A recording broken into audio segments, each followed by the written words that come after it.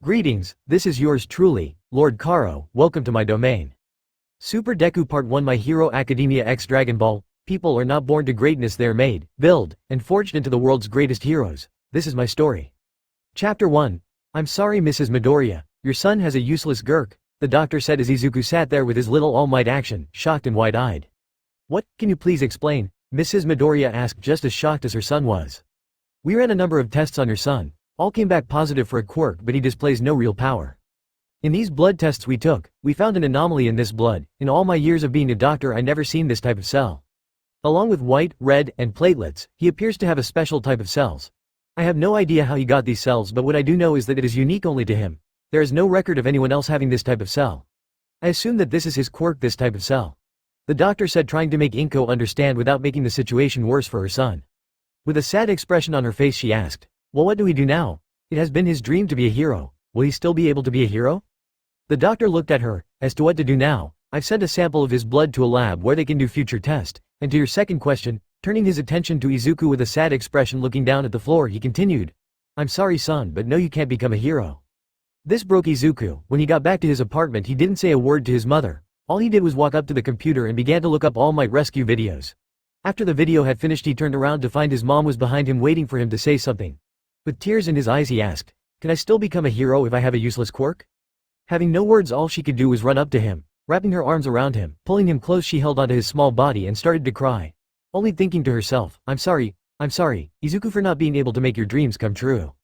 Izuku decided if people told him he couldn't be a hero then he would just have to be a hero without a quirk. After this he began to become obsessed with quirks and the heroes. He would get to know everything about their powers, weaknesses, and overall stats. He began to write down famous heroes' names and take notes on how they used their power. Izuku will become a hero with or without a quirk. He would show everyone that he could do it. 10 years later, now in this final year of junior high, middle school, Izuku decided to do the best he could to become a hero. This meant training. He began to wear 10 pounds or 4.5 kilograms wrist-mounted weights during his workout session, which consisted of push-ups, sit-ups, and plenty of juice. He started back in this first year of junior high, so he had built up a decent amount of muscle, not a lot but enough for people to notice that he worked out. Alright you little parasites, I know it's the end of the year and you are all looking forward to the summer break, but don't forget that you have to start thinking where you will go to high school. His homeroom teacher said, trying to calm his class down. Since you all have dreams of becoming heroes, I would think you will all be aiming to get into UA. Hey teach, don't throw me into the same category as these losers, I'm way too strong, I'm too out of their league, Bakugo said while having his legs kicked up on the desk and leaning back in the chair. I will be the only one in this stupid school to get into UA, mark my words. Oh yeah, Izuku also wanted to get into UA if I'm not mistaken, isn't that right Izuku? This teacher looked down at his clipboard. The whole class turned to look at Izuku. Bakugo sat back up right at this news, who started to shot eye daggers at him all the while causing a small explosion in his palms. Yes that's true, he said as quiet as a mouse. This only enraged Bakugo, placing his palm hard down on Izuku's desk causing an explosion. I thought I told you before Deku, you have no power, no quirk, you're useless.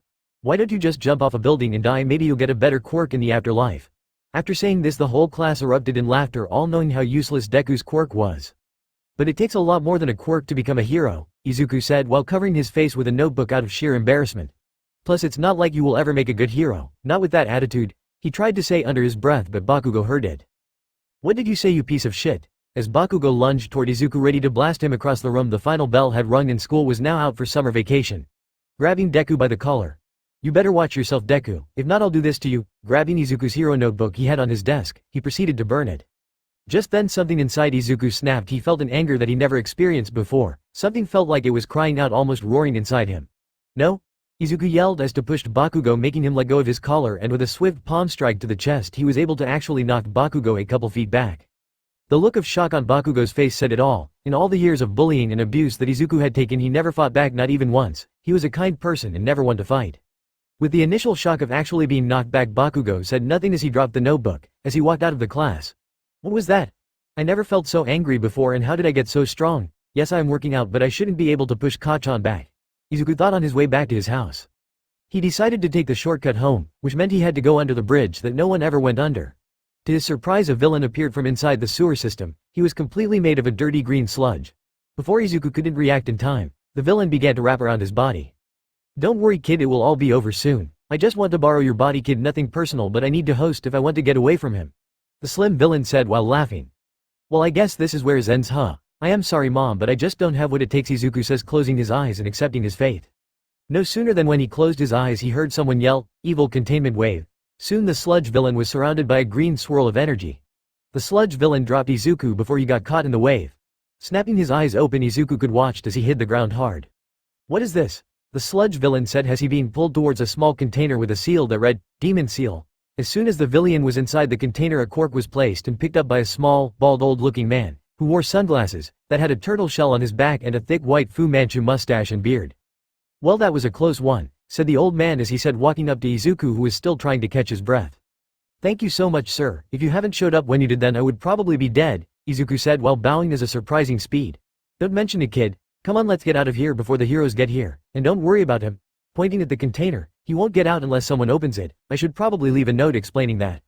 "Come on, kid, we should get out of here before the pros arrive. I got just the place where we can talk," he told Izuku. As he followed the old man who just saved his life, he noticed that he was taking him to Dagoba Municipal Beach Park, which was always covered in trash. Izuku just remembered that he didn't know this man's name. "Excuse me, sir, what's your name?" asked Izuku. The old man stopped right at the shoreline, turned around and say, "My name is Roshi, and what is your name, boy?" "Izuku Midoriya, sir," said Izuku said, standing up straight. "Midoriya EHH. You don't really look like a Saiyan to me, but I sense a great deal of untapped battle power within you," said Roshi, eyeing Izuku up and down. "A Saiyan? What is that? And what do you mean untapped power? Like a quirk? That can't be right since I don't have a quirk." Izuku was trying to get answers but wasn't getting any. "In time I tell you all you want to know, but for now I'll tell you this. With some training you can become a hero. I haven't seen this much potential in someone since my past students. What I'm saying, son, is that you too can become a hero." Izuku was not ready to hear those words, but how he longed to hear them. Izuku couldn't hold back his emotions anymore. He fell to his knees, as he started to cry uncontrollably the moment with his mother began to play in his mind. All these years there was finally someone who actually believed in him, that he too could become a hero.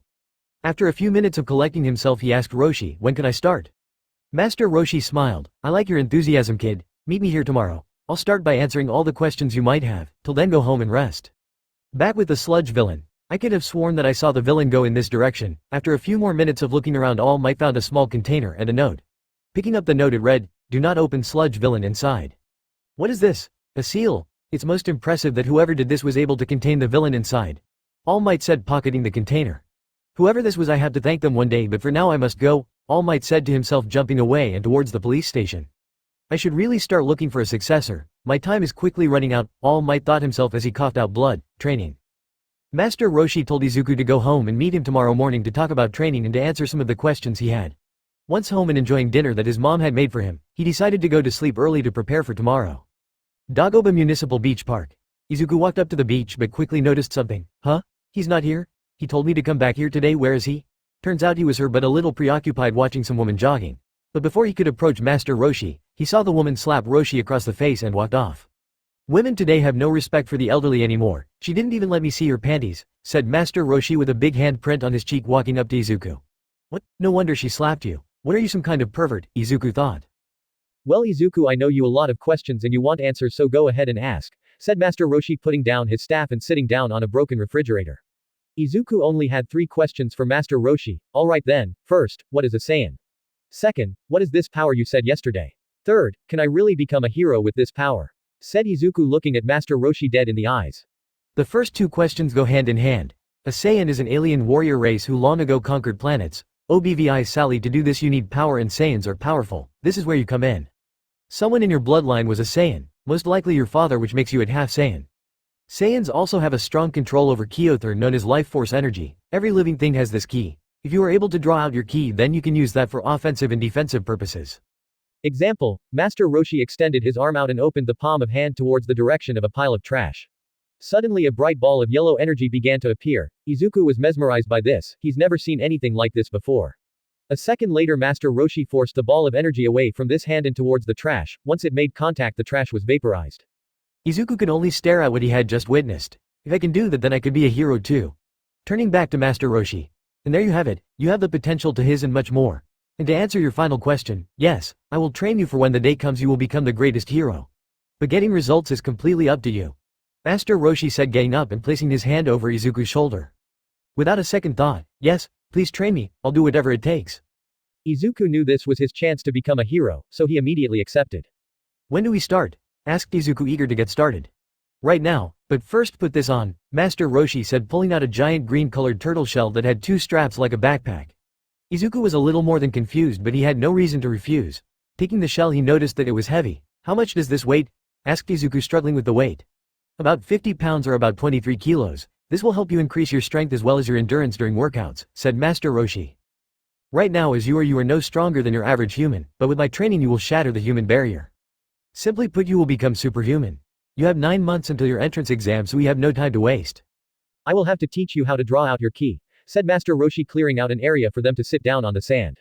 "Now sit down, I'll teach you how to use your ki." Izuku sat down right in front of Master Roshi. "Now relax, use your emotions to draw out your ki, feel your energy within you. It should feel like a warm sensation. Once you find it, grab onto it and focus on bringing out this energy within you," instructed Master Roshi. Closing his eyes, Izuku did what he is told. Only seeing black, Izuku focused. "Remember everything that has happened to you, what they have done to you. All the bullying, teasing, and abuse. What is that? A light? It's so warm. That has to be what Master Roshi meant. All I had to do was grab it and focus, then bring it out," Izuku said. He felt it, power rising from his core and running towards his hands. This was it. Suddenly a small ball of green energy began to form in his hands. "Master Roshi, look, I did it. And on my first try too," Izuku said, excited at what he just did. "This kid, I would never have guessed that he would have done so soon. On his first try, no less. I may have underestimated his potential," thought Master Roshi, impressed. "Perfect. Remember that feeling, that is your energy. Now let's call it today, but be ready, for the next 9 months are going to be hell for you." Izuku got up as the ball of energy disappeared from his hand. 5 months until entrance exam. It has been 4 months since Izuku had started training with Master Roshi. To the surprise of Master Roshi, Izuku had already had a mastery over ki control. Now it was time to teach Izuku hand-to-hand combat. "Listen kid, since you are half Saiyan, you have the natural ability to grow stronger after every fight. I'll teach you pressure point combat, karate, and jujutsu and various other forms of martial arts. Train your body and the stronger and greater ki will become. And if I see you can master these fighting styles, I will teach you a move that took me years to perfect." Izuku would spend the remaining time training his body. His body had to keep up in order to be able to handle his increase in power. 1 month before the exams, Izuku was tired, very tired. Even at school it was hard for him to stay awake. Master Roshi decided it was time to move on to martial arts training, so this meant a lot of sparring, 2 months to be exact. With the giant turtle shell on his back, it made his movements limited, but was getting used to the added weight. It didn't help that Master Roshi decided to teach Izuku his ultimate move, which puts more strain on his body. "And I have another sparring match against Master Roshi today. This is going to suck," said Izuku, getting ready to leave from his classroom. Izuku was stopped at the doorway. There stood Kachan, his bully. "Damn it, here we go again," thought Izuku, knowing what was about to happen. "Deku, you useless crap. How dare you apply to UA? You have a useless quirk and you think you can get in? Don't even think about showing up or else you will regret it," yelled Kachan, letting off an explosion that knocked Izuku into the wall. Izuku got up, glaring at Bakugo. "Oh, what's this? Deku is actually going to fight back?" Bakugo mocked him, sparking small explosions in his palm. Izuku gritted his teeth, looking down at the floor in defeat. "That's what I thought. The weak should just shut up and listen to the strong," Bakugo said as he walked out of the classroom, leaving Izuku to his own thoughts. "Damn it, after all that Master Roshi has done for me, I still can't stand up for myself. One day I promise Kachan I will show you that I'm not useless anymore," Izuku thought as he slammed his fist into the wall, causing a crack in the wall. 1 week before the entrance exam. "Alright Izuku, time to test yourself. If you can land a single punch to my face, then you win and I'll let you take the week off, deal?" said Master Roshi, preparing himself to fight. "Deal," responded Izuku in a fighting stance. "Ha!" As a green aura began to form around Izuku, he felt his power rise higher and higher. Ki engulfed Izuku like a flame. He was ready. Izuku charged at Master Roshi, throwing a punch aimed for his head. Master Roshi saw this coming from a mile away. Rookie move. Seeing that this was not going to work, Izuku changed up his attack. He would go for an attack from above. Disappearing from Master Roshi's line of sight, he jumped in with a hard kick aimed down. This caught Master Roshi off guard for a second, but smiled quickly after, going for the quick change. "I see, but it's about 200 years too early for you to try to take me head on," Master Roshi thought while dodging Izuku's attack with ease.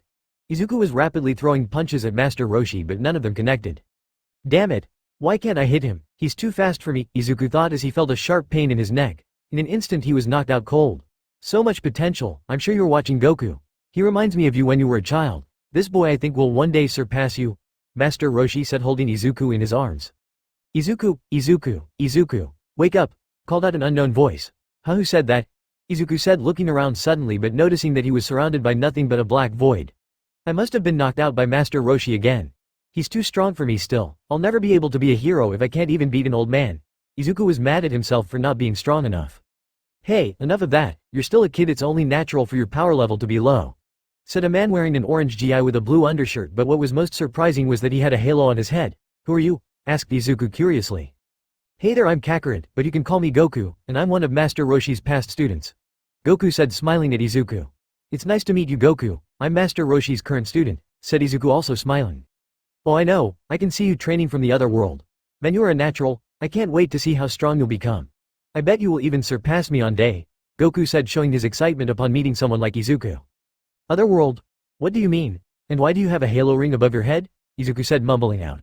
Oh, that's easy, I'm dead, Goku said with all the calm in the world. Dead? What? Then how are you talking to me? Wait, does this mean I'm dead? Oh god no, there's still so much I had left to do. Go to UA, be a hero, kiss a girl. Izuku couldn't help but panic mumble. Hey, take it easy, you're not dead, just unconscious. Since I'm dead I can't talk to you directly, but I can enter your mind when you are unconscious. Listen, I don't have much time left so I keep it simple. I also see great potential within you and I believe one day you will become stronger than I ever was. So I'll give you the tools you need to make that happen. Goku said, placing his hand on top of Izuku's head. Suddenly a yellow glow began to surround Izuku completely. What is this? Ki? It's so comforting and warm, Izuku said, shocked at what was happening. After a few seconds the glow faded away. With a sigh Goku removed his hand. There you go, kid. What I just did was give you the last of my remaining ki, and with it all the techniques I've ever learned and some I've copied from my friends in my lifetime. But I must warn you, some of these moves can be dangerous, so use them wisely. Goku began to fade away slowly but surely. So this is it then. Well, I'll see you later, Izuku. You got a lot of talent, don't let it go to waste. Be the hero you always wanted to be. Oh, almost forgot. You should wake up soon. See you later. And with that Goku had disappeared. That was interesting to say the least. I don't feel any different, but it does feel like I learned new moves, I'll just try them out later.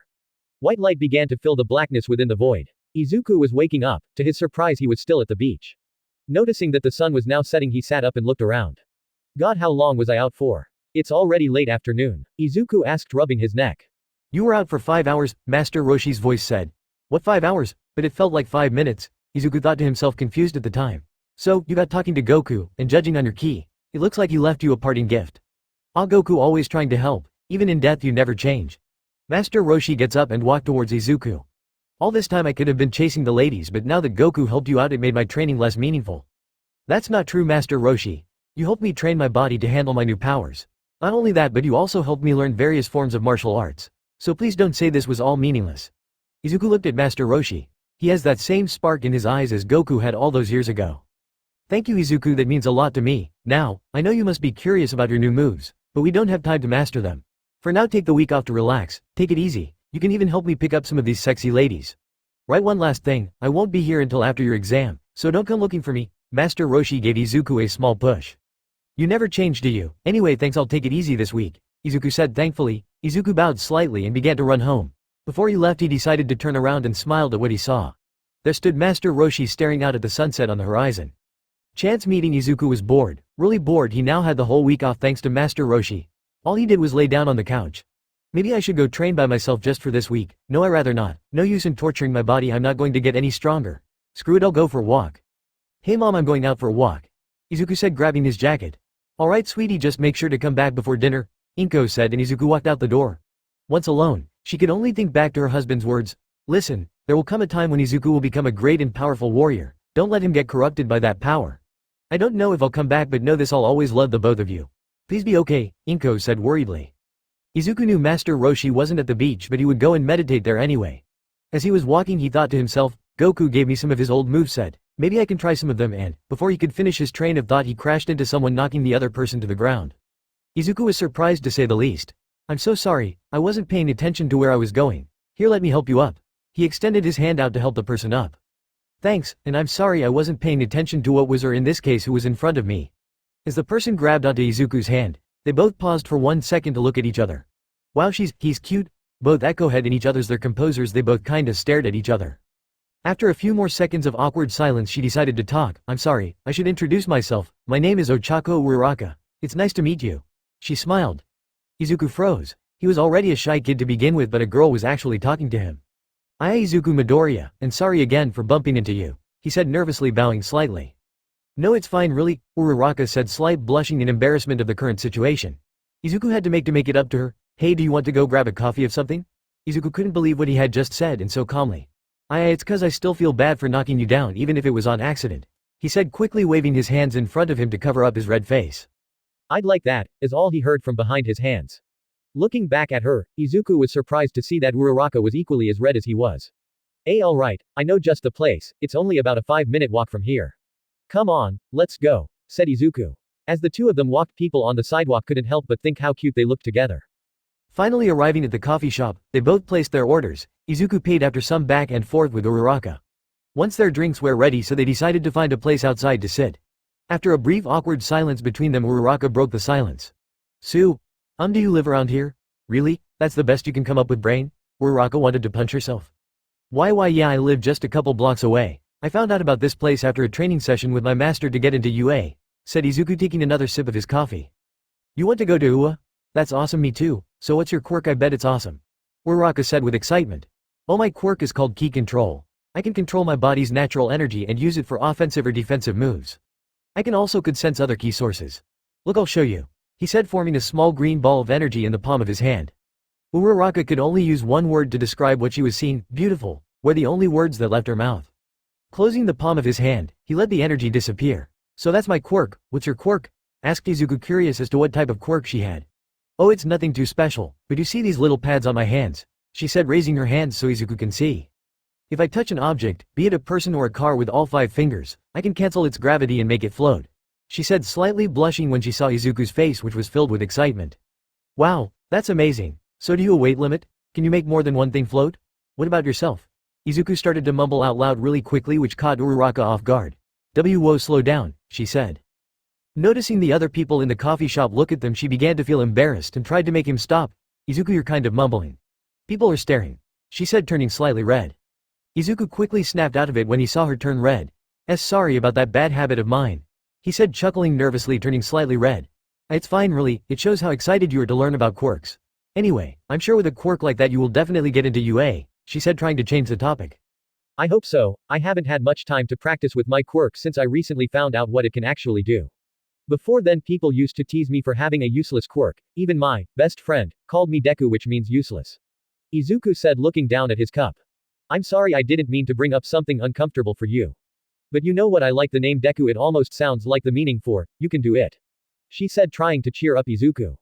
I never thought of it that way, Uraraka. Thanks, you can call me Deku if you want to. Now that you changed the meaning of it, I kinda like it," he said, smiling. Uraraka blushed when he told her this. She didn't know why, but he made her feel warm and welcomed. Izuku and Uraraka both just started to chat about random stuff. As they finished their coffees, they decided to go for a walk near the beach. Soon minutes turned to hours, and after a few hours they both noticed how late it had actually became, and both decided it was time to head home. But first, "Hey Deku, I was wondering if I can have your number? You know, so we can keep in touch before the entrance exam," said Uraraka, blushing slightly. Izuku just stood there with a blank expression on his face. "Why yeah, sure, here," he said, pulling out his phone. She quickly took it and added her number. Giving back his phone, she turned around ready to leave but stopped. "I'll text you later, bye Deku, it was nice talking to you, bye." "Oh god. I just got a girl's number," Izuku thought to himself as he waved as she began to run off into the distance. He decided it was about time he head home too. After enjoying dinner with his mother, we went to room to relax and read over his notebooks. A few minutes later there was a knock on his door. "Izuku, can we talk?" It was his mother. "That's strange, she sounds very serious and nervous all of a sudden. I wonder what's wrong." Izuku started to get scared hearing her tone. "Yeah mom, come on in, the door is unlocked." Once inside his room, she sat down on his desk chair while he sat on the bed.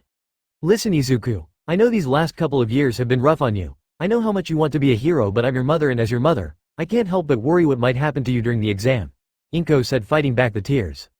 "I know you have been training, I won't ask with who, but I know you have gotten stronger, but the human body can only go so far without a good quirk," and Inko tried to finish but was cut off by Izuku. "I know mom, but if I don't try, then what's the point of me being here? If I failed, then I could just go for the general course, but please mom, don't worry, if it's one thing I'm confident in right now, it's my strength," said Izuku, smiling at his mother. Inko began to cry, unable to hold back her tears. "Oh Izuku, you remind me so much of your father," she said to Izuku, pulling him in for a hug. Izuku couldn't help but ask, "Who is my father? And why don't you even talk about him mom?" Izuku said, pulling away from the hug. Inko sighed, "I know you have questions and want answers, but I can't answer them right now. How about this? If you get into the hero course at UA, then I'll answer all the questions you want. Deal?" Hearing this only strengthened his resolve to get into UA. "Deal mom?" Izuku said. "Anyway, where did you go today? I thought you said went for a walk?" asked Inko, curiosity. "Oh, you know, I did go to walk at the beach," Izuku said with a slight blush. "Oh really? Then why did I find a receipt from a coffee shop with 2 names on it? Izuku and Uraraka? Is there something you want to tell me, Izuku? Inko said, teasing poor Izuku. At this point Izuku was as red as a tomato. When I thought I had that in my pocket, it must have fallen out. Thought Izuku yelling at himself. Oh, you know, just a friend from school. Anyway, I should head to bed. It's getting late, don't you think, Mom? Said Izuku quickly, trying to change the subject. Oh well then, looks like you're not going to talk, but Izuku, just be careful, okay? Izuku could only nod, questioning why she would say to be careful. As tiredness began to take over, Izuku went to bed happy with today's events. Meeting Uraraka was nice. Maybe we should hang out before the exam? No, we should both focus on the exam. I'll text her in the morning to see how C is doing. Thought Izuku as a small blush began to form. After a little while he had fully gone to sleep. Izuku would soon be taking the entrance exam at UA. The worries of passing began to hit him as the days went on. Izuku got the courage to call Uraraka. This helped him calm his nerves down. He didn't know why, but just being able to talk to her was enough to make him happy. Unknown location. As the moon began to rise and its light began to fall on the land, a human-looking shadow began to rise from the ground. Pulling itself out of the ground, its face began to be lit by the moon, a smile began to form, a twisted one. As the moonlight shined across the figure's face, it revealed red eyes that rivaled the very Earth's magma in color. Soon it will make its move, soon it will take its place above all others, soon there will be no stopping it. Its eyes began to glow red, and with a twisted smile it spoke only a single word: soon, exam day. 1 week later. Day of the exam. The week leading up to the exam was uneventful aside from texting Uraraka almost every day. They started to build up a friendship, in Izuku's case maybe more like a crush. Regardless, they got along and planned to meet up in front of the gate of UA before the exam. This was it, the day Izuku was waiting for. This day would either begin his journey to become a hero or break it. He was ready no matter what the outcome was. But it was about to start off a bit rough when he spotted Kachan, who made a beeline straight at Izuku. Izuku knew he wouldn't start anything, but he can feel his menacing ki. What the hell are you doing here, Deku? Didn't I tell you I would be the only one to apply and get into UA? Screamed Kachan. Izuku was scared, but training with Master Roshi and the short amount of time he was talking with Uraraka made him a little more confident. This time he would say something instead of cowering in fear and saying nothing. Listen here, Kachan. I have every right to be here and take the exam. If you want to settle our differences we can do that, but not today. Izuku surprised himself with what he just said. Kachan said nothing when he started to walk away, but Izuku felt the killing intent oozing out of him. After a few seconds of collecting himself, he felt a slight tapping on his shoulder. Turning around, he was met by Uraraka's face. Hey Deku, are you ready to do this? She said eagerly. Hey Uraraka, and yes I am, come on let's go inside, he said, walking side by side towards the auditorium. Walking in, Izuku sensed strong ki all around him. Someone who caught his attention was a boy with half white and half red hair. I should keep an eye on him. He can be a great rival for me in the future, Izuku thought as himself and Uraraka found some empty seats. Suddenly the pro hero Present Mike walked onto the stage. Hello future heroes. Who's excited to take the entrance exam? Can I get a hell yeah? Present Mike said, hoping for a response from the crowd. Complete silence fell around the auditorium. Wow, tough crowd, Present Mike said, disappointed. Oh well, let's get down to business. Today you will take 2 tests, one exam consisting of hero questions, and secondly we will test your quirks in a fight between robots. The robots have points ranging from 0 to 4, so the more you destroy the higher your score. But he warned there is a useless robot that is worth 0 points, so don't fight it. With that out of the way, let's get started. After taking the written exam, the students were separated into different areas. If you were in the same middle school you would be separated. This meant Kachan would not be with Izuku. Lucky for him, Uraraka was in the same testing arena with Izuku. In front of Izuku and Uraraka there were 2 giant metal doors. The sheer size of the doors was more than enough to intimate. Uraraka looked at Izuku. I'm really nervous, Deku. What if I don't get enough points? She said as she began to sweat. Izuku had to calm her down, but how? That's when it hit him, placing his hand on hers and slowly allowed his ki to engulf his hand in a green glow. Uraraka was shocked at first, but then felt a warm sensation on her hand, until her hands were also covered in the green glow. Uraraka blushed slightly when she felt the warm sensation, and truthfully, it began to calm her down. So warm and comforting. Thanks Deku, I feel a lot better thanks, said Uraraka, blushing as the other examines were staring at them. Izuku noticed as well and quickly pulled back his hand, turning red as a tomato. And no problem, come on relax, we got this, Uraraka nodded. Present Mike was ready to start. Alright everybody get ready, go, he yelled as the doors swung open, but no one moved. What are you doing? There is no countdowns in real life, go go go, Mike said. Suddenly everyone started running towards the doors. Izuku and Uraraka quickly followed the group only to see a giant fake city in front of them. Everyone went their separate ways trying to find the robots. Soon they emerge. Izuku couldn't read their power levels since they were not alive, but yet he ran in, powering up as he went. Soon a green glow began to surround him. Perfect, a 2-pointer, Izuku said, running towards the robot. Focusing his ki to his hand, he created a green ball and threw it towards the robot, destroying it. Nice, on to the next on. This went on for a while, taking out mostly 2 and 3 pointers either by ki blast or just punching it. Izuku was running out of ki. Damn, I'm tired, I must have used up too much energy. I need to learn when to put more or less power into my attacks when the situation calls for it. I have around 45 points, that should be more than enough, thought Izuku. In the observation room, 10 shadows were seen inside, with screens showing the different testing arenas. This year's batch have a lot of potential, said one shadow. Yes, but remember we are looking for qualities other than power. Yes, power is important, but you also need speed and intelligence, but most important you need the will to help people in danger. Speaking of which, release the Titan, said a rather small shadow, almost like a bear or a mouse. In the back of the room, there was an outline of a tall, muscular man. Maybe I will find the perfect person to take on the responsibility of being the next symbol of peace. This person should be a first year, so there will be enough time to train them. Back in the arena, having exhausted almost all of his ki, Izuku decided to take a breather on one of the nearby roofs. That's when the Titan emerged, standing well over 8 stories tall. With a powerful swing it demolished one of the buildings. Then it slowly began to make its way towards a group of examins. Yeah, I'm going to stay away from that, said Izuku, turning around to leave. But that's when he heard it. Help me, it was coming in the direction of where the robot was heading. Izuku focused, this ki, it's familiar. Wait, is that Uraraka? Damn it, I need to help her, thought Izuku, jumping down from the building and running towards Uraraka. Once he got close enough, he noticed that her ankle was trapped under a cement pillar. Hey, are you okay? Said Izuku, stopping next to her. Yeah, but my ankle is stuck and I think it's broken. I can't use my quirk either, I'm already at my limit. Hurry, get out of here before you get crushed too, Uraraka said with pain in her voice.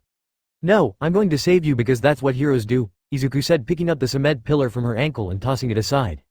Sit tight, don't worry, I got this, he said, smiling before turning around to face the Titan. Do I got this? I'm almost out of ki, and I'm sure I won't be able to punch it hard enough to break it. Wait, there is one thing I can do, thought Izuku. He knew what he had to do. Planting his feet to the ground, he prepared his attack. Green aura suddenly began to form around him, cupping his hand to his side. As the ground around him began to break apart, the floor rumbled. It all or nothing. Let's hope I can do it. A green ball of energy formed in his hands, growing bigger and bigger with every passing second. Izuku knew it was time. Izuku looked back at the quickly approaching Titan, and with a gleam in his eyes he shouted out, Kamehameha. A green beam of energy fired out of Izuku's hands with so much force it kicked up the small debris around him. This powerful attack went straight at the Titan. As the green beam got closer, the Titan raised its arm trying to block the attack, but it was not quick enough. It pierced the Titan's upper armor and went straight through it, leaving a hole in the Titan. After a few seconds the Titan began to fall apart. Tiny explosions then followed by the whole upper body fell off, crashing into the ground. Everyone on the ground all had their jaws hit the floor. This display of power left them lost for words. Only Uraraka could muster up a single word: incredible. A tall boy with glasses was also lost from words but had plenty to say in his mind. That was amazing. But why didn't he run away like the rest of us? Wait, he went to save that girl. But why? Was there another part of the exam that the rest of us missed? Izuku was breathing hard. He put every last bit of energy he had left into that attack. Yes, I did it, is all he could say before blacking out and hitting the ground hard face first, having exhausted all of his ki. Test Arena 5 Bakugo was blowing up another 3-pointer when the giant green beam of Urgiri shot across the sky. What the hell is that? He wondered, amazed by it. It seems I am not the only strong one here. This year is going to be very interesting, he said, going back to blow up some more robots.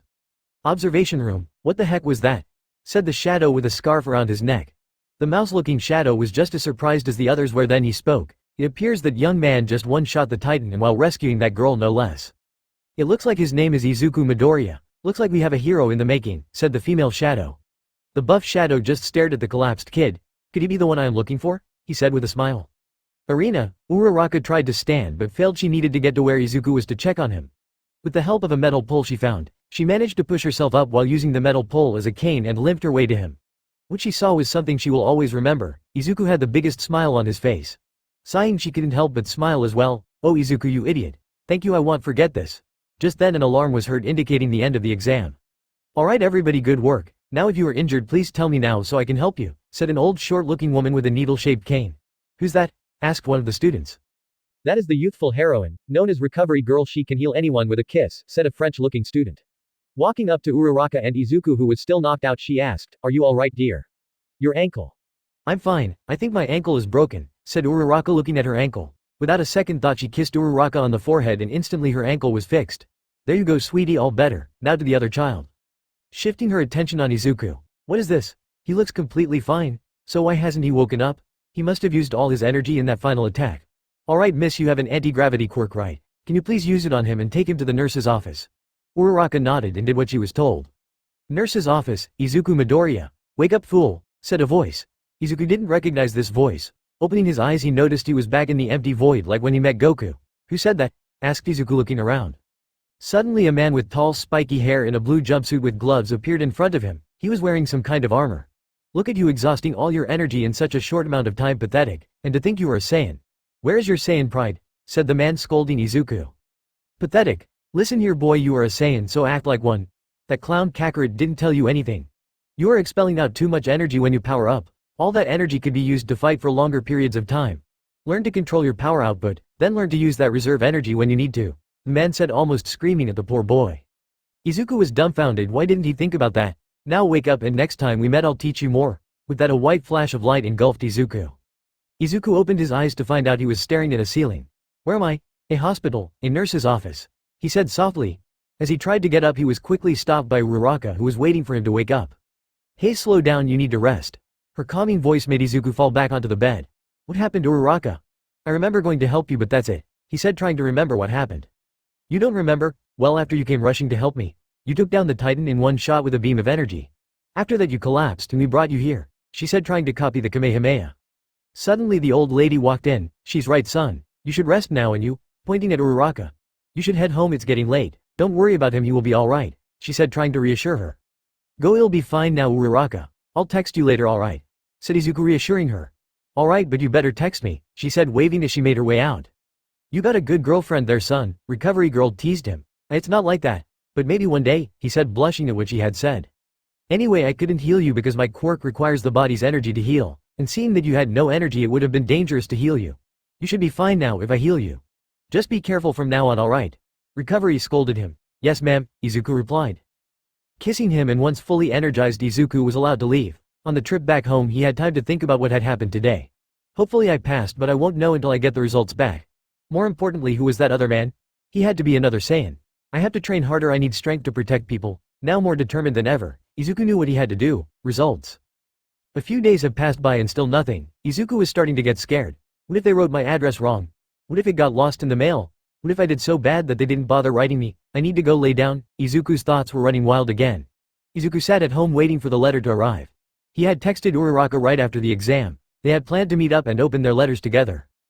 As he went to his room, his mother suddenly ran inside the house holding what appeared to be a letter. Izuku, it's here. She panicked as he placed the letter in his hand. Izuku stared at the letter too afraid to open it. Well, aren't you going to open it? Asked his mother. Snapping back to reality. Oh sorry mommy, and Uraraka decided on meeting up and opening them together, Izuku replied. Oh Izuku, such a ladies' man I see. So who is she? Teased his mother. Well alright then, what are you waiting for? Go, she said almost pushing him out the door. Izuku called Uraraka to see if she received the letter as well, which she did. The place they decided to meet up was at the same cafe as before. As Izuku arrived he noticed that Uraraka was already sitting down at a table with 2 cups of coffee. Hey Uraraka, said Izuku taking a seat across from her. Hey Deku, I ordered for you already, hope you don't mind. Izuku didn't mind, in fact she got exactly what he liked. Before we see if we passed Deku, I want to thank you for what you did during the exam, she said bowing slightly. Izuku blushed. It's okay Uraraka, just looking out for a friend you know. Anyway, you ready to find out if we passed or not? Asked Izuku. And no, not really, I'm still really nervous. You know what? Let's open the letters at the same time, that way we see each other's result if we passed or failed. What do you say? Asked Uraraka nervously. Sure, let's do it. Honestly, I'm really nervous myself, he chuckled nervously. Finally opening the letters simultaneously, they were a little surprised to see that what appeared to be discs fall out. Safe to say they were both really confused. The 2 discs suddenly began to be pulled together and with a quick motion they were joined together forming one disc. After a few seconds a hologram projection appeared on both of the discs. It was All Might. Hello there young heroes, it is me All Might. I know what you are thinking. What is All Might here? Well, the answer is simple. You're looking at the newest teacher at UA. I will be teaching hero basics this year. Izuku couldn't believe what he was hearing. His favorite hero will be teaching at UA. Uraraka was just as surprised. Looking at Izuku she couldn't help but laugh noticing his big goofy smile. Anyway, onto the important Ochaco Uraraka. We are happy to say that you have passed the written part of the exam. Now to the practical. Uraraka, you scored 38 villain points, not bad, but not good either. However, there is a second way to score points, we call it rescue points. And you earned 45 rescue points, for a total of 73 points. Congratulations, you pass and welcome to UA. Uraraka screeched in excitement. I did it Deku. I made it to UA. She was so happy that she didn't notice that she got up and hugged Izuku. The customers outside the coffee shop stopped and stared at the pair, noticing how cute they looked together. That's great Uraraka, I'm so happy for you. But can you please let me go, people are staring at us. He said blushing red. Noticing what she was doing, She quickly let him go, as sorry got a little carried away, she said, also blushing before going back to sit down. Now let's see how young Midoriya did. For the written part you passed as well. As for the practical part, you young man earned 45 villain points, not bad. But you also earned rescue points, 60 rescue points. Not only did you save Miss Uraraka, but you were the only person who ran at the Titan to try and stop it. Not only that, but it seems you sacrificed all the power you had left in order to defeat it. That is something that this school can't ignore. Bringing your total to 105 points, beating everyone and taking first place in the exam. Congratulations young man, you passed and earned a spot at UA. I expect great things from you young man. That it all, so long. As the projection disappeared, Izuku let out the biggest sigh of relief. I did it, Uraraka, I got in too, he said, trying to fight back the tears of joy. Well, I guess this means I'll get to see you more frequently, huh, she said, smiling.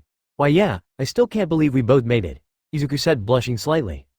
Anyway, I need to get home, it's getting late. I'll see you in school, alright, bye. Uraraka waved as she left. As Izuku was walking home, he started to think about the deal he made with his mother. He had so much he wanted to know, so much to ask. Where did he even begin? But what bothered him the most is what would the answers to his questions would be. What if I don't ask the right questions? What if I don't like the answers to my questions? Finally making it to his front door. Opening the door, he was immediately greeted by his mother. Oh Izuku dear, welcome back. So don't keep your mother in suspense, did you make it to UA? His mother questioned. I made it mom. I made it to UA, is all he could say before the tears started falling. That's great Izuku, I am so happy for you. I always knew you can do it. She cried, but also thought back to the time when he was just a little kid. The doctor had just told him he had a useless quirk. Our baby boy has grown up so much, hasn't he? I bet you would be so proud of him. After a few minutes and lots of tissues later, they finally relaxed and sat on the couch. So Izuku, as I promised, I know you have questions about your father, so ask away, she said, preparing herself for the questions Izuku might have. This was it, all the questions he ever wanted answers, were about to be answered. Well, to start off with, who is my father? He asked, ready for a response. I think the best thing to do is to show you who he was, she said before getting up and going into her bedroom and returning with a picture. Handing it over to Izuku, he couldn't believe what he was seeing. This is my dad, wow. He has the same freckles as I do and the same crazy hair. He smiled at the picture. This tall, freckled with spiky black-haired man was his father. Wait, is that a tail? Noticing something on the corner of the picture. Yes it is, see your father wasn't from around here and well he was. Before she could finish, Izuku finished the sentence. A Saiyan. Inko was shocked to say the least. How did he know? I'm sure I never told him anything. Then how? Knowing that she had nothing else to hide from him, she sighed. Yes he was. But Izuku, how did you know? I met someone who knew who I was. I know I am half Saiyan. So tell me mom, how did you meet dad? He asked, still looking at the picture. You know how I grew up in the countryside, right? Well, one day I was visiting your grandparents while I had the summer off from university. And one of the days I was there, I saw what looked like a shooting star, but I noticed that it was coming straight down and crashed in a nearby field. So I went to look, and what I found was a strange looking ship. It was a weird ball-shaped object. I went into the crater it created to get a closer look. To my surprise, I saw a man through the window of the ship. She was interrupted by Izuku. It was dad, wasn't it? He asked. Yes, it was. When the pod opened, he was badly injured and bleeding all over the place. I decided to take him back to my parents' garage where I can nurse him back to health. His recovery was slow and took months to fully recover, and within those months we fell in love and well, you came into our lives. Sadly, shortly after you were born, he had to leave us. I'll never forget the day when he told me he was leaving. His face was so filled with worry, he couldn't say where he was going because according to him it would put both of us in danger. However, before leaving me left me a note saying 3 things. 1. Was to make sure to cut your tail. 2. To never let you stare at the full moon. 3. That he loved both of us and that he'd hoped he would come back to us one day. Inko said, hoping that Izuku will understand. I had a tail. And why can't I stare at the full moon? Izuku said in shock to the news he had just received. Inko chuckled, seeing her son like this reminded her of him. Oh Izuku, so much like your father. Alright mom, I have one last question. What was my father's name? Izuku said, looking at his mother. Eskar. He was a powerful man, always eager to fight, but calm when he needed to be. He also mumbled when he got too excited. Kinda how you do? Inko smiled, remembering her husband. I see, thanks mom, this really means a lot to me, he said, going to hug his mother. You're welcome Izuku. If you have any other questions, don't hesitate to ask me, she said, holding his closer. After going to bed, Izuku sat on his bed thinking about what he just heard. Wow, this is a lot to take in. Still can't believe dad was an alien. That makes me half human. Suddenly Izuku stood up, sensing a familiar energy. He's back. Master Roshi is back. I'll have to see him at the beach tomorrow. But something is wrong, it feels like he's gotten weaker. Izuku decided to ask Master Roshi what was wrong tomorrow. Now it was time to rest. Ua Principal's office, are you sure about this, All Might? Said a small little bear, mouse-looking animal in a suit. Positive, Principal Nezu. All Might said. Nezu thought about it for a good long while. Sighing, he said, very well, it is your choice and I must respect that. But what makes you positive that he will accept? All Might knew that it wasn't a for sure thing, but I have this gut feeling I can't really explain it. Smiling, he looked straight at All Might. I never questioned your gut feelings and I won't start now. So when do you plan to approach the boy? Asked Nezu. I believe that I still have to see what the boy can do, so I will wait half of the school to make my choice, said All Might, closing the file that read Izuku Midoriya on the front. Farewells and new beginnings. Izuku woke up at the crack of dawn the next day to see Master Roshi. As he headed down to the trash-filled beach, he noticed that Master Roshi was there sitting on an old broken fridge.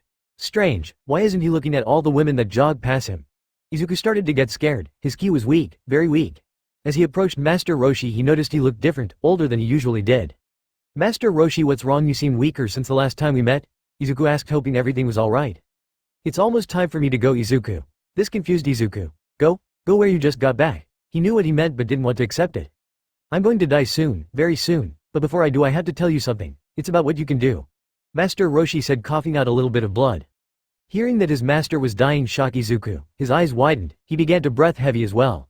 Die. No, that can't be right, you were just fine just last week. You can't be dying. We have to get you to a hospital, maybe they can help you. With pain in his eyes he turned to look at Izuku, who was starting to cry. Listen Izuku, my time here has come to an end, but I need you to listen to me now. You have great power within you, I've sensed it since I first met you, and one day soon I see that you too will transform. I want you to know when you do remember who you are. You're a Saiyan, proud and powerful race, quick to rush into battle. But you are also human, gentle and kind. One day I fear you will have to choose between the two, and I hope you choose correctly. Izuku didn't want to hear this. All he wanted was for his master to get better. He didn't want him to die. Master Roshi, please. Hang on, I can get you help. He was now crying uncontrollably. Placing his hand on top of Izuku's head, oh Izuku my boy. You made these last months here enjoyable. But please don't forget my words. Here, take these. Master Roshi said, handing Izuku a small pouch. These are called senzu beans. They are a magical bean that heals all wounds and restores your ki. I only had time to make 3, so don't waste them. However, if you or someone you care about is in mortal danger, don't hesitate to use them. Before you try, no, they won't work on me. Also take these. Master Roshi handed him bag. Inside were 6 bright orange balls with stars inside. These are 6 of 7 dragon balls. Once all 7 are collected, you can summon a dragon to make any wish you want. I hope one day you find all 7, he said, coughing out more blood. Izuku, still holding the items his master just gave him, felt it. Master Roshi's ki was almost out. I won't forget, Master Roshi, I promise you. Falling to his knees, he cried until he saw Master Roshi's body begin to fade away, starting from the bottom up. I see, so this is it, huh? Said Master Roshi, looking down at his now gone feet. And no, please no, there's still so much you have to teach me. I can't do it without you, please don't go. Izuku tried to hold on to Master Roshi but couldn't. His hands kept passing through him. It's okay Izuku, he smiled. I can finally go to see my friends again after so many years. I couldn't be happier. I couldn't ask for a more peaceful death than to have my last student by my side. It was both an honor and a privilege to meet you, Izuku Midoriya. I'll say hi to Goku for you. Izuku cried as he saw Master Roshi disappear right in front of him. And with that, Master Roshi was gone. No body, no blood, no nothing, a perfect and peaceful death. I couldn't help him. I want to be a hero, to save people, but I just watched you die. Tears still falling, he created 2 fists and slammed the ground out of anger. Damn it, why can't I help those care about the most? At the time Izuku didn't notice it, but his power began to rise higher and higher, letting out one final yell. His ki exploded outward. Raw. As his ki exploded outwards, it obligated all the trash on the beach, leaving nothing but sand in the sea. He didn't notice at the time, but Izuku's hair flashed golden yellow for a split second. After regaining his composure, he picked himself off the sand and began to walk back home with his head down the whole way. Izuku couldn't sleep that night. All he could think about was how he watched Master Roshi die, unable to do anything. I promise you, Master Roshi, I won't let you down. I'll become the #1 hero and make you proud. The next week went by painfully slow for Izuku. Still feeling the loss of Master Roshi, he trained and trained from sunrise to sunset every day leading up to the first day of class at UA. Izuku and Uraraka agreed to meet up after they see which class they got put into. Izuku dear, are you sure you have everything? Backpack, pencils, pens, notebooks, handkerchief, his mother asked, muttering. I see how people can get annoyed by that, he thought. Yes mom, I'm sure. Now please, I have to go or I'll be late, he said, trying to open the door. Wait Izuku. Look, I just want to say how proud of you I am, and I can say your father would be proud too, she said with a smile. I know mom, and I'll try not to disappoint both of you. Bye mom, he said, rushing out the door. The commute to UA wasn't too bad. It was about a 20-minute train ride one way, and with his new train pass provided by the school, he could commute every day. Izuku was standing in front of the school waiting for Uraraka. They both made plans to meet up before they went to class. Finally here, I'll make you proud, Master Roshi. Hey Deku, aren't you excited? Today is the first day of class, Uraraka said, walking up to Izuku in her school uniform. Wow, she looks cute in a uniform, Izuku thought. Yeah, I'm excited. By the way, what class did you get into? I got into 1A, he said blushing. Really? Me too, well looks like we will be seeing each other this whole year. But enough of that, we got to get to class, she said. Izuku nodded and they went inside the school to find their class. As they walked along the wide hallways, Izuku began to feel large key sources. It seems like some of the teachers and a few students he thought arriving in front of a huge door that read 1A. Wow, that's a big door, Uraraka said, surprised by the sheer size of the door. It must be because of some students' quirks, said Izuku.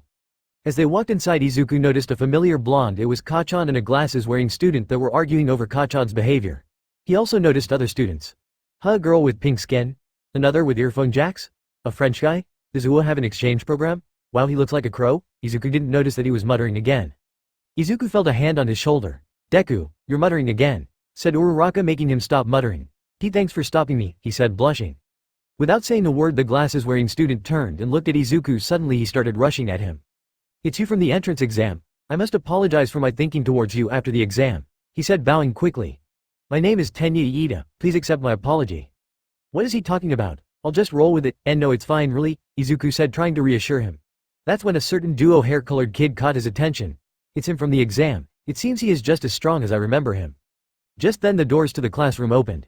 Stepping into the classroom was a man who looked like he needed to sleep, wrapped inside of a sleeping bag. If you are here just to socialize, then leave now. After a few seconds the class quieted down and went to their seats.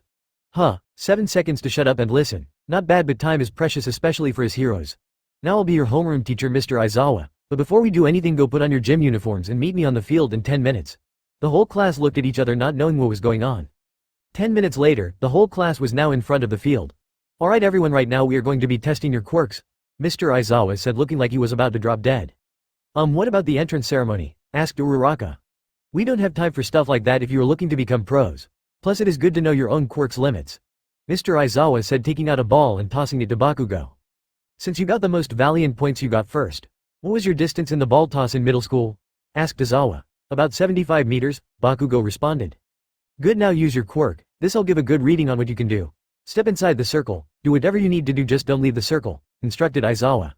Stepping into the circle, Bakugo winded up and with an explosion launched the ball. Die, he said as he threw it. Die? Really? Kachan? Izuku could only shake his head. After a few seconds, Mr. Aizawa turned and showed the device that read 754 meters. This way we can accurately calculate your full potential. Oh wow, this looks like it's going to be fun. We get to use out quirks and everything, said a pink sink girl. Heck yeah, Ua is awesome, said a red-haired kid. Fun, you say? Izuku knew something was wrong from the tone of his voice. Alright then, since it's so fun, the person who places last in the exam will be expelled from the hero course. Aizawa grinning, which scared some of the students. But you can't do that, can you? It's only the first day, plus it's unfair, Uraraka said in a bit of a panic. Life's unfair. If you don't like it, then leave now. Aizawa scanned his students and no one moved a muscle. No? Alright then, let's begin, shall we? Aizawa said. Alright, it's time to prove that my time with Master Roshi was not wasted, Izuku thought to himself. Up first was a 50-meter dash. They went in pairs of 2. Unfortunately he was paired with Kachan. As they got ready at the line, Izuku channeled his ki through his body. Boom, the starting gun fired. Izuku sprinted forward before Kachan could even leave the starting line. He finished in 2.2 seconds. Kachan on the other hand finished in 4.8 seconds with the help of his quirk. Wow, he's fast, thought the other students. I probably should have increased my energy more. Half strength was enough, Izuku thought to himself as he made his way back to the group. Is this kid holding back on me? Asked Aizawa, eyeing Izuku. After the basic strength training tests such as push-ups, sit-ups, and side steps, it was finally time for the ball throw again. After a few students have gone, it was down to 2 people, Izuku and Uraraka. Stepping into the circle, Uraraka simply used her quirk on ball and threw it lightly, to the surprise of everyone except Izuku. The ball never came back down. Aizawa showed the distance, which marked as infinity. Alright, last but not least, Midoriya, you're next. Izuku nodded and made his way to the circle. Before Izuku could throw the ball, he sensed something or someone glaring at him. But before he could turn around to see who was glaring at him, he heard a loud voice behind him. It was Mr. Aizawa.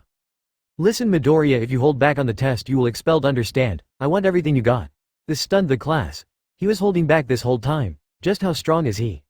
You want my full power? Fine then, but don't say I didn't warn you. You might want to step back, Izuku said with a bit of pride. Ha! Damn, Deku always trying to show off. Even though he was a useless quirk, scoffed Kachan.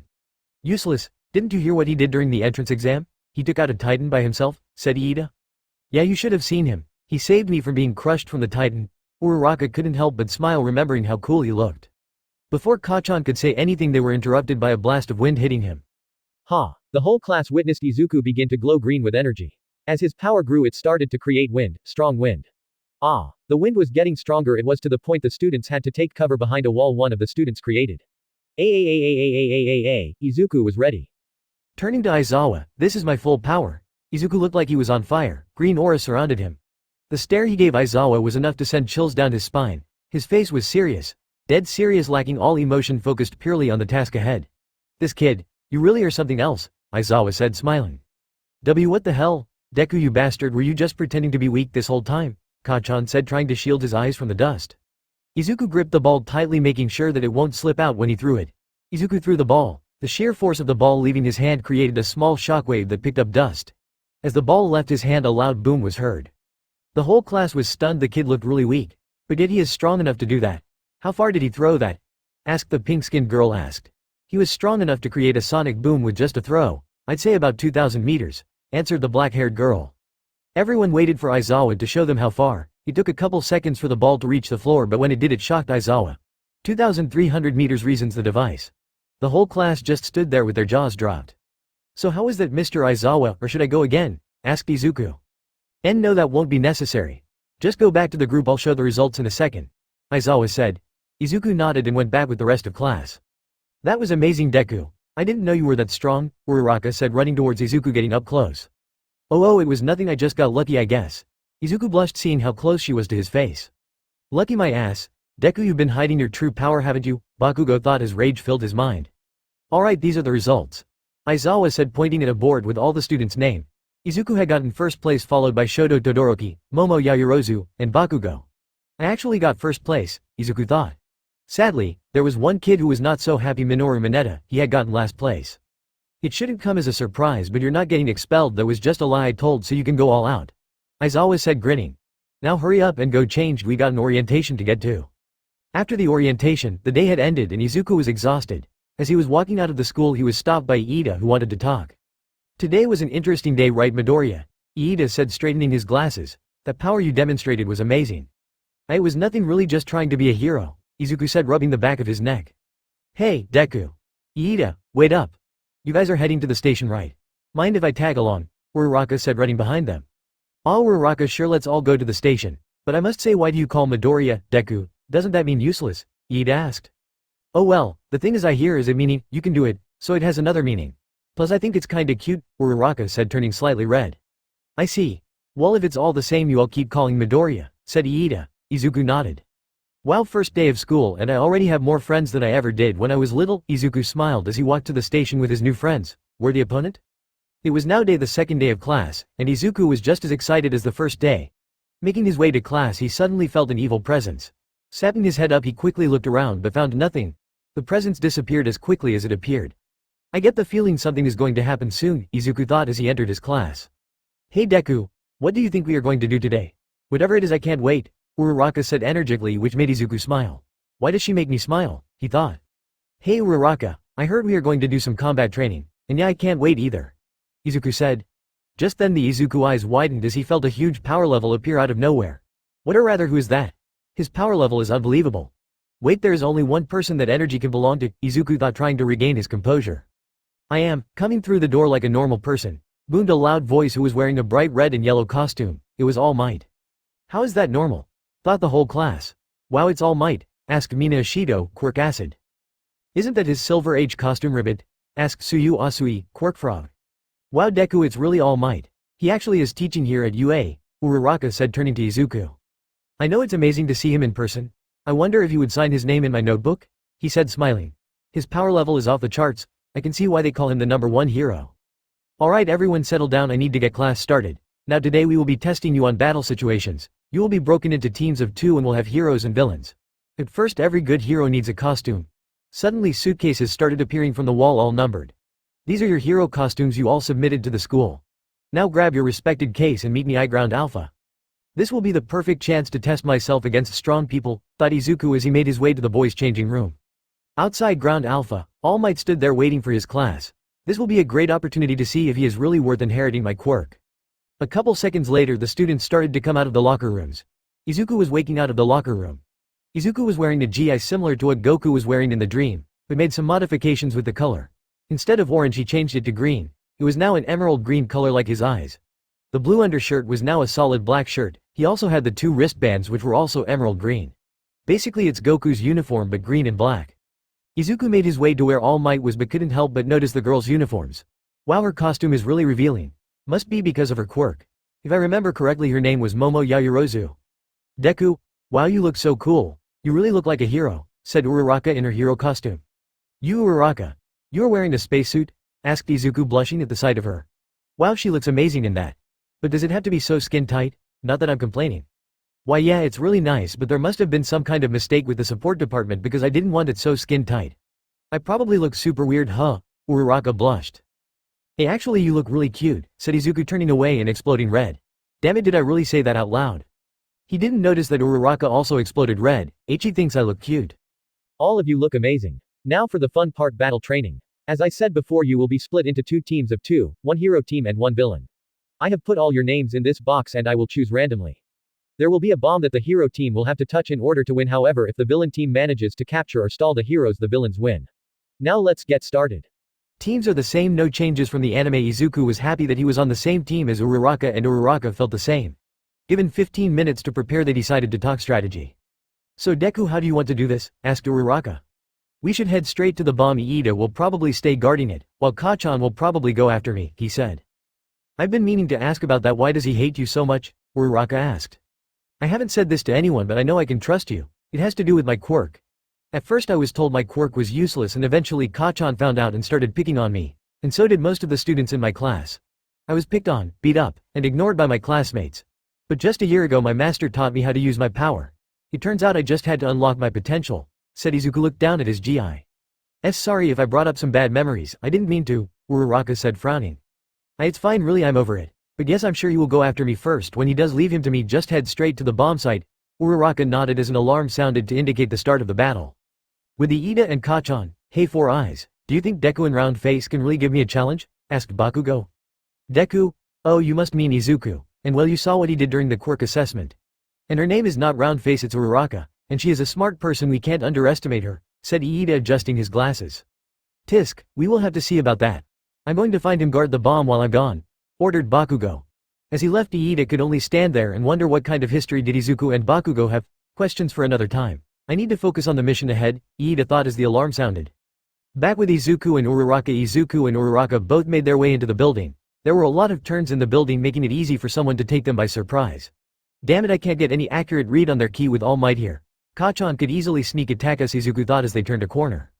Almost 1Q, Izuku felt a sudden spike of energy. It was Bakugo about to blow them up. He jumped back to pulling Uraraka out of the explosion, but he didn't get out unscratched. Uraraka, watch out. The explosion managed to catch Izuku in the face, drawing blood from his lips and throwing him to the ground. Deku, alright, you alright? Uraraka asked, worried about her teammate. He's fine, Round Face, but I'll be more concerned about what's going to happen. Kacchan's voice grew dark. Izuku wiped the blood off his lip. Uraraka, go and find the bomb, I'll handle Kacchan. But I can't just leave you, she said, not wanting to leave him. I'll be fine now, go, there's a time limit, so go. Uraraka nodded and took off running to look for the bomb. Don't make me laugh, Deku. You handle me please. What makes you think this will be any different from when we were kids? Kacchan said, sparking more explosions from his hands. Because Kacchan, you aren't dealing with the same useless Deku from our childhood. Someone changed the meaning of Deku, now means you can do it. Powering up, Izuku could feel his power growing and growing. What the hell? Deku, you bastard, I thought you had a useless quirk all these years. You've been lying to me, to everyone. Kacchan let out more explosions from his hands. Observation room, all the students were staring at the giant monitor, watch the match unfold. As Izuku exploded with green energy, the whole class couldn't help but back away from the screen out of instinct. Wow, incredible, it looks like he is on fire. How manly is that? Said Eijiro Kirishima, quirk hardening. I know, right, it almost looks like a power-up from an anime, said a pair of gloves, Toru Hagakure quirk, invisibility. Remember kids, the fight has just started, so it can go anyway, so both of them need to be careful if they don't want to lose, All Might said, looking at the screen. A certain duo-colored hair kid was in the back of the room staring at the monitor. This could be interesting. Back with Izuku and Kacchan ran towards Izuku. He swung his arm wide ready to punch Izuku in the face, but to his surprise Izuku grappled him over his shoulder and threw him on the ground, making Kacchan spit up some blood. You always start with a wide right swing, Kacchan. After all those years of bullying, I can now use those moves against you, Izuku said with a smirk. Fine then, how about this? Kachan got up using his explosions to rocket himself towards Izuku. Raising both hands in front of Izuku and blasting him. Caught off guard, Izuku was thrown backwards into the wall, hitting it, causing him to yell out in pain. His costume has gotten damaged. Small burn mark began to show. As Izuku got up, all he could think about was how strong Kachan is. I need to be careful, a couple more blasts like that and I'm done for. Plan B it is then, Izuku thought as he fired ki blasts. I'm not done yet, Deku. I have to show how worthless you really are. What? Kachan said as 5 small green blasts came rocketing towards him, hitting him and throwing him back into a wall which pinned him against it. Damn it, Deku. Where did you get this kind of power? Before Bakugo could react, Izuku cannoned punching Kachan in the stomach, followed by a swift uppercut and finishing with a hard kick to the ribs which made Kachan spit up blood. Izuku walked towards Kachan, who was now down on one knee. How the tables have turned. Kachan, Izuku felt a surge of pride fall over him. This only angered Bakugo. Do you honestly think you have me beat? Then how about this? Jumping back, Bakugo tried to get some distance between Izuku. If you know so much about me, then you know what this does, he said, reaching and beginning to remove a pin from his gauntlet. All Might's eyes widened when he knew what Bakugo was doing. Bakugo, stop. You could end up killing him. All Might's voice was heard on the loudspeakers. He won't die if he dodges, Bakugo said, releasing the pins. He can't be serious, damn it, this is going to hurt, Izuku thought as he crossed his arms in AX formation in front of him. Boom! Bakugo's explosion shocked the entire building, causing all the windows in a 30-meter radius to shatter. No! All Might's voice was heard. The exercise is over. Before All Might could finish his sentence, he was interrupted by one of the students. Sir, look, All Might turned to the monitor. That's impossible. He couldn't believe what he was seeing. Izuku was not only alive but he was still standing. What little sense of relief he felt will soon disappear when he saw the condition Izuku was in. Izuku's breath was heavy. Each breath he took hurt more and more. His face was now dripping with blood. Burn marks ran from his arm to his leg. His costume now missing, exposing his chest, which was also bruised and bloody. Oh crap, that hurt like hell. My body feels heavy, my ki is all but gone. Damn it, I'm going to lose, Izuku thought as he looked around. Bakugo, do that again and your team losses. Midoriya, can you continue? All Might said. Why yes, he said, struggling to respond. Deku, coming please. What happened? What was that explosion I heard? Uraraka's voice was heard over the communication device in Izuku's ear. You Uraraka? That explosion was from Kachan, and I'm not doing so good right now, he said. Oh no, I'm going back to help you. Where are you? I found the bomb and Iida, but that doesn't matter right now, I'm going to help you, Uraraka said, trying to find out where he was. No, stay where you are. I got one last thing I want to try. Trust me Uraraka, this is going to work. When it does you have to be ready to touch the bomb. OWW. Izuku said, grabbing his side. Oh okay, I don't like it but I'll just have to trust you. Whatever you are going to have to do it fast, Iida might capture me. And please be careful, Uraraka said, worried about her friend. Will do, said Izuku, now turning his attention to Bakugo. Hey Kachan, I'm still standing. Is that the best you got for me? Izuku said, fighting through the pain. Why didn't I bring a senzu bean? It really would have helped right about now. Bakugo was in complete shock. Not only did Deku not dodge the attack, he was still standing. Damn it, Deku. You think you are so much better than me, don't you? Now look at you. Barely able to stand in a bloody mess. Well, screw you. I don't care if I lose, I'm taking you down. Kachan said, rushing Izuku, ready to pull another pin. I never practiced this but it's all or nothing now. Izuku thought, also rushing Kachan. Kaioken, shouted Izuku. Suddenly red aura began to form around Izuku. Izuku felt his body swell up. This muscles increased in mass. Without a shirt now, everyone in the observation room also noticed. This is ripping my body apart. I don't think I can hold it for more than a minute, Izuku thought, feeling more pain than he already was. Kaio what? Was the only words Kachan could get out before being met by Izuku's fist, which hit him straight under his chin. Izuku punched Bakugo so hard that it sent him flying towards the ceiling. Izuku was not done yet. Izuku quickly jumped up and punched Kachan again with both fists to the stomach. The impact is so hard that it sent Bakugo crashing into the ceiling, breaking it. Floor after floor, this happened until they reached the floor with Uraraka and Iida. As the floor they were standing on began to break and fly upwards, this caused Iida's focus to shift from Uraraka to Izuku. What is this? Iida yelled, surprised at what was happening. Deku. Uraraka was shocked to see the state Izuku was in. Before she could say anything else, she heard a yell. Uraraka now. Izuku yelled, knowing that Iida was distracted. In the confusion, she had made herself weightless and jumped over the giant hole in the floor. Now safely over the hole. Release, she said as he fell right on top of the bomb, hugging it. Got it. Got it, was the last thing Izuku heard before passing out from the pain. Bakugo had also passed, but this was due to the rocket punch Izuku delivered to his stomach. Observation room. Hero team wins. Now medic bots, please take young Midoriya now. All Might yelled over the microphone. That was incredible, he withstood that blast, that was so manly. Said Kirishima. Yes, it was quite impressive, but he received too much damage during that fight and barely passed the exam, explained Momo Yaoyorozu. How right you are, Yaoyorozu. He did take too much damage during the fight, making himself a liability to his teammate. Take what you just saw to heart, kids. While it is true that they won, it came a cost. And always remember to go beyond, said All Might, turning his attention to the class. Plus Ultra, shouted the whole class in unison. Now if you excuse me, I have to go help young Midoriya, he said, running towards the arena. Back on the test field. Deku, please wake up. Uraraka was shocked to see Izuku laying face down on the ground motionless. A single tear was seen running down her cheek. It seems he just passed out due to his injuries. I'm sure Recovery Girl can heal him. So don't worry, Uraraka, Iida said, trying to comfort her. As this was unfolding, Bakugo began to wake up. What the hell happened? He asked, looking around. Oh, now I remember. That damn Deku. He actually was able to knock me out, but what the hell was that aura? Bakugo looked around until he saw him. Izuku there laying on Uraraka's lap, a burned and bloody mess. His eyes widened, an expression of pure shock fell over him, then one of anger. I swear, Deku, I will make you never want to play heroin again. He thought before walking out of the building without saying a word. As the medic bots came in, a carefully placed Izuku on a stretcher. Uraraka could only watch as they carried him away, hoping that he will be alright. Please be alright, Deku. All Might walked into the building. Alright kids, please make your way to the observation room, we still have others who need to take the test, he noticed Uraraka, who was frowning. Walking up to her, he placed his hand on her shoulder. I know you are worried, but trust me when I say he will be just fine, Recovery Girl will patch him up, he smiled. Uraraka nodded and proceeded to follow him out of the building. Aftermath. Izuku did not know what was going on, he was knocked out and awoke once again to an empty black void. Looks like I'm back here again, I wonder if I'm going to meet someone else here. Looking around, he noticed a bright light. At first he thought it was a sun, but it got closer and closer. That isn't a sun, he said, trying to make out what it was. Is that a man? He's wearing an orange uniform. Wait, it couldn't be Goku, he said, jumping with excitement. As the bright white light stopped in front of him, it began to materialize into Goku. Hey there, Izuku. It's been a while, huh? Goku said, laughing. Goku. It really has been, Izuku said. So I heard you got talking to Vegeta, huh?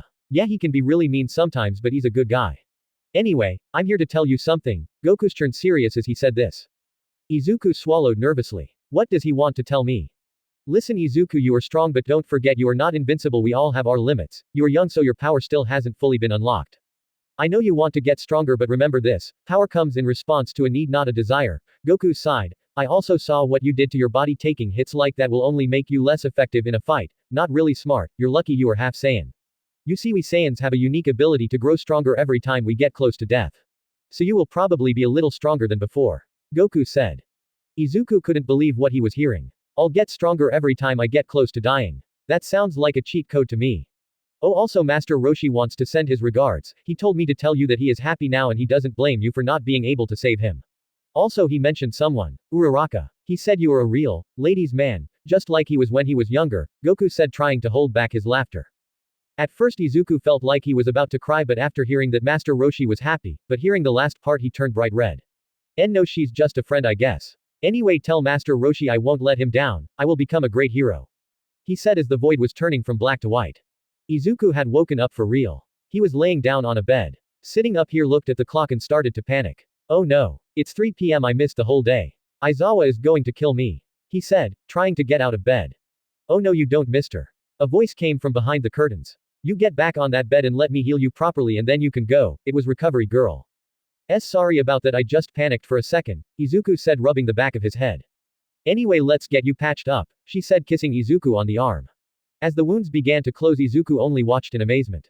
Alright then, off you go, you should be able to catch the tail end of your last class if you hurry. Now please keep those bandages on for at least the night time. She said. Izuku thanked her and rushed out the door, feeling different. Wow, I feel great. Looks like Goku was right, he thought as he ran to his class. Making his way to class, he stopped just before he opened the door. What if Kachan is mad at me for knocking him out? I don't want to get injured again. Oh well, there's nothing I can do now, he thought as he opened the door to his class. Once he opened the door, he was immediately swarmed by some of his classmates. Hey, it's you. You're the guy who withstood Bakugo's attack. So manly. Oh, I'm Kirishima, by the way. That was amazing what you did. You were so awesome with your blasts and moves. My name is Mina, nice to meet you. She said, getting a little too close for comfort. Izuku gave them an awkward smile. Whoa, I wasn't expecting this. But I don't see Kachan anywhere. He thought, looking around the room. He didn't find Kachan, but he found someone else. Uraraka, she was with another classmate, they both were carrying 2 giant stacks of paper. It seems they went to do help Aizawa with something. Before he could think of anything else, she ran towards him.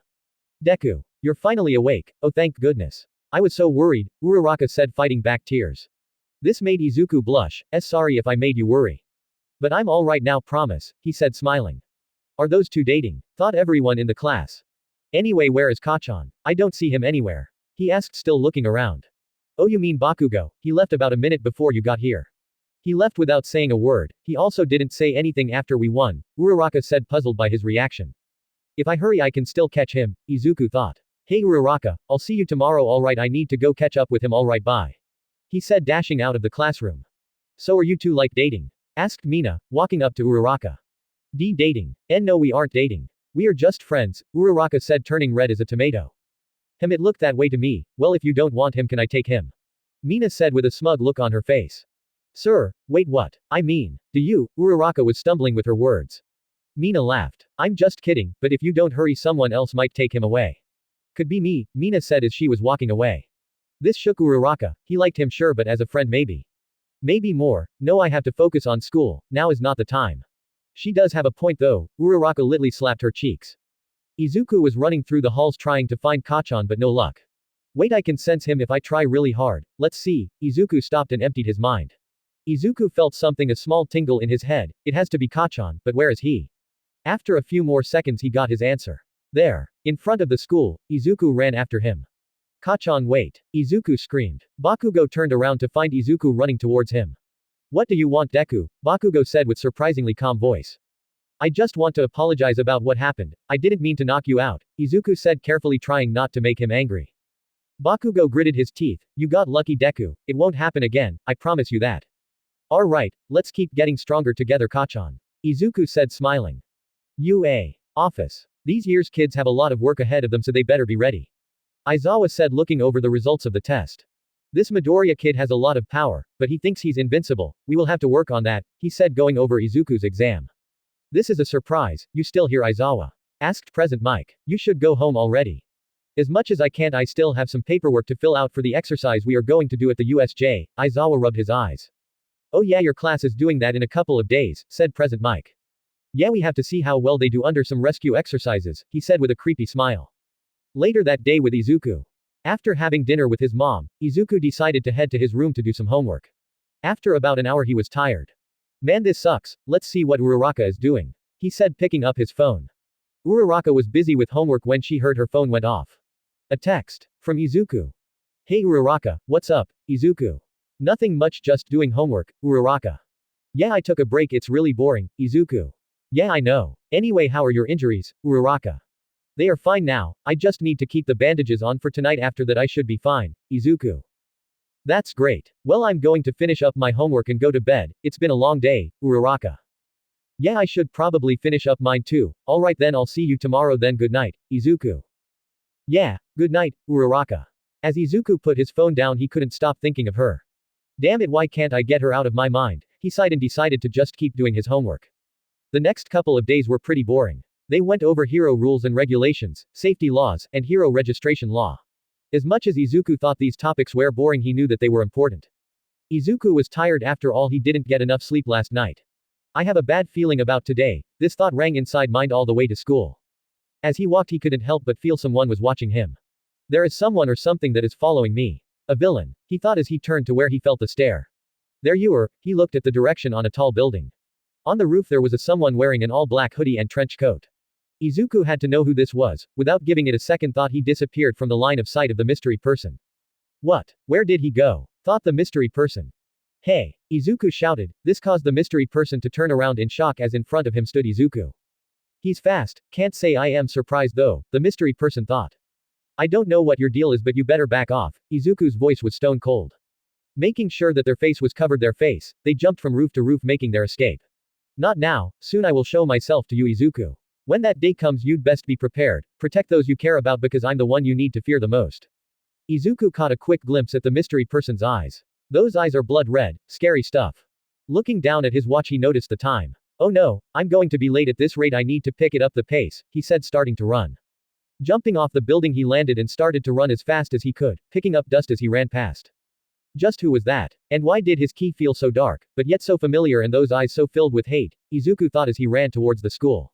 I will have to be careful these coming days, I don't know what he is planning. I have to keep everyone safe, no matter what. Izuku had some trouble getting into the school, the press had gotten wind of All Might's acceptance as a teacher at UA and they wanted an interview. However, only teachers and students with a valid ID can enter the school, any who didn't would be met by a giant metal wall. Now in school everything was normal, class went on without any problems. That is until Aizawa walked into the room. Today Aizawa had an announcement to make, today you will be picking your class representatives. All at once every student shouted, I want to be it. It's too early for this, Aizawa said activating his quirk which quickly made the class shut up. I can't care how you do it, just chose someone by the time class ends. I suggest you leave it to a vote, Aizawa said sliding into his sleeping bag. Alright everyone, I'm going to pass out slips of paper, please write down your vote and then pass it forward, said Iida passing out papers. After collecting Momo tallied up the votes, the results Izuku Midoriya 5 points, Momo with 3, and Iida with 2. Bakugo was furious at this, who the hell voted for Deku? Uraraka just whistled at this. I should probably keep my vote to myself. No one was more surprised than Izuku, well it looks like I'm the class president, somehow. I promise you that I'll protect everyone no matter what. Well there it is, Midoriya as class representative and Yaoyorozu as vice representative, Aizawa said waking up from his nap. Just then the bell rang, it was lunchtime. While walking to the cafeteria, Izuku decided to have lunch with Iida and Uraraka, they got their food and sat down on an empty table. So Midoriya, why do you want to become a hero? Asked Iida out of nowhere. This question caught Izuku off guard. Well you see Iida, it's cause up until recently I was treated as a quirkless person, yes I had a quirk but it was useless, until my master taught me how to use it properly. I want to prove to everyone that I can become a hero, he said looking down at his food. I'm sorry you had to go through that Midoriya, Iida said regretting what he asked. Hey forget about it, I'm alright now, anyway, why do you want to become a hero Uraraka? Izuku asked. Well, I'm in it for the money, she said scratching the back of her head in embarrassment. For the money? Both Izuku and Iida said. Don't get me wrong, there is a reason why. My parents run a construction company and well it's not doing that well right now and I want to repay them for all they have done for me, she said. Well that changes everything Uraraka, it's a great reason to become a hero. Izuku said reassuring her. Iida did as well with a simple nod. Izuku went back to eating but while he was enjoying his food he suddenly felt an evil presence. He looked around in a panic thinking it was an attack by the mystery person. Shortly after an alarm began to sound which sent all the students running towards the exit. All three got caught up in the stamped as they were being pushed and smushed. He found out what the cause of the alarm. It's the press guys. He tried to tell everyone but no one would listen. Seeing Uraraka he got an idea, Uraraka make me weightless. He said extending out an arm. She knew he had a plan so she made him weightless. Floating above the stampede of students he knew he had to make them stop and listen.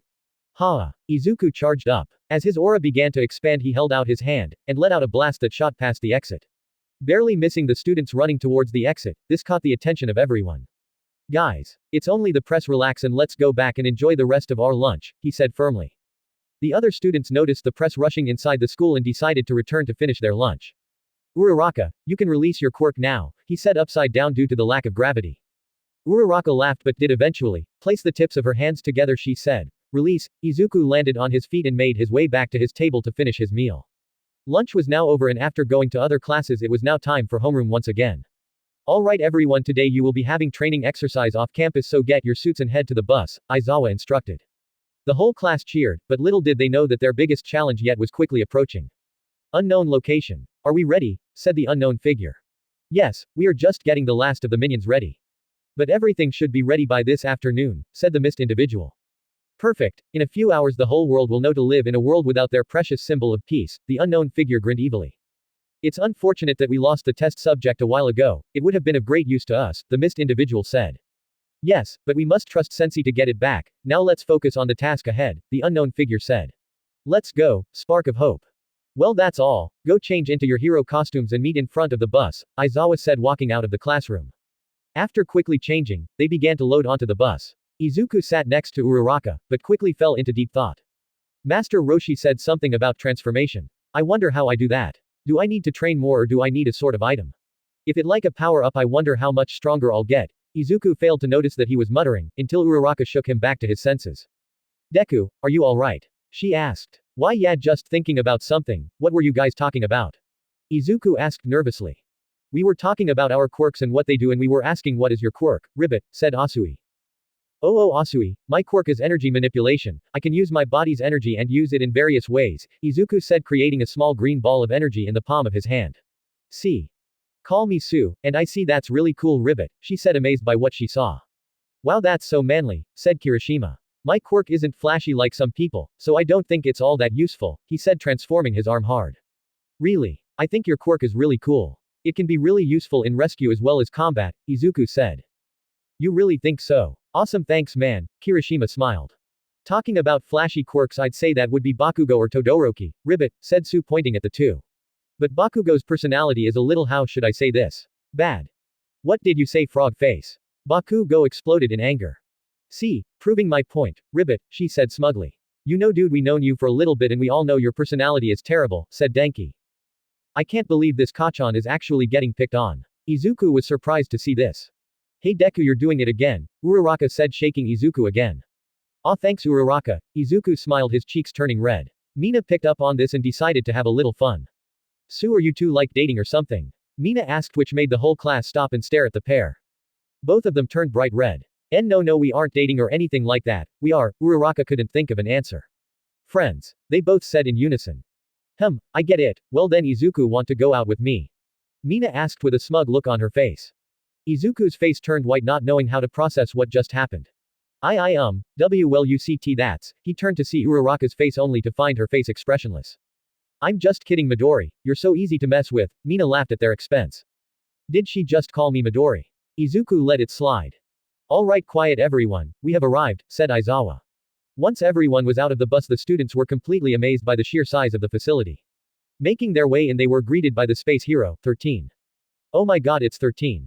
My all-time favorite hero. Yelled Uraraka.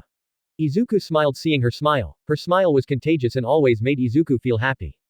Hey 13, where is All Might? He's supposed to be here right now. Aizawa asked, to which 13 only responded holding up 3 fingers.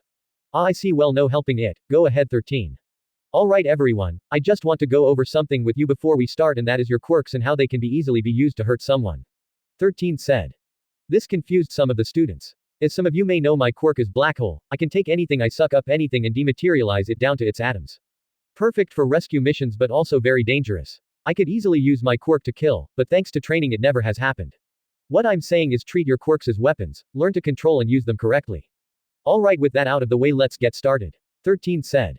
As Izuku was still processing what 13 said, he began to sense something. What is this? So strong and so evil. His eyes went wide, his face turning white. He couldn't believe the energy he was sensing, it was mind-boggling. Deku, are you alright? It looks like you just saw a ghost or something, Uraraka noticed his panic look. Mr. Aizawa, something is coming. Izuku said, turning his attention to the fountain in the center of the USJ. As a black mist portal began to form, out walked a lot of villains, all with different quirks. But Izuku was not concerned with them, it's what followed that scared him. A giant creature with a bird-like head emerged from the portal, his brain visible. That can't be possible. What is that thing? It's so strong. If I'm feeling this right, that thing is just as strong as All Might. Izuku stepped back in fear. Are those robots or something, Mr. Aizawa? Asked Kirishima. No, those are real villains. Everyone group up, 13 protect the students, and Kaminari called for help, Aizawa ordered. I'm going to buy you some time to get away, now go. He said, jumping down the stairs towards the horde of villains. With Aizawa. Aizawa was making quick work of the low-class villains. Using his capture weapon and the use of his eraser quirk. Punching, kicking, and slamming villains into the ground left and right. Why don't we have a little fun, what do you say, Nomu? The giant creature stretched and ran towards Aizawa, who quickly activated his quirk. But it had no effect. What? Did I miss? No, this is his natural speed and power. If that's true, then that thing is almost as strong as All Might, Aizawa said, jumping out of the Nomu's reach. But of course he was specifically designed to kill All Might. Kurogiri, go after the kids. If things don't go your way, take a hostage and bring them to me. Nomu will handle Eraserhead, said the villain with a ton of hands attached to his face and arms. Yes, Shigaraki at once. Kurogiri teleported away. Back with the students. He won't be able to hold them off for long, we got to help him. Izuku said as he ready to jump down there to help. But was stopped when he noticed a black mistake form in front of the class. It would be in your best interest if you paid attention to who's in front of you, said a tall dark mist person. Allow me to introduce ourselves, we are the League of Villains, and you lot have the great honor in becoming our first victims in our grand plan to take down All Might. Before he could continue, he was jumped by Bakugo and Kirishima. Both of their attacks have no effect on him. How rude of you. I'll deal with you later, but first the hero. The mist guy said, activating his quirk, aiming for the hero. Oh no, you don't, Black Hole. Yelled 13, activating his quirk. 13's quirk began to suck up the mist villain. "To predictable," said the mist guy, opening a portal in front of him and reopening it behind 13. From the portal behind 13, his quirk began to suck away at the suit on his back. "What? No, my quirk," 13 yelled as his quirk tore through his back. He deactivated just in time, but not fast enough to avoid injury. 13's quirk ripped the suit off of his back, exposing his back to the black hole and causing large cuts. "And now for the students, my part was to make sure to separate you all. Now disperse." He created portal that threatened to cover them all. "Oh no, everyone move," yelled out Izuku, pushing Uraraka and Mina, who were closest to him, out of the way of the portal. Iida also was able to get out of the way in time and save a couple of students as well. "Deku, no." Uraraka tried to reach out to grab him, but it was too late. He was gone, and so was most of the class, leaving only a few students with the now injured 13. Izuku closed his eyes expecting an attack but felt nothing. When he opened his eyes, he noticed he was falling into a lake. "Oh no, I can't swim," he thought as he crashed into the water hard. Now underwater, Izuku started to panic. He desperately tried to swim towards the surface but with no success. Kicking and squirming trying to get to the surface. Izuku sensed something approaching him at a fast speed. "It has to be one of the villains we saw. Crap, I can't get away, he's going to get me," Izuku thought as he closed his eyes. "Nothing personal, kid, but I gotta take you out," said the shark-faced villain, opening his jaw wide, ready to take a bite out of Izuku. Before he could take a bit out of Izuku, the villain was kicked in the face by Sue, who quickly wrapped her tongue around Izuku and pulled him onto a nearby ship, where Mineta was on too. "Sue," he said, coughing out water, "you saved me, thank you." "No problem, but we got bigger fish to fry, Ribbit," she said, looking at the villains circling the boat they were on. "Guys, I don't want to be that guy, but we need to seriously get out of here," Mineta said, crying his eyes out. "All I have are these sticky purple balls on my head. They stick to pretty much anything, but it's so useless right now." Okay, let me think." After a few seconds of think, Izuku had a plan. "Alright, listen up. Sue, wrap both me and Mineta with your tongue and jumped as far as you can. Mineta, when I say so, throw as many balls as you can into the water. While they are distracted, I'll fire off an energy blast into the water. Hopefully they will get caught vortex and onto your balls." "Sounds like a plan to me. Ready, Mineta?" asked Sue. "No, but let's do it. But if I die, please delete my internet history," Mineta begged. Ignoring him, Izuku nodded to Sue, signaling it all was time. Sue wrapped her tongue around them both and jumped. Once in the air, every villain in the water looked up at them.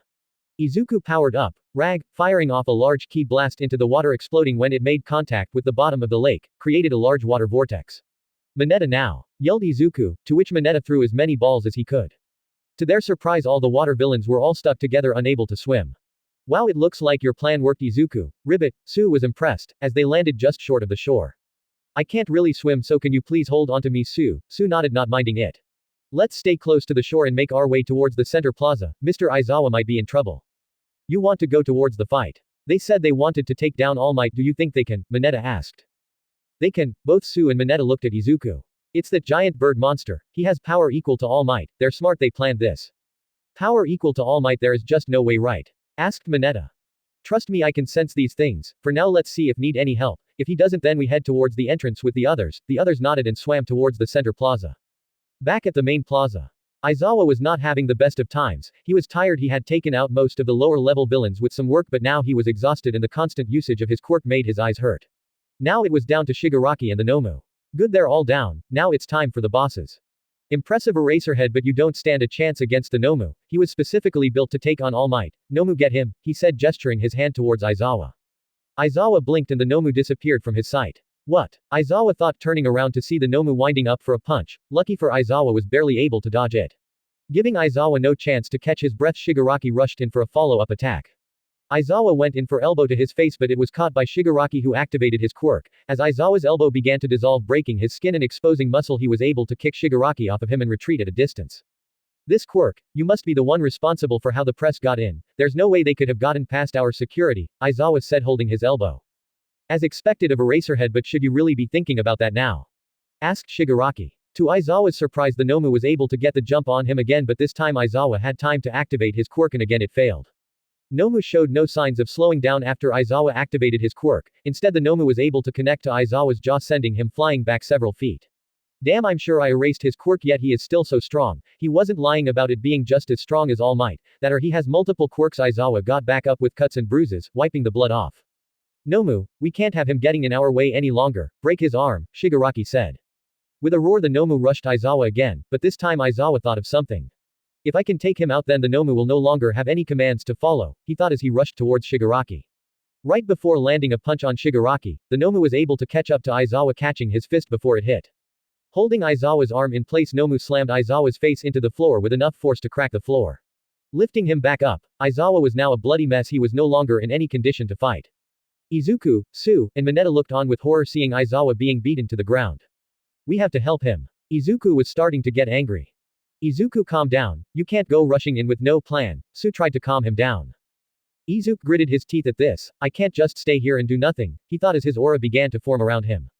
Back at the entrance, Uraraka was scared, after seeing her friends being transported away to an unknown fate, but she kept a brave face on, not wanting to show fear the enemy.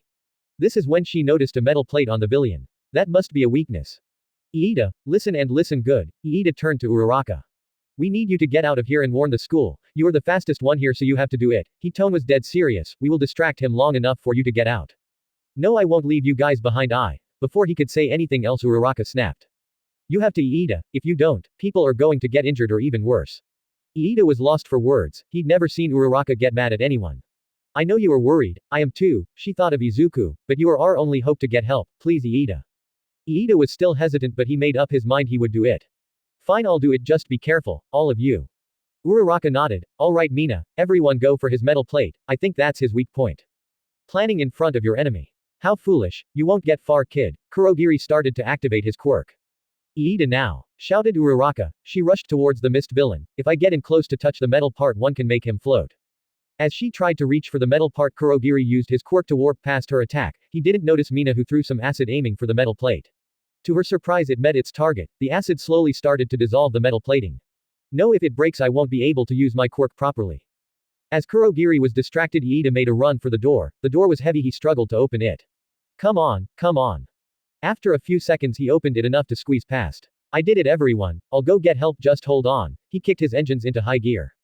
No, Shigaraki is not going to like this. Plan B it is, Kurogiri thought, looking at the remaining students. He saw Uraraka. You planned this, so you are coming with me, Kurogiri said, activating his quirk and taking Uraraka with him. Uraraka. Mina tried to grab Uraraka, but it was too late. Back at the center plaza. Izuku was ready to jump in there to save Aizawa, but stopped himself when he saw a portal begin to form next to Shigaraki. Someone is coming out of that portal. Wait, this energy. No, it couldn't be. Izuku's eyes widened when his worst thoughts began to play out in front of him. It was Uraraka. She was being restrained by the mist villain. Shigaraki, I'm sorry, one of the students got away and is most likely on his way to warn the rest of the pros, Kurogiri said, holding Uraraka with his mist. I got a hostage just like you said when things went south. She's the reason why the other student escaped. You are lucky, Kurogiri. If you weren't our way out, I would have killed you by now. But this is your fault. Thanks to you, it's game over now. However, we can still leave the symbol of peace, a few bodies starting with you. He reached for Uraraka's neck, ready to disintegrate it. The water around Izuku began to bubble from the heat of his aura that formed around him. You bastards. Let her go, shouted Izuku, jumping out of Su's grasp and running at Shigaraki at full speed. His aura was exploding out of him. Izuku pulled his arm back, ready to punch Shigaraki in the face. His fist hit, but looking up he noticed the Nomu had jumped in front of him just before it hit Shigaraki. The Nomu had blocked the punch with his body. Unfazed by the rocket punch, Izuku tried to deliver. Deku. No. Get out of here, Uraraka shouted, but was unable to do anything. She saw as the Nomu roared, and punched Izuku in the face, sending him flying back into a wall. Look at him, the little student thinks he can actually be a hero. Pathetic, Shigaraki said, but turning away he noticed he was shaking. What was that? The kid was so angry. If it wasn't for Nomu, I wouldn't be here right now. At least he is gone now. Do you think it would be that easy? Said a voice behind Shigaraki. It was Izuku, getting up from the ruble and covered in cuts. He slowly made his way towards him. Nomu, kill him, he may pose a threat to us in the future. It's better to get rid of him now. Shigaraki pointed towards Izuku. The Nomu began to walk towards Izuku slowly but surely, ready to take his life. No, I won't let it end like this. I can. No, I have to save her. Izuku thought, cupping his hands together. Kamehameha. The giant green beam of energy shocked the ground. Everyone in the USJ felt the ground shake, and thought of one person, Izuku, Deku, Midori. Izuku was pouring every bit of energy into this attack. The attack engulfed the Nomu completely as it continued to walk towards Izuku. Yes, I got him. Izuku was horrified when a giant hand reached out to grab him from inside the blast. What? That's not possible. The giant hand grabbed onto Izuku's head and lifted him off the ground. The Nomu squeezed hard on Izuku's head, causing him to scream out in pain. Uraraka couldn't bear to watch what was going on, but she felt every drop of pain in Izuku's voice. Stop it, please, you're killing him, she cried out. Seeing Uraraka crying only made Shigaraki mad. Nomu, make him suffer a little more. Following this order, the Nomu punched Izuku in the stomach, causing him to spit out blood.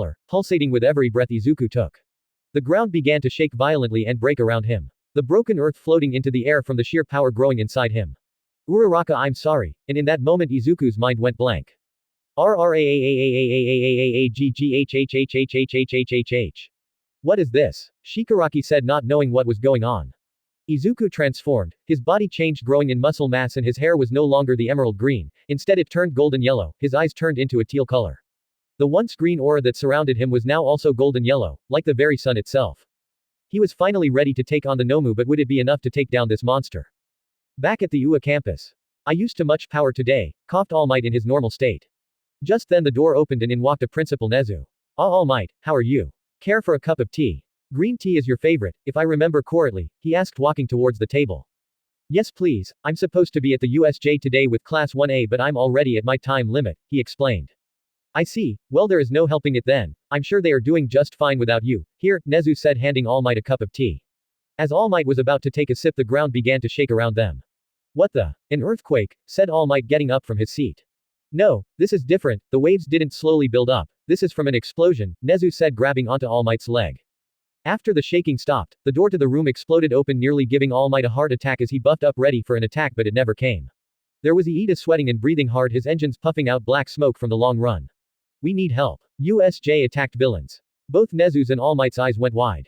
Then that was from the USJ, my god. All Might said, Nezu, inform all available teacher and have them go to USJ now, I'll go on ahead. As All Might ran out, Nezu nodded and quickly ran over to the desk with a speaker. Attention all teachers, we need immediate backup at USJ, villains have attacked, this is not a drill, I repeat this is not a drill. Converge to the USJ now. He voiced echoed through the halls of campus. Students please be alright, I am on my way, All Might thought, running towards the USJ at top speed. Resolve.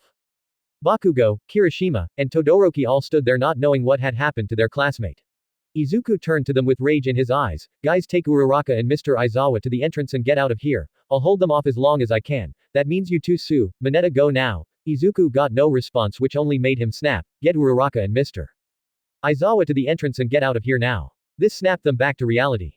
Alright, let's go guys, Kirishima said, picking up Uraraka and began to run towards the entrance. Sue and Mineta quickly got out of the water and picked up Mr. Aizawa and ran towards Kirishima, who was holding Uraraka. Sue was horrified when she looked at Uraraka's face, expressionless and white as snow. Bakugo however refused to leave. You're crazy Deku if you think you are going to stay here and fight them alone. Bakugo, we have to go, we will only get in his way if he has to worry about protecting us too, Todoroki said, placing his hand on Bakugo's shoulder. I don't like it any more than you do, but I have a feeling with this transformation, he should be able to stall them long enough. Now come on, we have to go. Bakugo knew this was true, he would hold back if they were to stay. Fine, but you better get back in one piece, alright Deku. Ha ha ha, you think I'll let them get away? Nomu, go after them, Shigaraki ordered. The Nomu started to run towards them only to be sent flying back towards a wall. What the hell was that? Shigaraki said, looking around only to see Izuku standing where the Nomu once was. Izuku felt it, the adrenaline running through his veins, the pulsating in his fists. So this is real power, the Nomu got back up more pissed than anything else. Shigaraki, we have to leave, we can't lose the Nomu here, plus I think the pros have been alerted, said Kurogiri. No, not until we take him down, if we don't he will only get stronger and ruin our plans for the future, Shigaraki said, scratching his neck. Your first mistake is thinking I'll let you get out of here, Izuku said with a stone-cold look on his face. Damn it. Nomu, rip him apart. The Nomu screeched and ran full force towards. As it threw a punch, Izuku dogged it. After repeated tries and Izuku dodging, the Nomu got frustrated and slammed the ground, causing it to break into pieces. Izuku calmly jumped back like nothing. Izuku saw the metal plates on Kurogiri. Ha! Izuku fired a ki blast at the metal plate, shattering it. Getting out just got a whole lot harder for you, said Izuku with a grin on his face. Nomu, kill him. The Nomu once again ran towards Izuku, but this time he wasn't going to dodge. Instead he cupped his hands together, Kamehameha. The Nomu screamed out in pain as the beam engulfed him again, but this time he wasn't going to walk away from it unscratched. Shigaraki was able to grab Kurogiri out of the way of the blast. Turning back to the Nomu, he noticed the Nomu covered in burn marks and missing an arm. Izuku smirked. But to Izuku's surprise, Shigaraki started to laugh. What's so funny? The words from Izuku were like venom. Haha, do you honestly believe super strength was his only quirk? Shigaraki said, looking at the Nomu, as it started to grow back its arm and healing the burning marks around his body. Izuku's eyes twitched. Looks like I'll have to try harder than want I, he said, readying himself.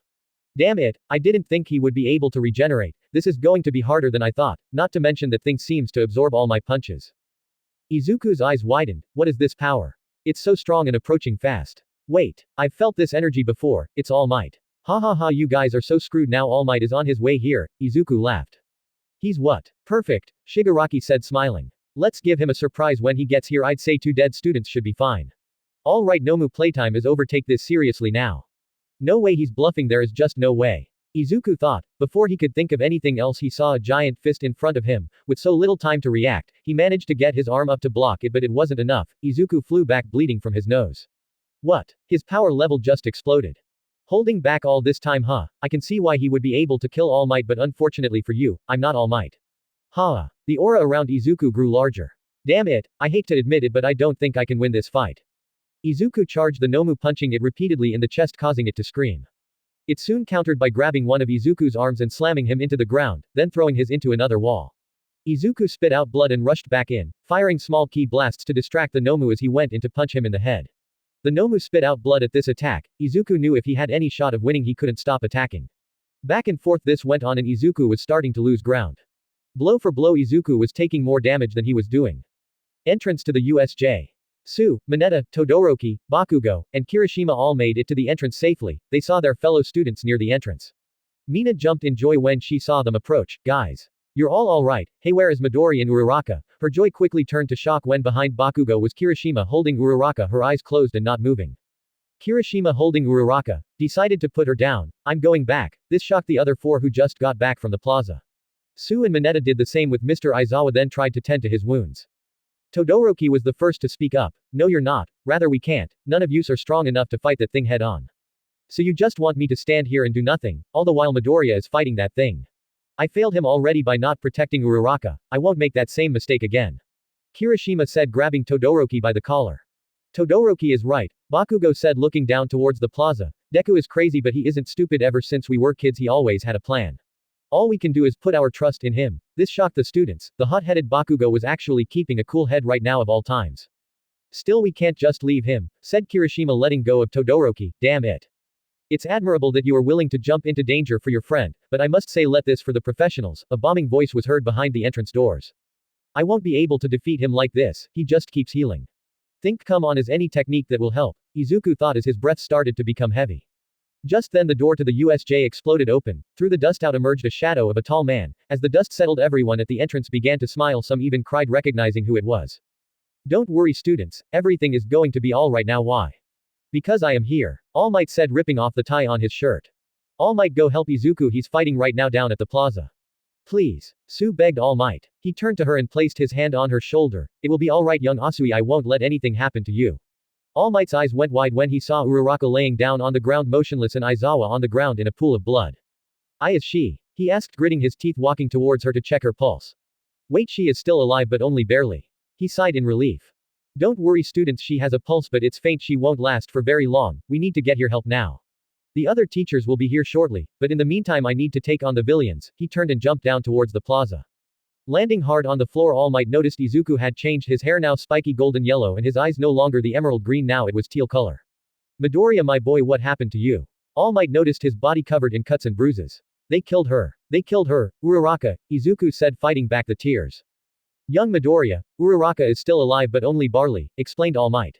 Izuku was shocked but decided to focus on sensing her ki. There she is alive, barely but alive, thank God. Wait, I have a senzu bean. I can still save her but I have to finish this quick. This time the tears started to fall, but not out of sadness but of pure relief. All Might, if you can distract him for a minute, I may be able to blast him and end this. Be careful, he is just as strong as you or if not stronger. Also he heals and can tank hits like it's nothing, Izuku told All Might. Very well young Midoriya, get back and get ready, All Might said, running towards the Nomu, which screeched as it also ran towards All Might. As their firsts collided, the wind pressure pushed back the two villains back. It seems he has shock absorption. I see why young Midoriya had trouble taking you down. But it's not shock nullification, then that means there is a limit on how much you can take. That means I just need to reach that limit and he can finish the rest. The shock wave of their fists colliding grew more intense as they began to punch harder and faster. Amazing, thought Izuku as he charged his ki.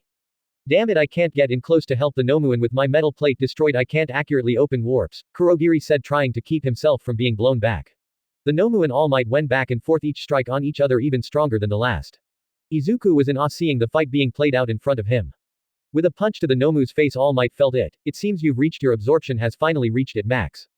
Izuku let out his aura and charged up for one final attack. All Might, launch him into the air, he yelled. All Might smiled knowing this was it. Well then Billion, it seems our time is up, but I'll leave you with these simple words: when we go beyond our limits. Go beyond. Plus ultra. All Might said, punching the Nomu in the gut, sending it flying into the air. Izuku jumped in the air to meet the Nomu face to face, and with a powerful yell he let out the words, Dragon Fist. His classmates turned in the direction of the yell to see Izuku in the air. Izuku yelled out his classmates as a giant golden dragon began to form around his fist. As his fist made contact with the Nomu, it stretched out in pain. Izuku went flying through the Nomu, making a hole where his fist made contact and sending the Nomu out of the USJ. Holy S** and carrot, said all the students at the entrance. However, the Nomu was able to get one last swipe of his claws at Izuku, cutting him across the chest. As Izuku fell, All Might was able to catch him before he hit the ground. Young Midoriya, we did it, said All Might as Izuku stood up, but only barely, grabbing onto his chest trying to stop the bleeding. It's not over yet, All Might. We still got villains here. Izuku was pushing his body to the limit. The cuts burned, his muscles were weak, and his breathing was shortening. Why, you cheated. Master lied, you aren't weaker. And you, where the hell did you come from? Shigaraki said, frantically scratching his neck. No, this is all wrong, it wasn't supposed to be this way. Shigaraki, we have to go now. The other pros are probably almost here. We have to, bang bang bang. Kurogiri was cut short when he saw 3 bullets striking Shigaraki in the shoulder and in the arm. They're here. All Might shouted. Izuku smiled knowing that backup was now here. Without thinking twice, Kurogiri was able to accurately warp Shigaraki in a portal and made their escape, but not before Shigaraki got out a few last words. I will return, All Might. I will make you pay for all of this, and you kid, I will make you wish you had never crossed paths with me. Next time I see you it will be your last, so enjoy them.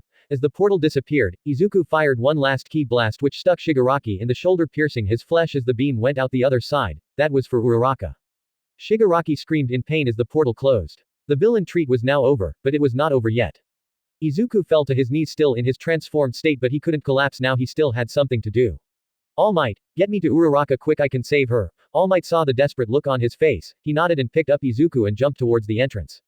Izuku in arms, All Might landed in front of the students and Principal Nezu, who were all standing next to Uraraka. The whole class turned to see the state Izuku was in, blood dripping down from his face to his arm, the giant slash marks down his chest, and bruised everywhere. But the thing that caught their attention the most was his hair and eye colors were now different. Some turned away when they looked at him, others stared in amazement on how he was still conscious. Izuku jumped out of All Might's arms and landed on the floor, struggling to keep his balance. Thanks, All Might, he said, walking towards Uraraka. When he walked towards her, he felt a great deal of sadness and guilt that he couldn't do anything before. If only I had this power before, I could have stopped this from happening, but now is not the time for self-reflection. Izuku reached into his pocket and pulled out a small green bean. Please let his work, he whispered. What is that, Midoriya? Asked Nezu. Don't worry, Principal Nezu, this should heal her up, he said, placing the bean in Uraraka's mouth. Uraraka, can you hear me? If you can, you have to eat the bean, I promise it will heal you up. Uraraka slowly began to bite down on the bean. Slowly but surely she managed to eat it. After a few seconds, Uraraka opened her eyes and suddenly sat up, to everyone's surprise. Huh, where am I? She looked around and noticed everyone around her. Did something happen? Impossible, she had a broken neck. There is no way she could be able to awake, let alone talking, Nezu said, just as shocked as everyone else. Izuku smiled. He did it, he managed to save her. I'm sorry everyone, I wasn't strong enough, he said as his hair and eyes reverted back to their original color, then collapsed on the floor, knocked out. Deku. Hey Deku, wake up. We need to get him help now, Uraraka said, rushing towards him. Get him to Recovery Girl now. Also grab Aizawa, All Might take them. I'll handle things from here, Nezu said, and All Might just nodded, grabbing them both. He was about to take off when Uraraka jumped in front of him. I'm going with you, I won't leave him alone, not after he saved my life. All Might looked over to Nezu, who just nodded. Very well then, let's go, he said, grabbing her and running towards the school nurse's office. Izuku was in critical condition. He had broken multiple bones in his arms and legs, 4 broken ribs and a punctured lung, multiple cuts and bruises, not to mention the giant claw marks on his chest. Recovery Girl was able to heal most of his injuries. The bones would heal after a few more treatments, but the wound on his chest was a different story. The wound was too deep. Even with Recovery Girl's power, it would still leave scars behind. Izuku woke up once again in the dark void. This again. Sigh, at least I was able to save Uraraka, he said, looking around. As a bright light began to manifest in front of him, he noticed someone that he knew, Vegeta. Izuku. Congratulations, you are now a Super Saiyan, Vegeta said proudly. Izuku was more confused than anything else. What is a Super Saiyan? Master Roshi said I would be able to transform, so this is what he meant. Yes, you are now a true Saiyan. You see, we Saiyans can transform when we have a trigger. In most cases it's rage, this was the case with you. When you saw your girlfriend die, you became enraged and transformed. Izuku blushed at what Vegeta said but said nothing. Super Saiyan multiples your base power by 50x. However, be careful with every transformation, you lose sense of who you are and become more instinct prone. Now go, wake up, you need to keep training. I sense a great evil approaching you, Vegeta said as a bright light engulfed Izuku. Izuku slowly began to wake up to an all but familiar sight. Damn, my body is sore. He tried to sit up but noticed he had IVs going into his arm. As Izuku looked around, he noticed two chairs, one beside his bed and one not that far behind. To his surprise, Uraraka was in the chair nearest to his bed holding his hand, and his mother in the other chair, both asleep. Izuku blushed as he looked at Uraraka. I may have failed to protect you, but I won't let it happen again, I promise. Izuku began to cry as he remembered her body motionless on the floor. The quiet sobbing noise was enough to wake Uraraka up. As she rubbed her eyes, she noticed Izuku was awake. Izuku, she yelled, getting up and hugging him. Thank God you are okay. I thought I lost you back there, she said as tears fell from her eyes. Inko also had woken up to Uraraka's voice. Once she saw her son awake and alive, she too couldn't hold back the tears. Excuse me, miss, but we have to let him rest. How are you feeling, Izuku? She asked. I feel great, mom. A little sore, but other than that just fine, he said, pounding his chest. That's great, honey. Hold on, I'll go get recovery girl, Inko said, getting up and walking down the hall.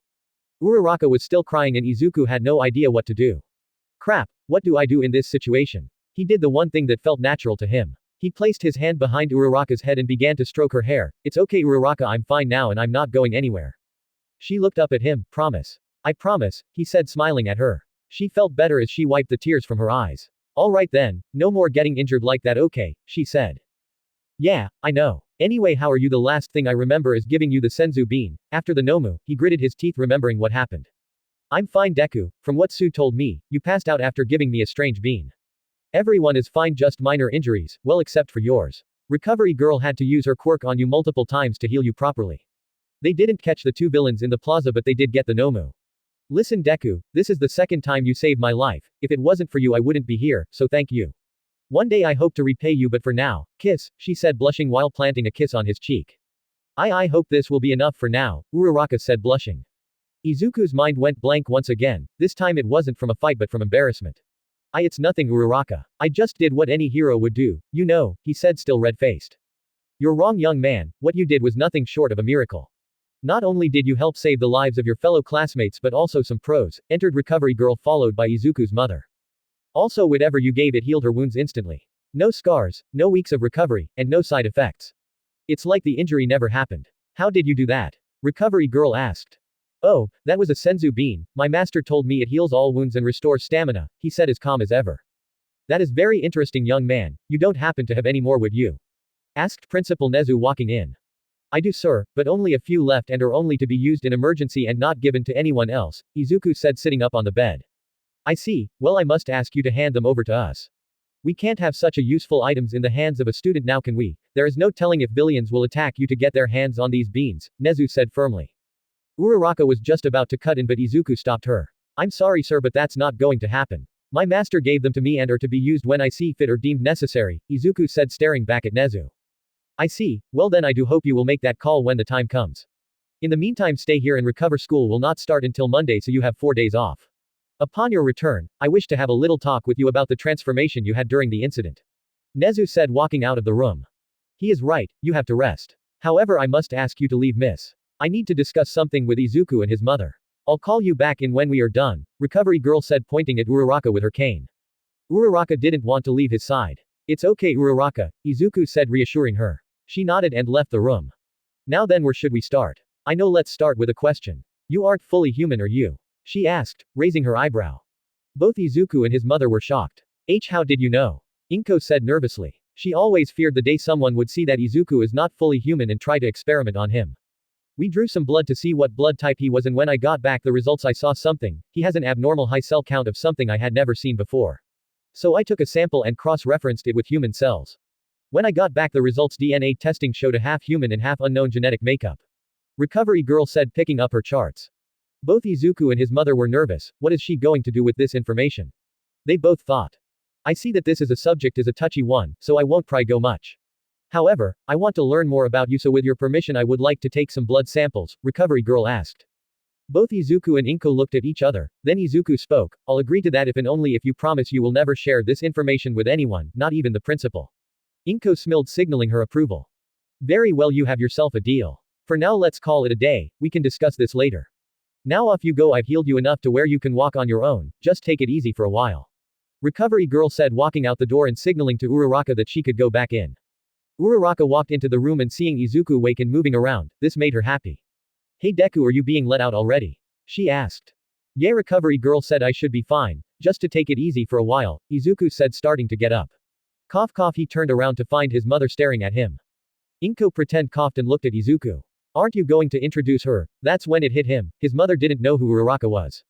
Oh right, mom, this is Ochaco Uraraka, she's a classmate of mine and a good friend as well, Izuku said, turning to his mother. Hello Mrs. Midoriya, my name is Ochaco Uraraka, it's nice to meet you, she said nervously while bowing slightly. Hello Uraraka, I'm Izuku's mother but please call me Inko. So you're the girl Izuku meet, Inko looked at Uraraka. She's very pretty, brown hair, brown eyes and not to mention very sweet, Inko nodded. You found quiet the girl Izuku, make sure you don't let her go or else someone will snag her up, this made both Izuku and Uraraka blush. Mom. It's not like that. We are just friends, right? Izuku quickly tried to explain. Why yeah, friends. He did save my life though, Uraraka said, little sad that Izuku answered rather quickly. Well, maybe right now but you never know in the future, Inko was just teasing them at this point, but seeing them both blushed reminded her of when she and her husband. Alright, I'll stop. It was very nice to meet you Uraraka, and thank you for staying by my son's side, Inko lowered her head. It's nothing really. If I'm quite honest with you, I owe him a lot more, maybe one day I could repay him, she said looking over at Izuku. Izuku could feel his heart skip a beat. Damn it, I think I'm in love, Izuku thought as he grabbed his chest. Oh no Izuku, are you alright? Inko asked seeing her son grab his chest. Yeah mom, I'm fine, just tired of being here, let's go home, he said avoiding the topic, but Inko picked up on what had happened. My baby is all grown up. Alright Izuku, let's go. Well, once again it was nice meeting you Uraraka and I do hope you will look after my son in the future, Inko said. Yes, ma'am, I will, I promise, Uraraka said with confidence. As Inko was filling out the discharge papers, Izuku and Uraraka talked for a bit in the lobby. Having a couple of days off, Izuku wanted to hang out with Uraraka but she insisted that he rest up before class starts up again. After some back and forth arguing, Izuku finally caved in and agreed that he would stay at home and rest. Unknown location, 1 month ago. Doctor, experiment number 23 has escaped and nowhere to be found. Yelled out a man in a white coat. Damn it. That was our only living successful test subject. Find it and bring it back, our client will have our heads if we don't deliver. Yelled the doctor, who looks suspiciously like the doctor from the beginning. It seems you are having some trouble doctor, said a voice coming from behind the doctor. Behind him there was a giant screen that displayed the letters AFO across it. The voice scared the doctor. No sir, just a minor setback, that's all. We will have the situation out of control in no time, said the doctor sweating. For your sake doctor, you better be right. That test subject holds the very rare DNA of a certain individual and power like I've never seen before. Need I remind you that we have spent years breaking down the genetic code, not to mention the amount of money it took to fund your research. Send a task force to find it now. Said the screen as it went black. New challenge approaches. It has now been 4 days since the attack at the USJ and the students were finally going back to class. Izuku used those 4 days to rest, but against his mother's request he secretly trained on the beach trying to transform into a Super Saiyan, but to no avail, his body was still too weak to handle the increase in power, so he turned to do basic muscle builder exercises. After 4 days his body was now fully healed, thanks to a little Saiyan biology. However, it was now time to go back to school, his training will have to wait. Now back in school, he made his way to his classroom alone, not knowing how his classmates will respond after such a large incident. I hope everyone is doing alright after the USJ attack, Izuku thought walking into his class. To his surprise, everyone seemed pretty normal, no one showed any signs of being traumatized. This made Izuku happy, but then he saw her, Uraraka, sitting at her desk talking with Sue. Looking at her made him think back to the accident, he couldn't bear it so he turned away and walked to his desk head down. After a few minutes the bell rang indicating the start of the class, yet their teacher was not there. Mr. Aizawa is still in the hospital, right? Asked Mineta. He should be, I wonder who is going to teach homeroom while he recovers, Ribbit, said Sue. Just then Izuku felt a very familiar key, there is now way. As the door to the classroom opened, everyone stopped what they were doing and stared in surprise. There stood Aizawa covered in bandages from head to toe. Morning class, I know it's been a long week but we can't let a minor setback stop up, so let's just jump into it. He said a bit muffled thanks to the bandages. Mr. Aizawa, shouldn't you still be at the hospital recovering? Asked Sue. Right, he should be in bed. Thought Izuku as well as the whole class. Time is a valuable thing, I can't spend time in a hospital bed when I could be here teaching. I hope you are all ready because your battle is still not over. The room almost froze in place hearing this. You have the UA Sports Festival coming up. The class erupted in cheers upon hearing this. As many of you know, this will be the perfect time to show off what you can do. Use this opportunity to show the world what you are made of. At the end of the festival you will receive offers to work with an agency. The better you do in the festival the more offers you will be receiving. Mr. Aizawa, are you sure having the sports festival so soon after a villain attack is a good idea? Asked Momo. That was a concern, but Principal Nezu wants to show that we won't take anything sitting down. He wants to show everyone that if you mess with UA, you won't hold us back, explained Aizawa. Now, you have 1 week to prepare, so take this time to train your bodies and quirks. Most importantly, remember it's not all about power, use your minds as well. Aizawa finished his little speech. He walked out the classroom before the final bell rang, so this let the students talk among themselves. Izuku knew this was his chance to show the world that he can be a hero, but before he could say anything he felt something behind him. Izuku thought it was an enemy. Turning around quickly he noticed that it was Uraraka. Her face so filled with determination, he will to fight was showing. Are you ready, Deku? Cause I'm going to win. Uraraka said, punching the air. Wow, you are really pumped up, aren't you, Uraraka? What's up, you are usually the most chill girl here, Mina asked, amazing with her sudden transformation. Oh, nothing, I just really like winning, you know. Also back in the USJ it became apparent that I need to become stronger. Izuku picked up on something. The way she said that, she is feeling bad about something. He questioned himself. As the day finally came to an end everyone went home. They began to train before the sports festival. Izuku had one goal in mind, to be able to transform at will into his Super Saiyan state. Going down to the beach where he trained he began his training. If rage was my trigger, then I should think of stuff that makes me angry. Izuku closed his eyes and began to think of all the bullying he endured when he was little.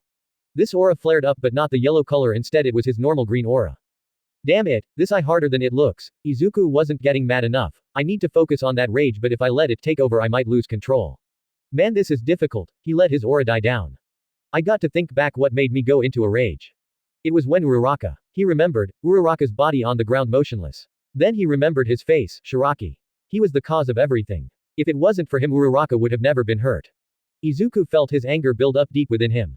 Flashbacks of the USJ began to play in his mind. The Nomu breaking Uraraka's neck, the bloodthirsty screech of the Nomu, and the face of the man responsible. You failed. Izuku clenched his fists hard. Izuku couldn't take it anymore, his anger peaked. As his aura began to flare up, his hair began to change. His hair pulsating golden yellow, with every memory, it pulsed faster and faster until finally his ki shot out engulfing Izuku in a golden aura. His hair now pure golden yellow, his eyes now a teal color, and his power grew massively. Alright, time to calm down, don't let the rage consume you. Izuku gritted his teeth, he thought of Master Roshi, his mother, and especially Uraraka. As he began to calm down, he walked down to the shore to look at himself in the water. So this is Super Saiyan. Incredible, so much power, but it drains my energy quickly. I won't be able to maintain it for very long, the transformation itself takes a lot of stamina. I need to be able to keep his form for longer. If I train as a Super Saiyan it will make the transformation less energy taxing, he said looking at his reflection in the water. Izuku would spend the week leading up to the festival training. Izuku found a secluded part of the beach where he could train without hurting anyone. It was near a cliff so he would bother anyone either. Izuku fired ki blasts into the ocean to increase his maximum output. He used the cliff to punch, polishing his fist to make them faster and stronger. Day after day he would train in his Super Saiyan form. With every passing day he would maintain it for longer periods of time. Before Izuku knew it he was able to maintain his transformed state all day. He gave his mother a good scare when he walked into his house with a different hair color. But after some explaining she was able to calm down. I should tell her these things beforehand. The week went by fast and before Izuku knew it, the day finally came. It was time for the sports festival. Everyone was told to put on their gym uniforms and meet in the waiting room before they were called into the arena. This gave them time to talk amongst themselves for a while. Man, it sucks I won't be able to use my costume. I really wanted to wear it, Mina complained. Yeah, me too, but I get why they do it. It's so no one has an edge over the other. It makes sense, Kirishima said. Izuku was quietly meditating on the bench, when he was interrupted by Todoroki. Midoriya, Izuku opened his eyes and looked at Todoroki. Generally speaking I'm better than you. We all know you did a little transformation, but all you really did was change your hair. Any hope you might have had of winning, forget it cause I'm going to win. The whole class went quiet. Izuku on the other hand got up and got into Todoroki's face. If that's what you really think, then you are sorely mistaken. You are strong but never underestimate me, the last person who did that well. Just asked Kachan and what I did to him in the hero versus villain exercise. This made the whole class go wide-eyed. Izuku was usually so calm and collected. Hey now guys, come on, relax, we all know you guys are strong. No need to start a war now, said Kirishima getting in front of them both. Todoroki said nothing before turning away. Izuku continued to stare at him. Plus, you won't beat me with only half your power. Would class 1A please make your way to the arena, said a voice over the loudspeaker. This is it, time to show the world what I can do, Izuku thought as he walked to the arena with the rest of his class. Welcome everybody to the US Sports Festival. I'm your commentator for today, Present Mike. Joining me today is the one and only Eraserhead. Present Mike yelled out. It looks like the students are making their way towards the arena now. Oh, what's this? It's Class 1A. The crowd cheered as they made their way to the center of the arena.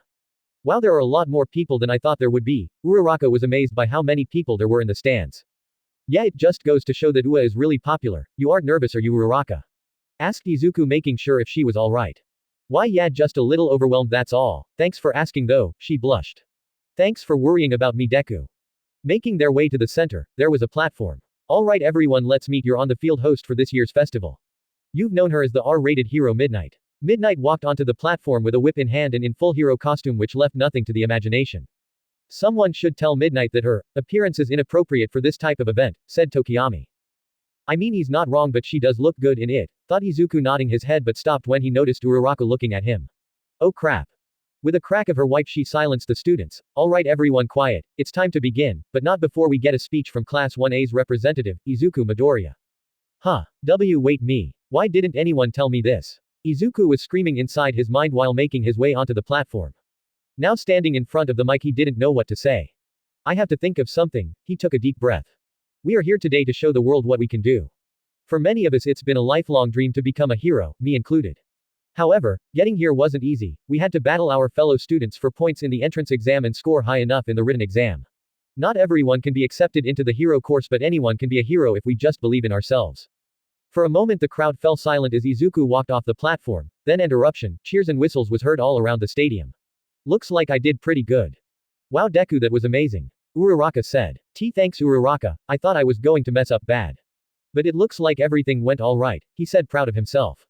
Thank you Midoriya for that amazing speech. Now without further ado, let's see what the first game would be. Midnight pointed to a giant screen that displayed the various games. Hitting the random button, the games began to move fast and then slowly began to stop and landing on an obstacle course. It looks like we are going to start off with an obstacle race. Will all classes please proceed to the starting line? Said Midnight, cracking her whip. As the classes made their way to the starting line, Izuku felt how strong everyone else was. It seems I can't underestimate anyone or else I am in trouble. As Izuku lined up at the starting line, he couldn't decide if he wanted to transform now or save his energy till later events.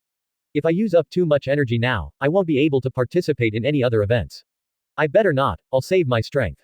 Students, are we ready? On your marks, get set, go. As Midnight fired the starting gun, a gust of wind pushed her off her balance. Regaining her composure, she noticed a wall of ice blocking the starting line. Moments before it started, Izuku focused his ki. Alright. Time to get going. As Izuku took off, he was cut off by a giant ice wall blocking the way. What? Todoroki. Using cheap tricks won't work on me. If I can't go around, I'll just have to go through it. Izuku charging up a ki blast. That should slow them all down. As Todoroki turned around, he saw his ice began to break. As the ice shattered, he noticed a familiar green-haired classmate running through the ice. Midoriya, I should have known that wouldn't work on you. As he continued to run, he felt the ground beneath him shake. Oh, did we forget to mention, the giant robot's trying to stop you guys. Maybe I just forgot to tell you, best of luck students. Present Mike said, turning to Aizawa. So Eraserhead, how do you think your class will fare against everyone else? They will do just fine. If they learned anything in the last week, it's that they can't wait for things to happen. Their battle at the USJ gave them something no other class has right now. Aizawa was a bit muffled thanks to the bandages around his face. Oh, and what is that? Asked Present Mike, but before Eraserhead could answer, the giant robots on the field were completely covered in ice. What the heck? My students learn to face whatever is in front of them head on, Eraserhead said, smiling under the bandages. As the giant robots slowed down to a halt due to the ice, Izuku took advantage of his to fire ki blasts at the giant robots, knocking them over. As they fell, they shattered into pieces. Izuku looked back and felt a little bad for the rest of the students. Probably overdid it there. Oh well, I'll apologize to them later, he said, running after Todoroki. Deku, you bastard. You think you can outdo me? Yelled Bakugo, jumping out of the way of the falling robots with the help of his quirk. I won't let you win this one, Deku. Oh no, I better get out of here before he catches me, Izuku said, running faster. The next obstacle was a tightrope walk over a giant canyon. Todoroki used his ice to freeze the rope and glide over it. Izuku, on the other hand, focused his ki to his legs and jumped, breaking the ground and clearing the gap in one leap. Bakugo's approach was to blast his way across. Now making it to the other side, they were on the last obstacle in the race. The trio of leaders stopped in front of a giant open field that had circles everywhere. This last obstacle is the most explosive. We mined the area in that field, so you better watch your step, students, Present Mike said. If I use my ice, then that will leave a path open for the others, said Todoroki, weighing his options. Before he could think of anything, he turned to find Izuku walking towards the minefield. What's this? It seems Izuku is taking a very direct approach. What is he thinking? Present, Mike said as the crowd roared. Izuku walked forward towards the circles in the ground, stepping on a mine. The resulting explosion kicked up dust covering Izuku. Deku! Yelled Uraraka, still at the second obstacle. As the dust settled, Izuku emerged from the dust unscratched. An explosion like that should have been strong enough to throw him back. Izuku had a smirk on his face. Before he stepped on the mine, he used his ki to create a barrier around him. Yes, it worked. I can run through this minefield, thought Izuku, running towards the finish line. Both Todoroki and Bakugo both stood there looking at Izuku running through the minefield, setting off explosions as he went. Damn it, Deku! Bakugo jumped at. With the help of his explosions, he blasted his way over the mines. Todoroki, on the other hand, created an ice path covering the mines so they wouldn't explode. Izuku had a slight lead and it was the final 50 meters, and Izuku had to come up with something fast if he wanted to win. I'm slower with the barrier up. Damn it, I have to think of something or else they are going to catch up. Just then Izuku got it. One of Goku's techniques would help in this situation. Having a slight lead from the others, he quickly stopped and turned towards the duo running towards him. Eraserhead, what is he doing? Did he just stopped? Present, Mike said, confused as to what Izuku was doing. If I know the kid, then he probably has something planned out. Just watch and see, said Eraserhead. Izuku brought his hands close to the center of his face while spreading his fingers. Solar flare. He yelled out. A bright white light flared out from his body, blinding Bakugo and Todoroki.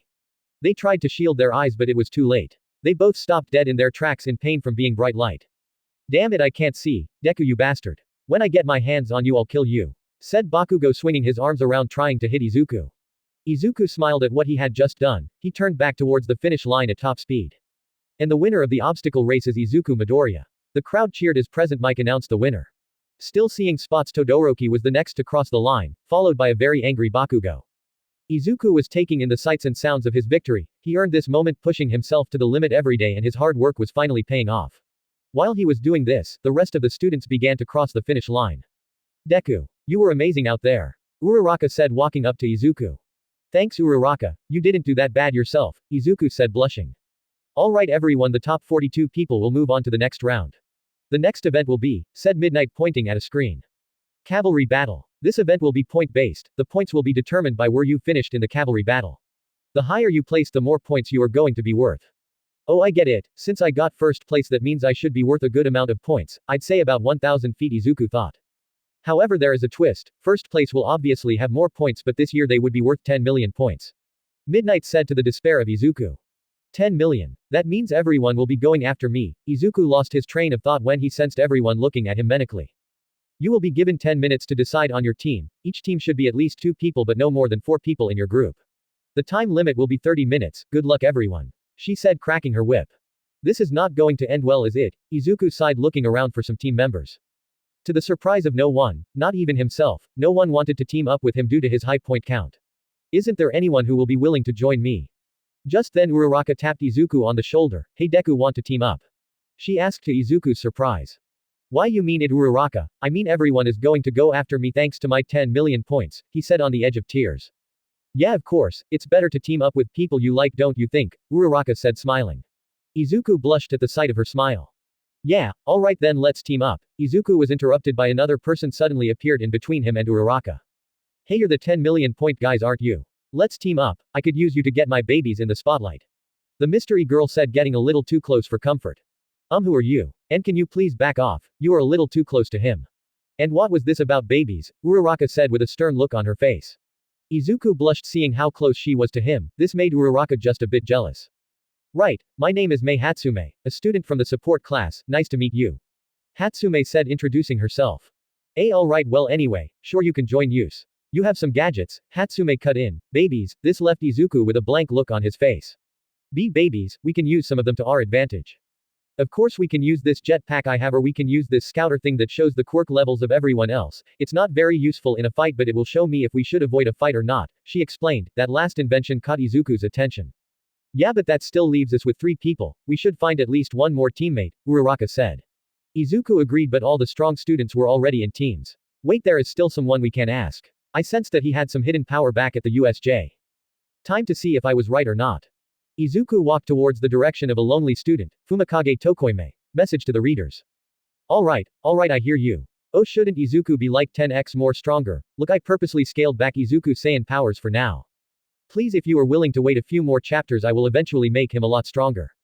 I felt that given the power scale in the MHA universe, I wanted him to be kinda strong, not too OP, but apparently people don't like that and want him OP as hell.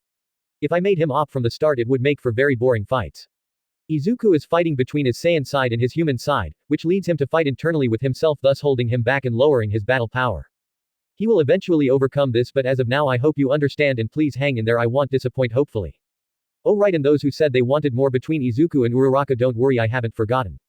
I get it, I want them to be together too, and I know you will like the few upcoming chapters. Thank you for taking the time to read my story. I will always appreciate that, and as long as people are reading this story I will continue to write. Also, I need some help. I've been thinking about the hero internships and I honestly don't know how I'm going to do that, so I need suggestions. If you have an idea, please write it down. Battle start. Izuku's team was now set. His team had 4 members, himself, Uraraka, Hatsume, and Tokiyami. It wasn't the best team, but it would have to do. Izuku would be the one on top wearing a headband with the total number of points they were worth. Alright, time's up. Is everyone ready? This event will be 30 minutes long, so make sure you survive, Midnight said, walking onto her platform. Everyone knows the plan, right? Asked Izuku. Everyone nodded. Hastum put on the jetpack boots and the scouter. Tokiyami would provide defense with his quirk, Dark Shadow. Uraraka would provide mobility. With her quirk they can easily jump around. Other teams are also the same. Go! Midnight yelled. As soon as she did, every team on the field rushed Izuku. Deku. Those points are mine. Bakugo yelled as he charged Izuku. Hatsume, activate the jetpack. Uraraka, use your quirk on us, makes us waitles. Both nodded and did what they were told. Tokiyami now. As Dark Shadow emerged from Tokiyami's stomach area, it used its 2 giant arms to jump into the air. Running won't do you any good, Deku. Bakugo yelled as he jumped into the air. Climbing higher using his explosions, soon he was face to face with Izuku. Bakugo extended out his arm to blast Izuku but was pushed back down when Izuku powered up. Ha! What? Deku, you bastard! Bakugo yelled on his way down. Lucky for him, his teammates were able to catch him before he hit the ground. Izuku made sure his aura didn't knock down his teammates. Incredible. His power is reading is off the charts. Hatsume said as her scouter beeped faster and faster as Izuku powered up. An error sign popped up on the scouter. What? She yelled as the scouter blew up. His power broke, my baby. The whole stadium stared at Izuku, who was now glowing green in the air, but there was one person who was more impressed than everyone else: All Might. Incredible, his power is something I've never seen before. Young Midoriya, you may be on the level of the big 3, if not stronger. Not to mention your transformation you displayed at the USJ. Izuku, I won't be able to keep us floating forever, we need to land soon. Can't you use that barrier thing you did in the first event? Uraraka had been making them float for about 10 minutes now and he was getting nauseous. I can, but it uses too much energy, I will run out of energy before the event ends. Alright, Hastum, deactivate the jetpack. Tokiyami, when we land we will targeted use Dark Shadow to defend us. Uraraka, rest up a bit, don't use your quirk. I'll make sure no one gets behind us. Everyone nodded. Izuku was right. As soon as they landed, Todoroki's team ran at Izuku. Iida, get us in close. He ordered. As they got closer he activated his ice, trying to freeze Izuku in place. Tokiyami. Izuku yelled. Dark Shadow emerged and blocked the initial attack. Todoroki and his team were sent staggering back. Momo created a metal rod to use. Todoroki grabbed it and covered it in ice, picking the rod up and threw it towards Izuku. Deku, watch out, said Uraraka, warning Izuku of the incoming ice spear. Izuku saw it and quickly fired a key blast, destroying the spear. Damn it, we have to get in close to snatch the headband, Todoroki said as Iida got an idea. Guys, listen, I got a special move which should let us get the headband, but I can only use it once, so be ready to grab it, Iida said, charging up his engines. Todoroki was ready. Recipio burst. His engines were pushing to its max, and with speed so fast Izuku couldn't see them coming. What the? Izuku felt the wind as he noticed that the headband was gone. And Team Izuku has lost the headband. They better hurry up and get it back because they only got 10 minutes. Present, Mike said, as the crowd cheered. Izuku, we have to get those points back, Tokiyami said. Dark Shadow nodded in agreement. I know. Just let me think for a second. Uraraka, can you use your quirk again? He asked. No sorry, Uraraka said, feeling a little useless right now. It's fine, we can still get those points back. We need to be careful of Todoroki's ice. Once we get in close, Dark Shadow, when you see the opening, grab the points. They all nodded and rushed towards Todoroki. They're coming. Momo yelled out. Damn it, our speed is gone and we are sitting ducks here. No time. Got to build a defense, Todoroki said, creating multiple layers of ice surrounding his team. This should buy us the time we need to win. We just need to hold on for a few more minutes. Izuku, we need to get past those ice walls. I counted at least 5 walls, Tokiyami said. Izuku knew that. Alright, I'm going to take out those ice walls when I do rush in there. Izuku charged up and aimed the palm of his hand towards the ice walls. 5 key blasts launched out in quick succession. Guys run towards the walls. Izuku yelled out. The first ki blast made contact with the ice wall, shattering it. Damn, they are breaking the ice. Todoroki, we need to move, Kaminari said as 3 more walls broke. We can't leave not with this ice in the way. We wait until the breach the last wall, then we make our move, Iida said, still catching his breath. Todoroki watched as the last wall began to crack, then shatter. His eyes widened as he saw Izuku's team rush in. Damn it, I need to get rid of this ice, he thought as he activated his left side, but stopped midway when an image of his father flashed in his mind. Dark Shadow grabbed the headband. Izuku yelled. As Dark Shadow reached for it, Momo tried to create a shield to block him but was not fast enough. Dark Shadow managed to grab a hold of the headband. Got it. It yelled out, retreating back with group. Deku, let's go, Uraraka said, happy that they got their points back. Right, let's go. Leaving, he turned around to see Todoroki looking at his left hand in disgust. As his team got out, the crowd exploded. Looks like Team Midoriya has taken back their original points. Most impressive, but can they hold on for 5 more minutes? Present Mike said. Izuku, we can do the same thing we did in the beginning. I should be able to handle 5 minutes, Uraraka said. Are you sure? I can just create a shield around us. It will take some of my energy, but I can manage. Before Izuku could finish, Izuku felt a sharp increase of ki behind him. A loud explosion was heard around the stadium. It was Bakugo. His team was able to sneak around Izuku. Haha, take that, Deku, he boasted. Wow, that was really close, wasn't it, Kachan? Izuku's voice was heard behind the dust. This shocked Bakugo. Impossible, I got him point blank, he thought. That's when he saw it. Izuku and his team was still standing. Izuku was able to surround his team in a ki shield. Guys, I can handle the last few minutes. Let's just relax here. Good job, everyone, he said, smiling at his teammates. Uraraka was especially happy, since she wouldn't have to strain herself by using her quirk. You think a little shield can stop me, Deku? Bakugo fired multiple blasts at the shield. It didn't do anything. Damn it. He kept trying until there was no more time left. A buzzer went off signaling the end of the event. Team Izuku would be making it to the next round. Izuku dropped the shield. I used more ki than I thought I would. Hopefully I still have enough for the next event. Team Izuku wins first place. Is there no stopping this up and coming hero? Second place goes to Team Todoroki. Third place we have Team Bakugo. And last but not least, Team Shinso.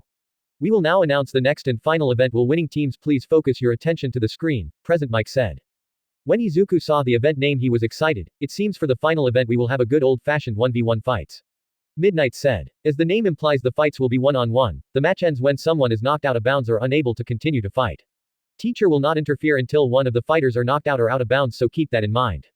We will now have a short intermission so our students can catch their breath. Midnight said, cracking her whip. Izuku decided to go rest in the prep room. He was still a little short on energy after using so much on the shield. While he was resting up, Izuku was interrupted by Todoroki, who walked into the room. Midoriya, we need to talk, Todoroki said seriously. Alright then, talk. I need to regain my energy, Izuku shot back. There is someone else outside the door. This key, it has to be Kachan. You almost made me use my left side, his fire. Midoriya, you have the potential to become the #1 hero. If I defeat you and win the sports festival without using my left side, then the old man will leave me alone. Todoroki stood there trying to intimidate Izuku, but Izuku didn't flinch. You are a fool if you think you can beat me with only half your power. I don't care about your personal reasons for not using your left side. Use it or don't, it's all the same to me. I will still defeat you. I'll be seeing you in the finals. Izuku went back to meditating, as Todoroki stormed out. Brackets for the final round have been drawn, and Izuku's surprise, he wasn't up against anyone in his class. Instead, it was someone from the general course, Shinso. This would be tricky, not because Shinso was stronger, but it was the fact that he didn't know what he can do. To make matters worse, he would be fighting first. Will Midoriya and Shinso make their way to the arena? Midnight said over a loudspeaker. Just before he was about to go onto the arena, he was stopped by one of his classmates, Ojiro. Quirk, tail. Izuku, I saw who you were up against in the first round, and I have to warn you to watch out for his quirk. I don't know what it is, but I do know this. He used it on me during the cavalry battle, and now I don't remember what I did. That's why I chose to withdraw. Regardless, do not talk to him no matter what. Alright, Ojiro said. Right, I'll keep that in mind, Ojiro, thanks. Izuku brushed off his classmate. I got this, I don't need any help. Izuku made his way to the arena. Stepping on outside and onto the field, he was met by cheers and applause. And there he is, folks, the man of the hour, Izuku Midoriya. Present Mike said. Izuku walked onto the arena confident that he will win this fight easy.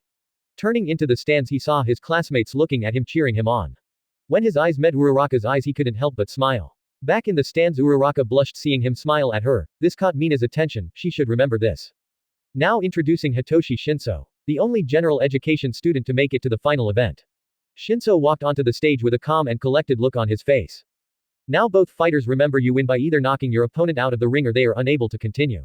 Ready. Midnight explained. As both fighters nodded, a gong was heard signaling the start of the fight. As Izuku was just about ready to charge in, Shinso began to talk. Well, it seems that you class 1A students are all the same. I heard what you did during the entrance exam. If you ask me, I think you cheated. You don't deserve to be here. Shinso was trying to provoke Izuku, which worked. Izuku was furious. What did you say? He yelled out, running towards Shinso. Idiot, Shinso said, activating his quirk. Izuku's mind went blank. He no longer had control over his body. What's this? Izuku just stopped. Is this Shinso's quirk? Asked Present Mike. It is, Eraserhead said. Hitoshi Shinso, general education student, quirk, brainwashing. It is a very powerful quirk when used correctly. Only drawback is that he needs the other person to talk in order to activate his quirk. In the stands, Uraraka couldn't believe what she was seeing. Deku. What just happened? He just stopped. It's that guy's quirk. He used it on me during the cavalry battle too, Ojiro explained. If Izuku can't break out of this, then he is going to lose. Oh no, come on Izuku. She yelled, trying to cheer him on. Uraraka, you seem to have a favorite, don't you? Mina said with a smug face. Uraraka turned red. What are you saying? It doesn't, I mean, the rest of the 1A girls knew she had a thing for Izuku. Ha ha ha, I'm just messing with you Uraraka. But seriously, I can see why you like him, Mina said.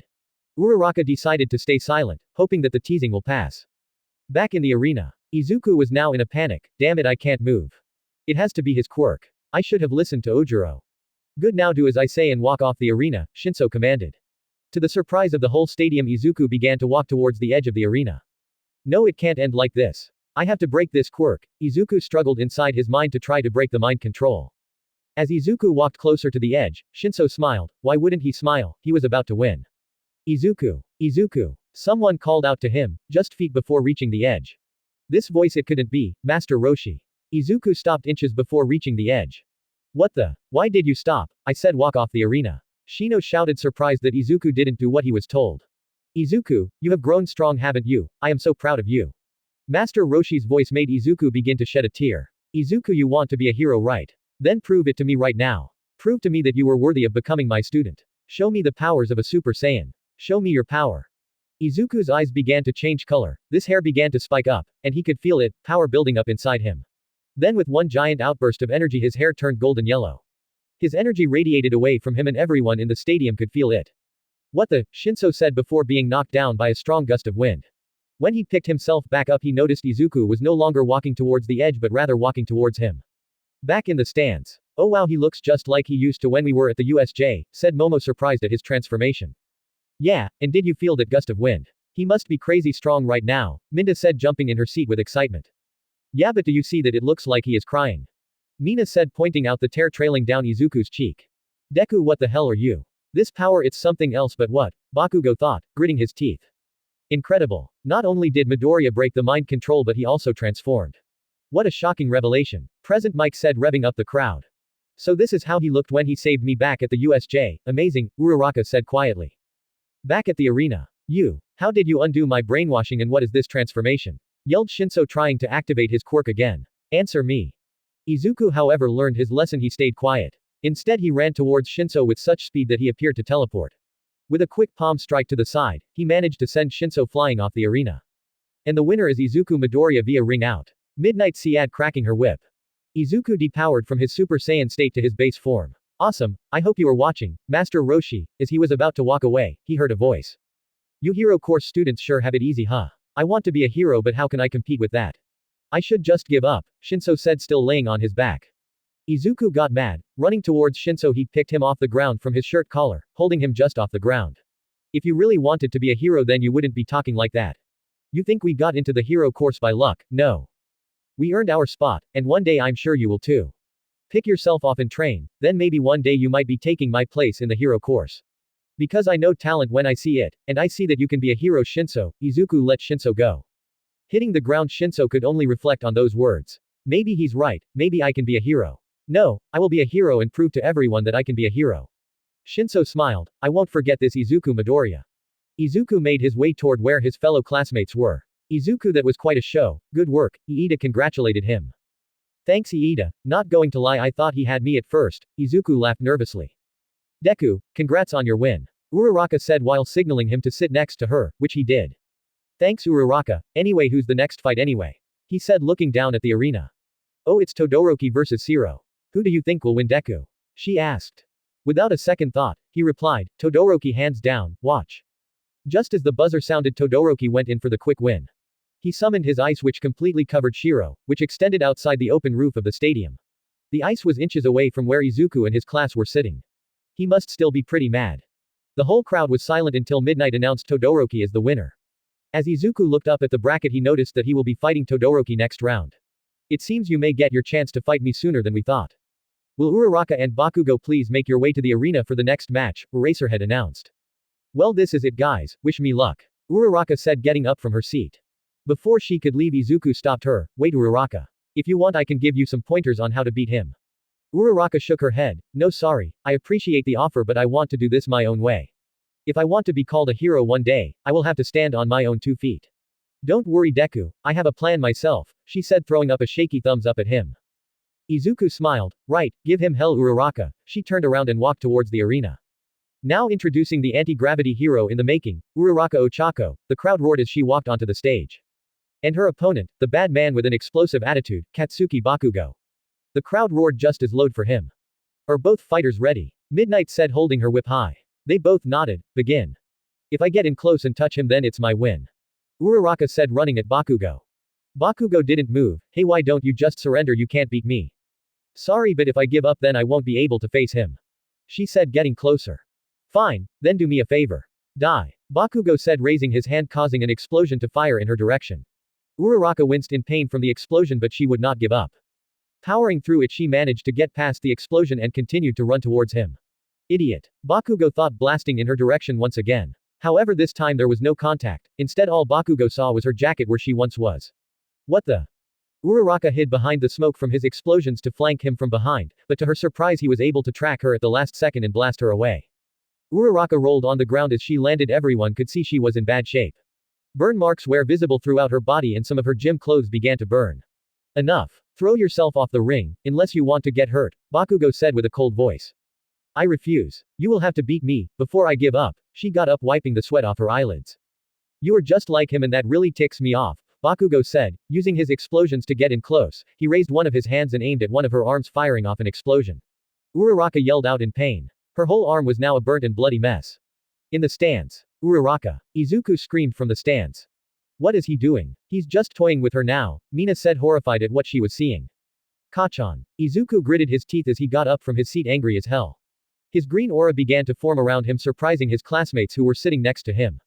Izuku, stop. I know what you are thinking, but don't. If you go down there, she will be disqualified, Iida said, trying to calm down his friend. Izuku was angry. I know that. But I can't just watch his happen. Back in the arena. That's what you get for being just like him, useless. When will you all learn? There is no one better than me, he said, staring down at Uraraka. Grabbing her arm, she pushed through the pain. If you think this is enough to make me stop, then you are mistaken, because if he won't give up, then neither will I. Uraraka said, standing up. This only made Bakugo even angrier. Then you can fail just like he will. Bakugo went in with rapid explosion punches. Uraraka cried out in pain with every explosion hitting her skin. He was torturing her at this point and the teachers stood around and did nothing. Rather, they couldn't do anything until she gave up. In the stands. That's enough. I won't sit by and watch his happen to her. Izuku said, transforming into a Super Saiyan. I'm putting an end to this right now. Izuku, don't. You can't. Iida tried to plead to his friend. Oh yeah, and who's going to stop me? He said, making his whole class wonder if any of them could stop him. That's what I thought. Uraraka. He yelled, jumping from the seats he was from, onto the grass area just outside the arena. In the arena. As Uraraka continued to take the punches, she managed to get the tip of her hand together, release. Pausing for a second, Bakugo looked around but saw nothing. What did she do? I don't see anything, unless he quickly looked up and noticed giant rocks and small rocks falling towards him. So this was your plan all along. Uraraka smirked. Made you look, she said before collapsing. Clever but not clever enough. Bakugo pointed his hands towards the rocks, and with a giant explosion destroyed all the rocks. Izuku was just about to jump into the arena when he saw what Uraraka did. He stopped to look at all the rocks she had collected. Amazing, I didn't even notice that. It would have worked on any other opponent. But Bakugo's quirk gave him the edge. Uraraka is unable to continue. Bakugo moves on to the next round, Midnight said, but instead of cheers, Bakugo was met with boos. Uraraka. Izuku jumped into the arena to help his friend. Deku. I almost beat him, huh? She said, smiling. Yeah, you sure did. That was one hell of a fight, he said, smiling back. Until he noticed her injuries. Her arm was a mess, her body was covered in burn marks, and she had blood dripping from her head. Don't worry, Uraraka. Recovery girl will heal you up in no time. Alright, she nodded and passed out in his arms. Izuku picked up Uraraka bridal style. Izuku calmed down and reverting back to his base form, with his back towards Bakugo. Kachan, I hope you make it to the final round because I'm going to make you pay for what you did to her, Izuku said walking away to take Uraraka to Recovery Girl. Bakugo ignored Izuku, he scoffed and turned to leave also. We will just see about that Deku.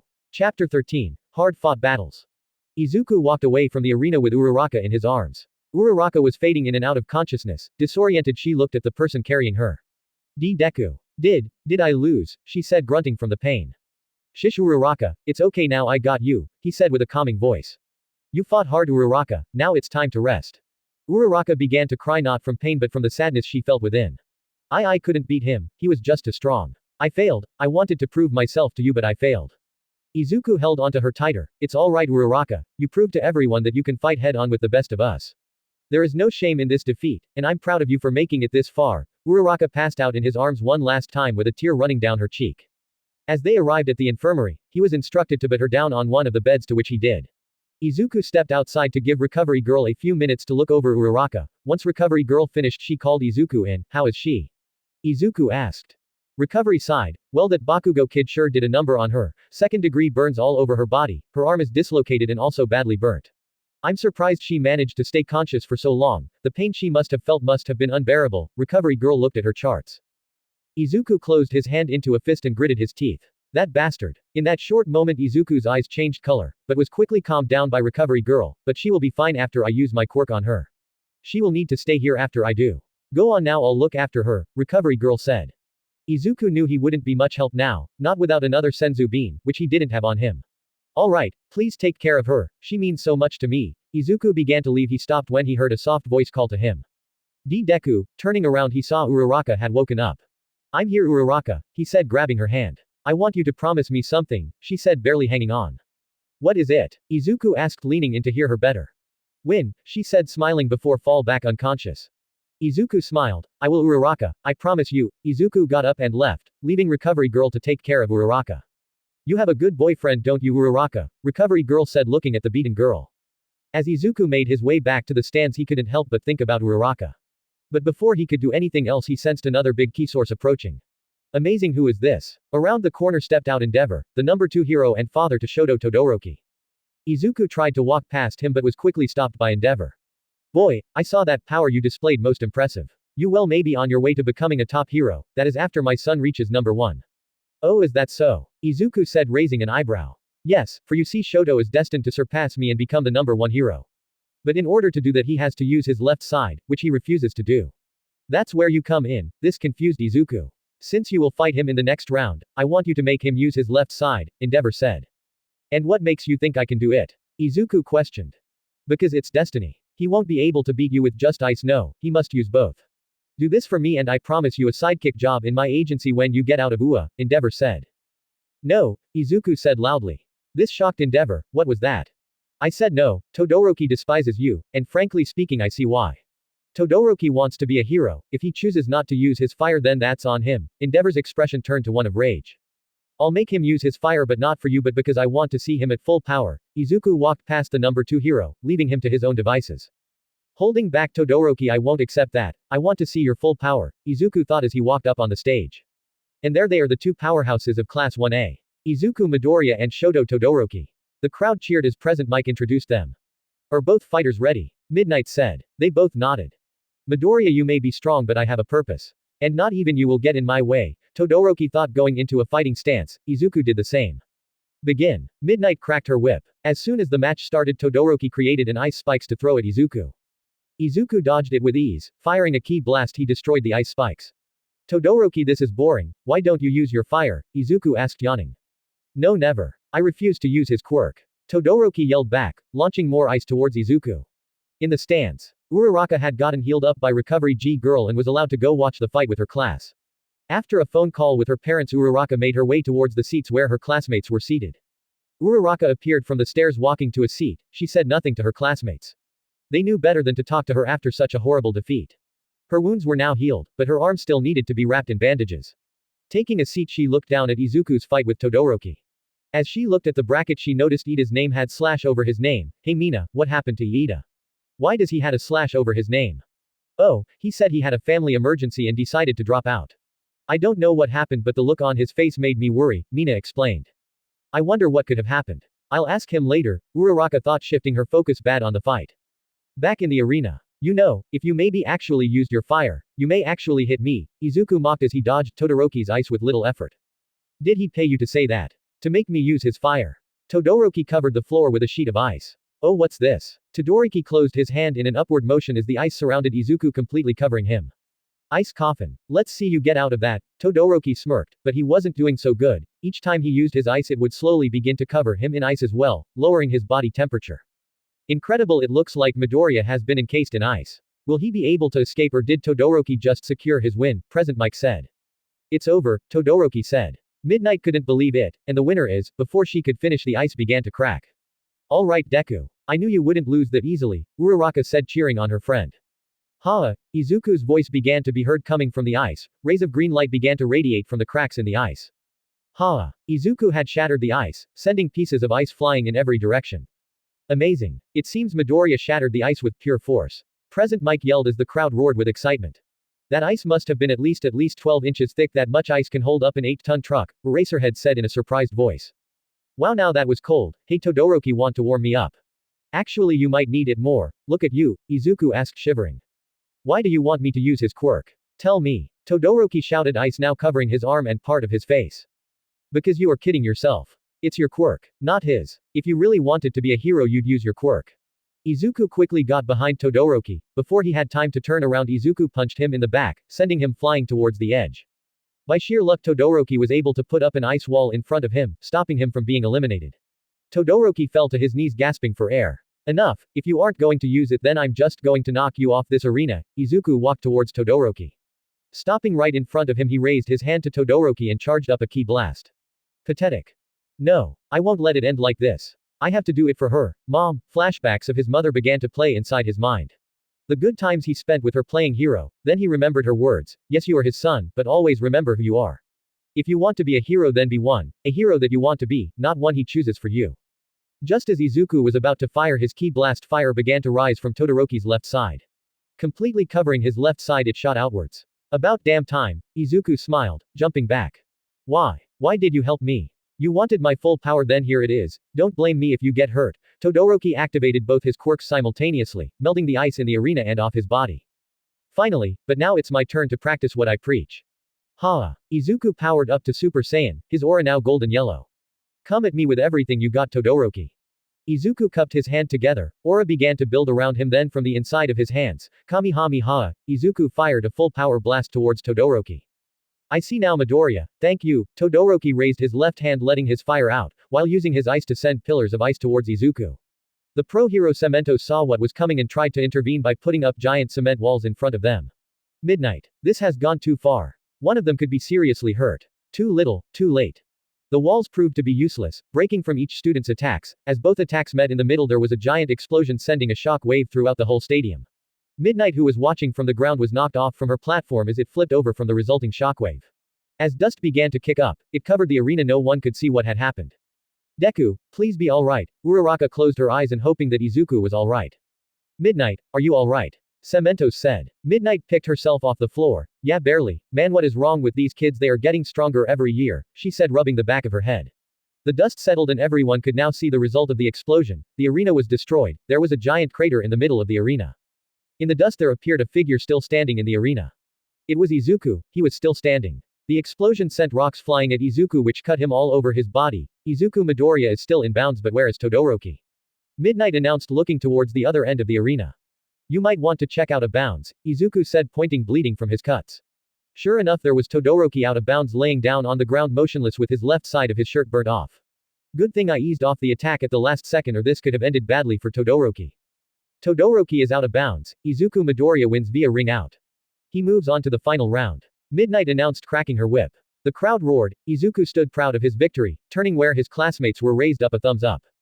That was amazing, Deku. Looks like you might get the chance to keep your promise, Uraraka thought as her eyes met his. We are going to take a quick break to fix the arena, so hang tight everyone, Present Mike announced. Izuku made his way to the infirmary to get his cuts healed. As he was walking, he noticed the medical bots carrying Todoroki. Izuku made it to the infirmary. Recovery girl. You in here? He asked, peeking his head in the doorway. To this surprise it wasn't Recovery Girl but rather Todoroki. She went to get more bandages Midoriya. Oh Todoroki, you're awake and all healed up, I see, Izuku said walking in. Yeah, that blast was enough to knock the wind out of me and like yourself cut me with flying rocks. Listen Midoriya, I want to thank you. You made me realize that if I really wanted to be a hero then I have to use my left side. I will be the hero I want to be, not the hero he wants me to be, said Todoroki. You're welcome, and hey, when you learn to control it properly, what do you say we fight? Izuku said, extending out his fist. Todoroki smiled. You got it, but it won't go the same way as it did today. They fist bumped. This marked the beginning of a friendship that would last a lifetime. As Izuku and Todoroki were in the infirmary, the second fight of the semi-finals was taking place, Bakugo vs Tokiyami. Unfortunately for Tokiyami and his quirk Dark Shadow, they proved no match for Bakugo and his explosion quirk. Dark Shadow being weak to light and Bakugo created explosions. With his explosions he had no other option but to surrender. Bakugo would be moving on to the finals. Izuku Midoriya vs Katsuki Bakugo. There was a 30-minute break to give each finalist a chance to rest up before the final match. For Izuku this meant getting his wounds closed, and for Bakugo this meant coming up with a plan to deal with Bakugo. Izuku went up to the stands where his class was before the match started to tell everyone Todoroki is okay. As he got there, a very excited Uraraka jumped up and ran towards him. Deku, you were amazing. She got up close and personal, which made Izuku blush. Thanks Uraraka. He liked seeing her smile, it always made him feel happy. Hey, I don't see Iida around, where is he? Izuku asked, looking around. Oh, he had a family emergency and left without saying a word. Uraraka was worried about him.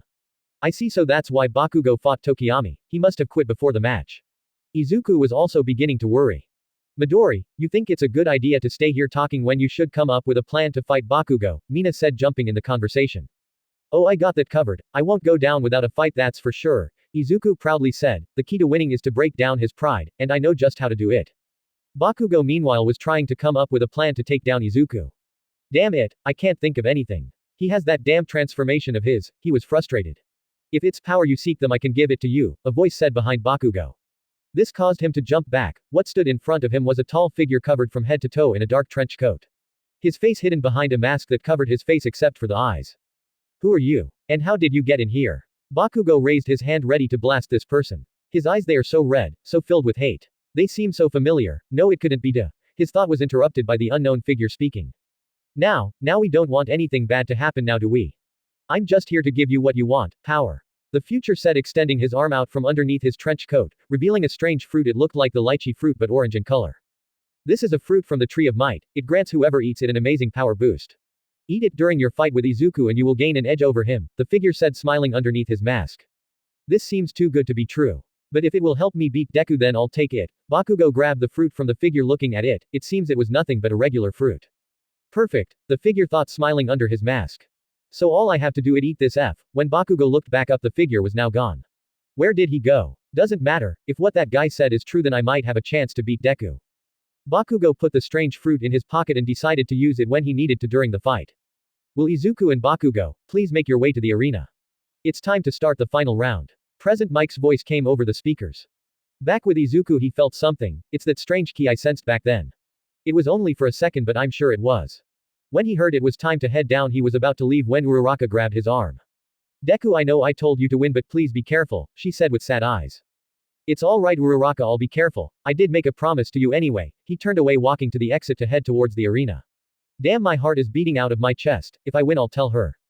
Welcome everyone to the UA Sports Festival's final event. We have an unbelievable matchup today. The kid with the golden hair, introducing Izuku Midoriya. The crowd went wild. The whole stadium was up on their feet cheering him.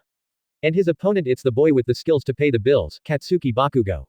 Some cheered and others booed him for what he did to Uraraka. He didn't care though, all he wanted was to fight Izuku.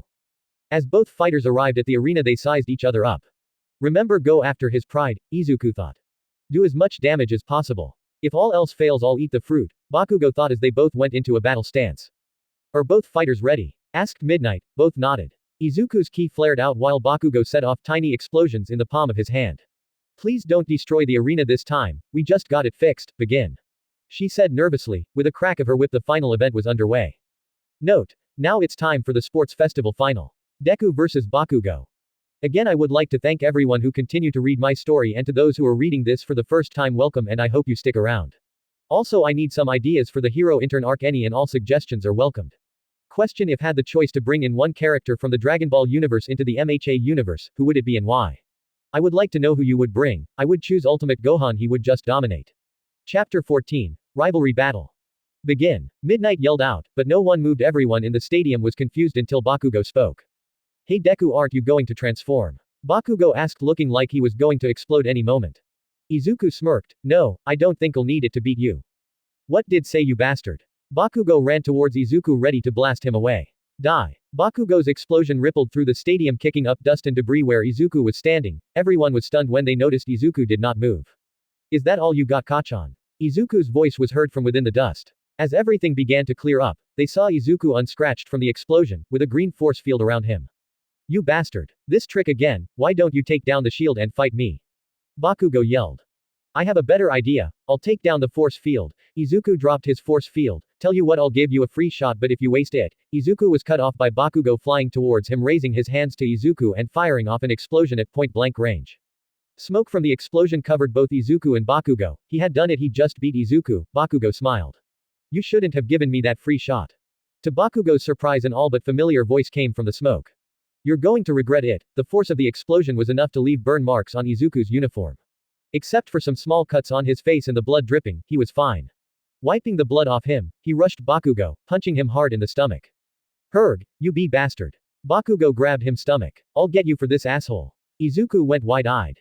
I'm the asshole. Ha. That's rich coming from you. For years you made my life a living hell. And you have the guts to call me an asshole. Screw you. Izuku ran at Bakugo, kicking him hard in the stomach. Bakugo hunched over in pain, spitting out blood. Izuku followed up with a hard uppercut which sent him flying towards the edge of the arena.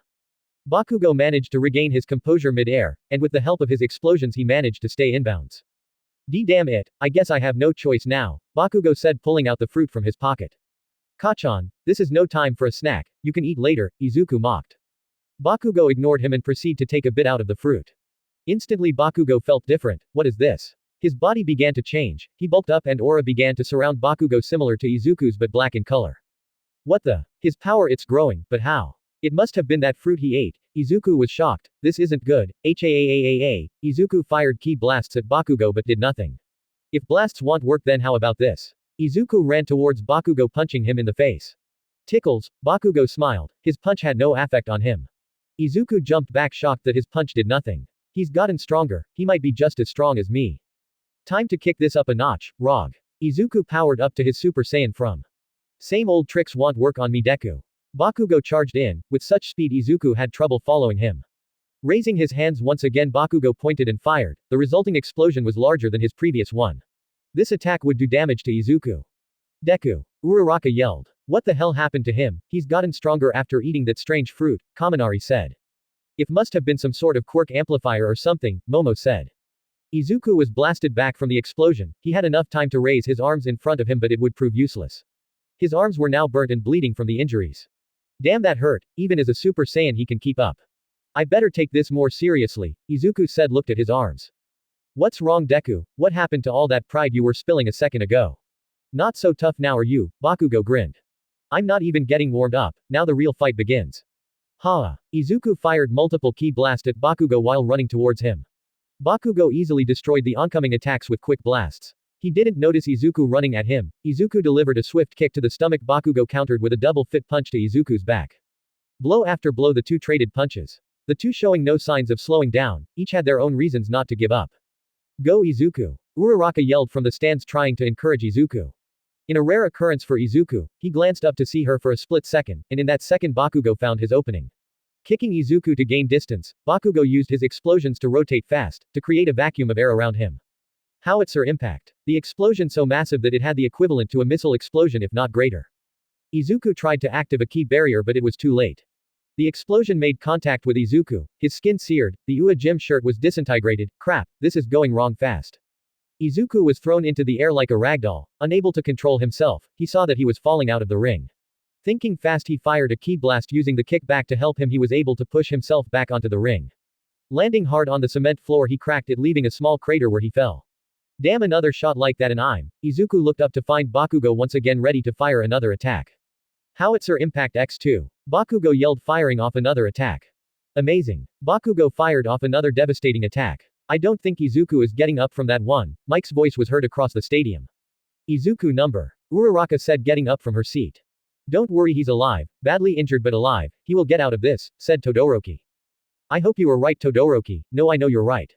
Izuku will get out of this and win, thought Uraraka looking down at the arena.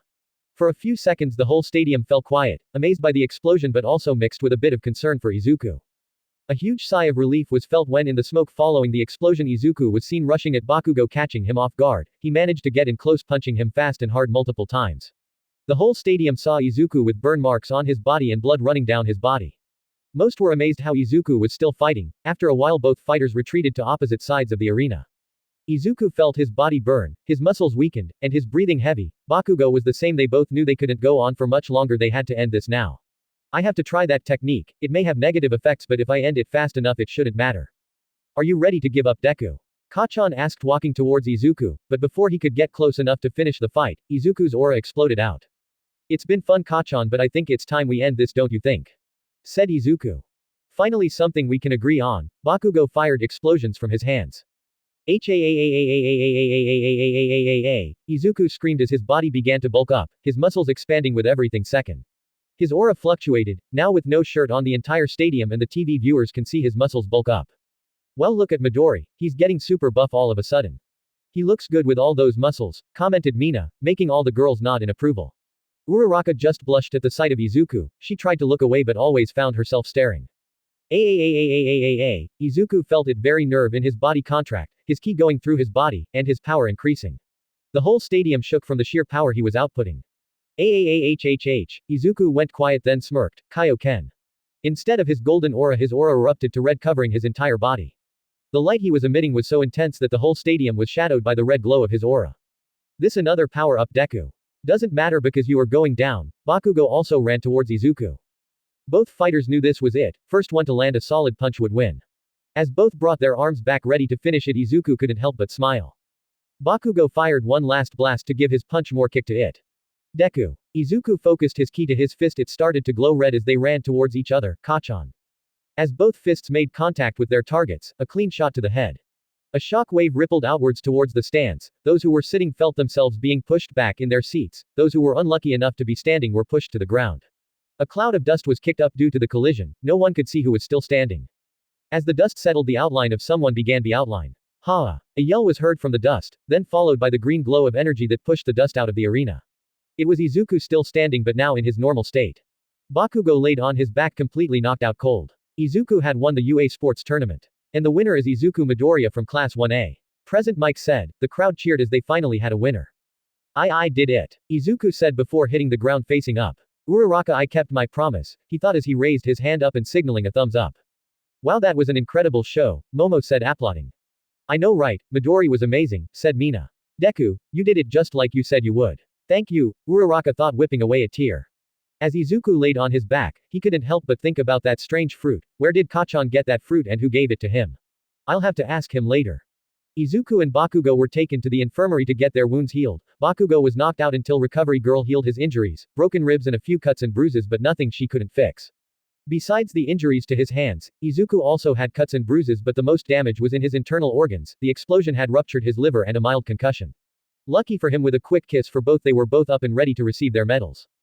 Bakugo didn't say a word when they walked to the arena once again for the award ceremony. Hey Kacchan, it was a hell of a fight, but I have to ask, where did you get that strange fruit? Said Izuku.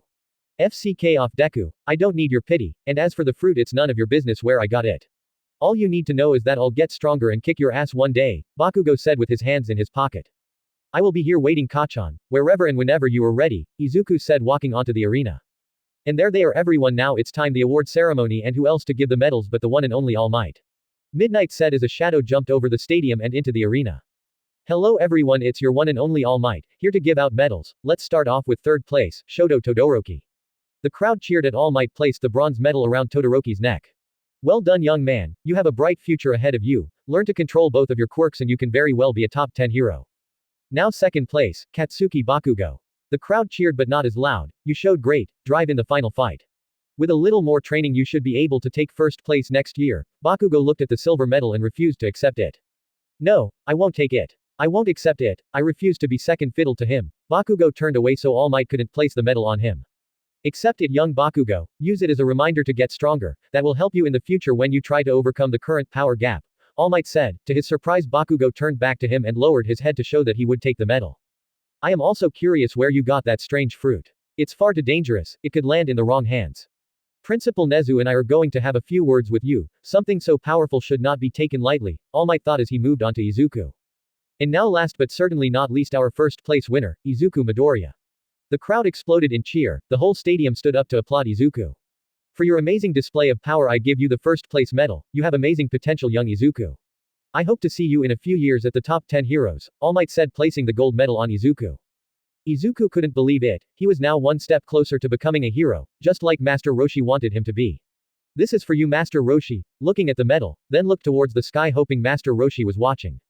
And with that, the UA Sports Festival is now finished. Congratulations to everyone who participated. Remember to never give up and say it with me, everyone. Ready, go.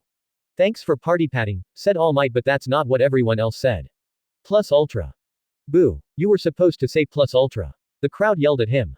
Oh sorry, I'm just going to leave now. All Might quickly jumped out of the stadium. The sports festival was now over, the students had the weekend to take it easy and relax. But for others it was time to revisit past trauma, as in the case of Todoroki.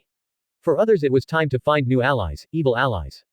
Unknown bar location. Shigaraki, we need to get new members into the League of Villains. We lost almost all of our minions during at the USJ. You think I don't know that? My injuries have healed. Now it's time to go on hunting, Shigaraki said. I have a better idea, came a voice from the dark back entrance. Who's there? Shigaraki turned around in a panic. As tall figure wearing a black trench coat and black hoodie came out of the shadow. I'm here to offer you an alliance. Oh, and why should we accept? Questioned Shigaraki. Because I'm offering you a chance to not be destroyed by me when I take over Japan, and I can prove a vital piece in your puzzle to take down All Might. The tall figure clenched his fist. Enough from the clown, let's kill him, Shigaraki said, getting up from his seat. Wait, Shigaraki, a voice was heard from a monitor inside the hideout. Welcome back, Experiment 23. May I ask why you've come back? It was all for one. I'm not back, I'm just here to help you out. I have my own plans now and they just so happen to overlap with yours, E23 said. Oh, and what plans might that be? Shigaraki said. They don't concern you, but if you agree to one term, I'll fight alongside you. E23 looked straight at Shigaraki. Very well, what is this term you speak of? AFO said over the monitor. I want to kill him, E23 said, sliding over a picture of Izuku. Leave him to me. No deal, I have to get him back for what he did to the Nomu, said Shigaraki in angry tone. Very well, AFO voice was heard. But master, you can't be serious. Shigaraki was furious that AFO would agree.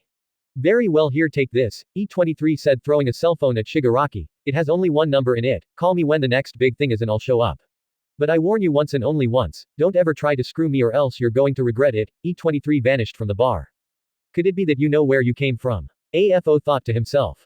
Master, why did you agree to his terms? We don't even know who that is. Shigaraki said, disintegrating a nearby chair in frustration. You don't know this, but he was the experiment that escaped before the attack at the USJ. He is the only successful experiment we had and his power could be limitless. If we can use him in any way, we have to. Now Shigaraki, get ready for the next phase of our plan. The monitor went black, leaving Shigaraki to think about what his master just said. Back with Izuku. Izuku was enjoying the start of the weekend and it was very well deserved. He had just won the sports festival. Now at home he decided not to do any training but rather spend time with his mother. That is until he got a text from Uraraka. Hey Deku, again congratulations on the win, Uraraka.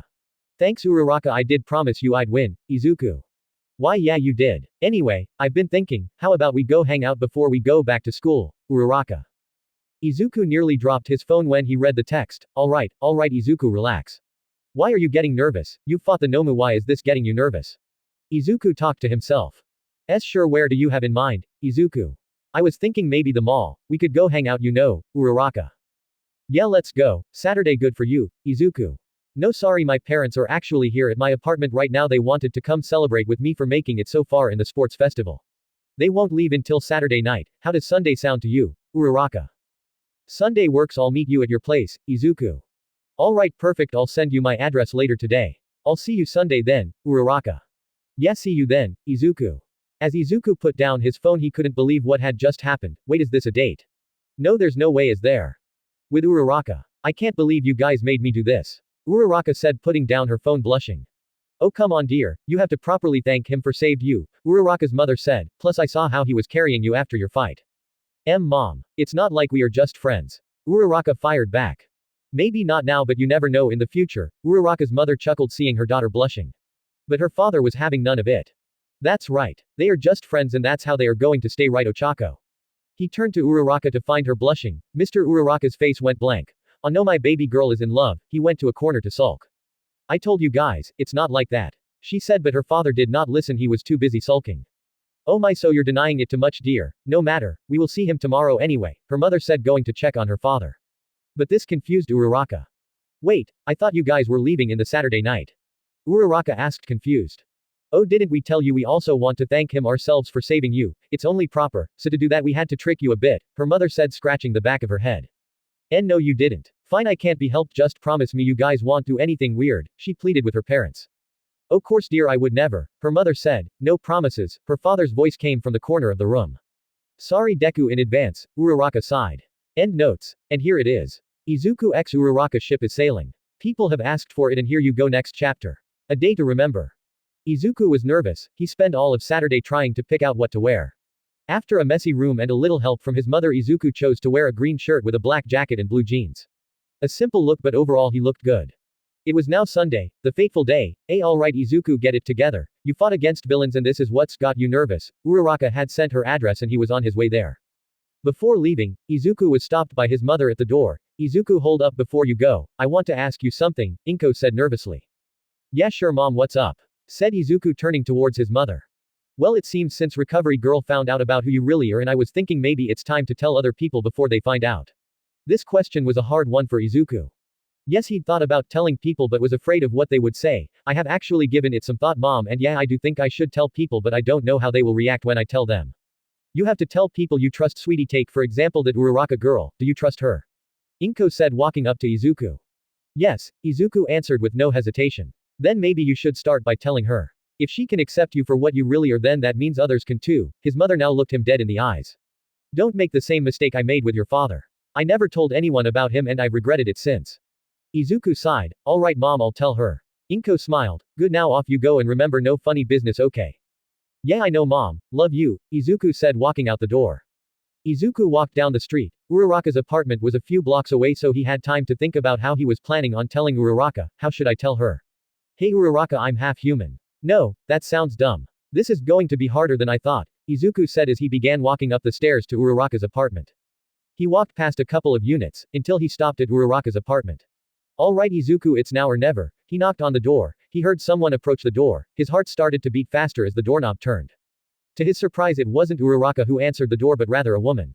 Yes, how can I help you? She asked. Wow, she looks like Uraraka just with longer hair. Must be her sister or something, thought Izuku. Oh, I'm sorry, I'm looking for Ochaco Uraraka. I thought she would be here. Sorry to bother you. Izuku panicked and began to go turn but was stopped when the woman spoke.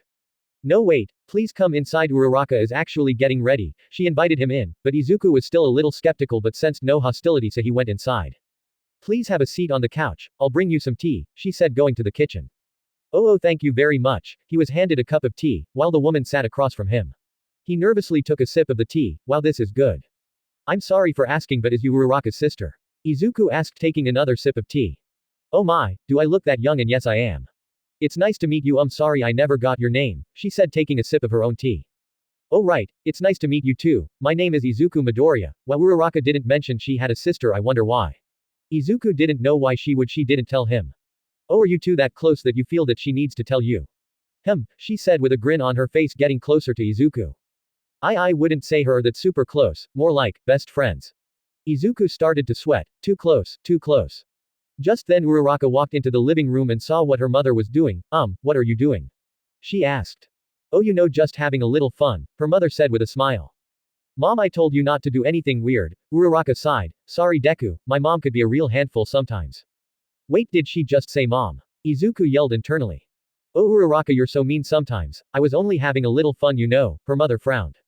Sorry about that Deku, this is actually my mom, Uraraka said, slightly embarrassed at what her mother was doing. Mom, this is Izuku Midoriya. Oh it's alright, it just caught me off guard, that's all. I never expected your mother to be so young and pretty, Izuku said, blushing. Oh why thank you Izuku, just so you know Uraraka has my genes, so she might look as good as me when she's older, her mother winked at Izuku. Mom, Uraraka yelled as she blushed. Well, Uraraka already looks amazing, I could only imagine in a couple of years. Izuku shook his head. Now is not the time for this. Anyway, what about your father? He's been staring at Izuku in the corner since her got here, Uraraka's mother pointed out her husband. Oh what? I didn't even sense him. Izuku couldn't believe it as he turned and noticed her father. Uraraka's father got up and walked up to Izuku. So you're the guy that saved my daughter? Izuku found himself in front of a man at least 6 feet tall and with a muscular build. Why yes sir, Izuku replied nervously. Whoa, he is more intimidating than I thought he would be. I see, well listen good kid, Izuku swallowed a lump in his throat, I would like to personally thank you for saving our daughter. We were told by your teachers what you did for her. Uraraka's father bowed as well as her mother. Izuku panicked, what? Please raise your heads. I don't deserve your thanks, I failed to protect her. If I was stronger I could have stopped her from getting hurt in the first place and for that I am sorry. Sorry she had to go through all that, he also bowed his head, hoping that they would accept his apology. Deku, his words cut deep into Uraraka's heart, she had no idea Izuku felt this way a sense of quilt. Even so, we owe you everything, she is our only child and we love her more than anything in the world. If it wasn't for you, we would have lost her. You saved her and in doing so saved us, so thank you, her father said still bowing. My husband is right, we owe you a great deal, please don't blame yourself. Nothing that happened during the incident was your fault, Uraraka's mother said now looking at Izuku. Mom, Dad, Uraraka whipped away a tear, hearing her father say that made her happy. Uraraka's mother walked towards Izuku and lifted his head. Izuku was now looking at Uraraka's mother in the eyes, so please do not blame yourself. What matters is that our daughter is alive thanks to you. I don't know what to say, but I will promise you this, I will not let it happen again I swear, said Izuku. Both of her parents smiled knowing that their daughter will be in safe hands. Good, then we will hold you to that promise. By the way, Midoriya was it, what are your intentions with my daughter? Uraraka's father said walking up to Izuku and placed his arm on his shoulder. Well you see, it's just. Izuku stumbled with his words. He looked over to see Uraraka blushing, help me. You may have saved her life but that doesn't mean I approve of any type of relationship with my daughter, her dad said, which made Izuku very nervous. The dark aura he was expelling made Izuku step back. Note to self, never make Uraraka mad or sad, or else I will have to deal with him, Izuku said sweating. Now dear, it's time for us to leave. Remember we have to go back to work tomorrow, Uraraka's mother said, grabbing their luggage and pushing her husband out the door. But dear, I have to teach him a lesson, her father said as he was dragged away with luggage in hand. Remember Ochaco, pay attention in school alright, and no funny business both of you, I'm too young to be a grandmother. Bye. Love you dear. And just like that they left, leaving Izuku and Uraraka by themselves. Well then that was, something else wasn't it, Izuku was still wide-eyed. Why yeah sorry about that Deku, they were supposed to leave last night but they wanted to thank you in person for saving me, Uraraka said scratching the back of her head. Don't worry about it, anyway you ready to head out? Asked Izuku. Oh yeah, let me just grab my bag and we'll go, she said running off to grab her bag and returning quickly, alright let's go. And off they went. They first decided to go to the coffee shop where they first met. After a few encounters with random strangers congratulating Izuku for his win, they decided to go to the nearby mall and go to the arcade. As they walked in, what they saw amazed them: claw machines everywhere, photo booths, bowling arena, and even a karaoke. Wow Deku. There is so much to do here, come on let's go have some fun. Uraraka grabbed Izuku by the arm, dragged him along. Izuku was having the time of his life, being with Uraraka made him happy, and after everything that has happened. Smiling and laughing, they liked being with each other and they knew it, but what they didn't know is that others were seeing it all play out. Mina, Sue, and Toru were following them. See, I told you they were going out, Mina said behind a vending machine. I don't know about that, it seems like they are just hanging out, Ribbit, said Sue also behind the vending machine. I could get closer to hear what they are talking about if you guys want me to, Toru said guess where, also behind the vending machine. Not just yet, let's see how things play out, Mina said with an evil smile on her face. I have a bad feeling about this, Ribbit. Sue knew that Mina would try something sooner or later.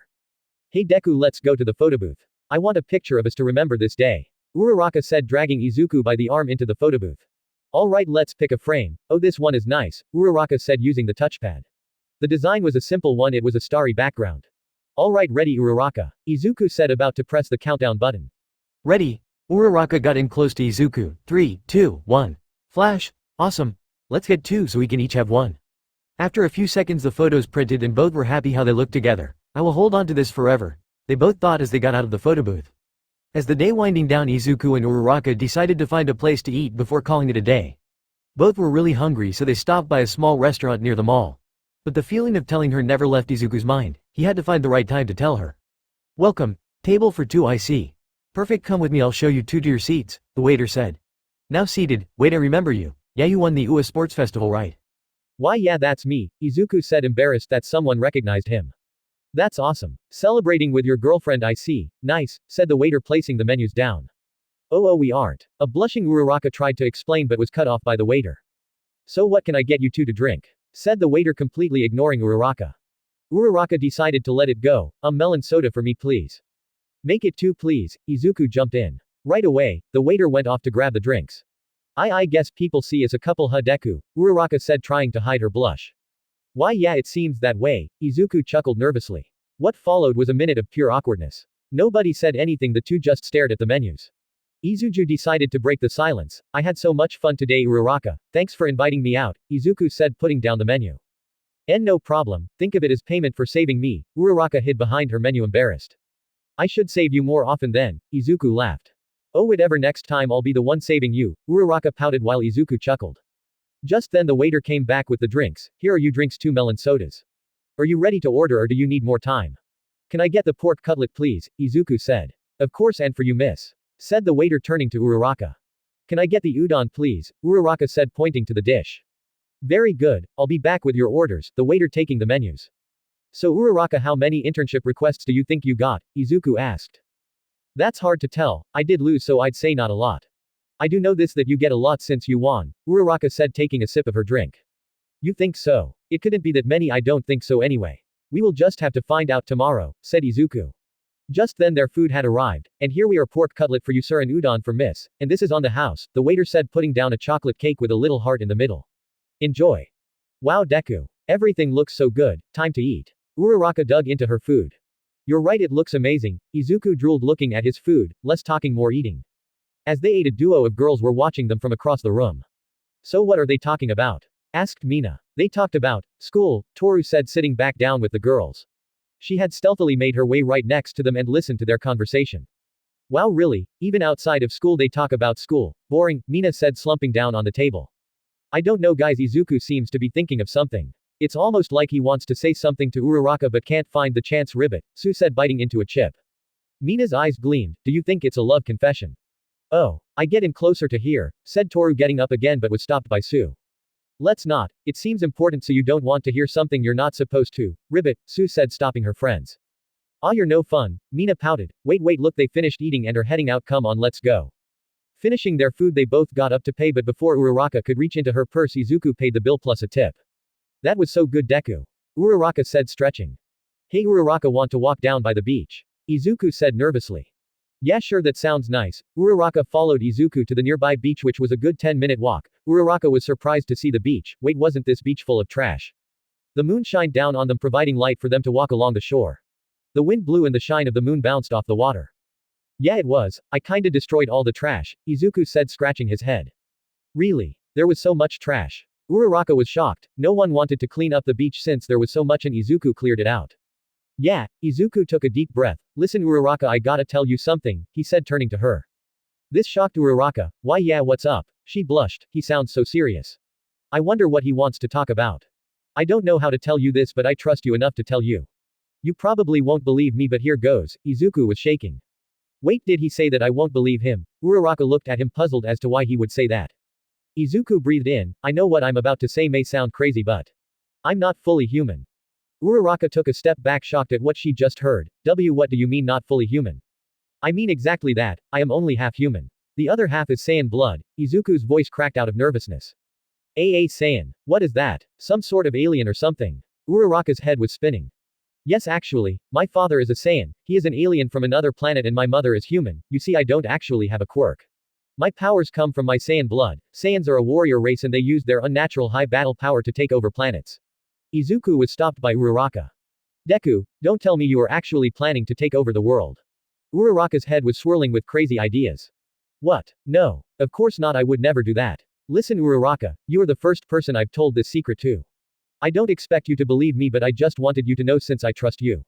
I would have told you sooner, but I was afraid of your reaction, afraid that if I told you the truth you would stop talking to me or worse, hate me for what I am. Izuku turned away, afraid to look at her. Izuku, Uraraka walked up to Izuku and turned him around and kissed him on the lips. Uraraka blushed as she pulled away from his lips. Looking up at Izuku, she stared into his eyes. Deku, I don't care what you are, but to me you will always be Deku. A kind person who cares about his friends and who will fight for them until the very end. It's kinda the reason why I fell in love with you. What you are doesn't matter to me, it's who you want to be that matters. Thanks Uraraka, wait, since when did you like me? Izuku blushed. Oh you know when you saved me from the giant robot. Uraraka beat red. Yeah, Izuku said. Like right after that, Uraraka laughed nervously. Oh, well to tell you the truth I kind of liked you since then too, said Izuku also laughing nervously. So does this make us a couple? Uraraka hugged him, does it? It seems you don't want to be a couple, Uraraka teased him as she broke the hug. No I do. Izuku quickly responded. Uraraka smiled, prove it. Izuku grabbed Uraraka by the waist to pull her close, he lifted her chin and kissed her. Izuku pulling away from her lips, is that enough proof? Uraraka nodded as she blushed, I may have teased him too much. It's not that I didn't like it. Come on, let me walk you home, it's getting late and we school tomorrow, Izuku said grabbing Uraraka's hand. Don't remind me, Uraraka sulked as they walked towards her apartment. When Mina finds out about us, she is going to have a field day. Off in the distance the trio of girl watched as the new couple walked away from the beach. Well if they weren't dating before this pretty much confirms it, said Toru. See, I told you they were dating. Man I can't wait to pick on Uraraka, Mina said with an evil grin on her face. Well they do make a pretty cute couple good for them, ribbit, Sue smiled seeing the pair.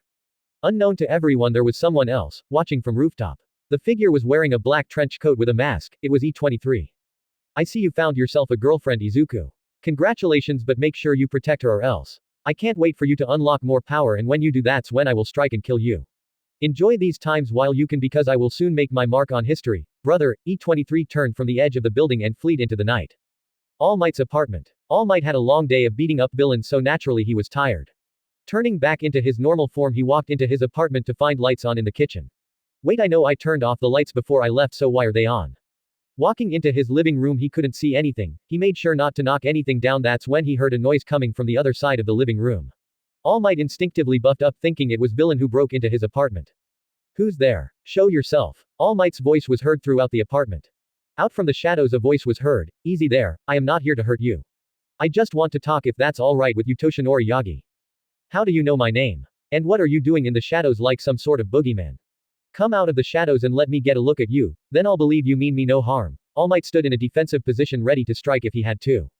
Very well then if that's what it will take for you to trust me, the figure walked out of the shadow. It was a teenager no older than his students in class 1A, his hair was a brown color but messy like Izuku's, freckles on his cheeks just like Izuku with a slight blush just like Uraraka, but what shocked All Might the most was his eyes, they were emerald green. All Might took a step back, you look so much like some of my students. Who are you? You might want to sit down for this it's a long story and one that you might not believe me. Oh don't worry about buffing up I already know about your condition so don't overexert yourself, the mystery teen said looking at All Might. All Might transformed back into his normal state as he pointed towards the kitchen, come on then, let's grab some tea. I feel like this is going to take a while and I think I will want to sit down for this, the stranger walked towards the kitchen as All Might poured tea for the both of them. And here we go. Ship has sailed. Meeting an old friend. School was now back in session, so that meant it was now time to see how many interns requests everyone got. Izuku and Uraraka walked to class together, when they walked into the class everyone stopped and stared at them. Deku, why is everyone looking at us? Uraraka whispered to Izuku. I don't know, wait do you think they found out about us? Did you tell anyone? Izuku looked around the room. No not yet I didn't even tell my parents yet, said Uraraka as they went to take their seats. Izuku was just about to pull his notebook out of his backpack when Iida walked up to his desk, Midoriya, a word please. Izuku looked up at Iida, yeah what's up? I would like to be the first to congratulate you in your new relationship with Uraraka, Iida said fixing his glasses, but I must warn you, please do not let that distract you from your duties as class representative. Izuku went wide-eyed, Iida who told you that me and Uraraka were dating. Oh I'm sorry I was given wrong information, if so I apologize. Iida bowed. No that's not it, we are but who told you? We haven't told anyone yet, how did you find out? Izuku questioned Iida. Oh that's simple I heard it from Mina, Iida said pointing at Mina, who was laughing.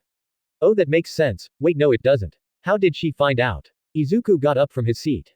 He walked towards Mina, Mina. Yes Midori. Mina said trying not to laugh. How did you know me and Uraraka started dating? Asked Izuku. Oh that we saw the both of you at the mall and we decided to follow you two around and well we saw you two kissing on the beach. Very romantic I might add, good work Midori, Mina said smiling. I knew I felt her key yesterday, Izuku sighed knowing that there was nothing else he could do. When he turned to look at Uraraka, he saw her frozen in place while Sue was talking to her. Well it seems that our little secret didn't last that long. Just then the door swung open and in walked Aizawa, alright everyone take your seats. I have a couple of announcements so listen up. First let's talk about internships, those of you who made it farther in the sports festival have received more offers, see, Aizawa said pointing at the screen behind him. The top three were as followed, Izuku had received 8,732 offers, wow that many. Izuku was shocked. Todoroki has received 5,943 offers, and Bakugo had received 2,538 offers. As the list went on, some students received offers and others didn't. As you can see, the top 3 received the most offers. However, those who didn't get offers, you will still have the opportunity to work under a pro hero. Look over your offers and decide who you want to intern with. You have until Wednesday to decide, Aizawa said, yawning. But before you do any of that, you need to choose hero names. The class erupted in cheers. Awesome, I get to choose my own hero name, Mina said, jumping with joy. Quiet. The room fell silent when they heard Aizawa yell. Now another teacher will be going over your hero names. Remember, the name you chose now could be the one you stay with, so. Aizawa interrupted by the door opening. The door opened to reveal Midnight, so make sure it's a name you wouldn't mind being called for the rest of your career. The boys went wide-eyed as she walked in. She was wearing her hero costume, which left very little to the imagination. Izuku saw her walking in but felt someone staring him down from behind him. He didn't need to turn around to find out who that was. He quickly looked down at this notebook. Alright Aizawa, I got it from her. You can go take a nap or something, Midnight said, walking up to the podium. Alright everyone, right now there are whiteboards being passed around. Please write down your hero name and come up to show the class. Aizawa rolled up into his sleeping bag and went to sleep, leaving the students to pick their hero names. Izuku was having trouble deciding on a hero name. I have no idea what to call myself. Alright, is anyone ready to present? Midnight said as one by one each student went up to present their names. Bakugo chose one that was too violent, so he had to pick another name. Uraraka went with Uravity, which Izuku found cute. Alright, only a few more students left. Let's see, Midoriya, are you ready? Midnight called on him. Izuku quickly wrote down a name that he thought was cool and went up to the podium.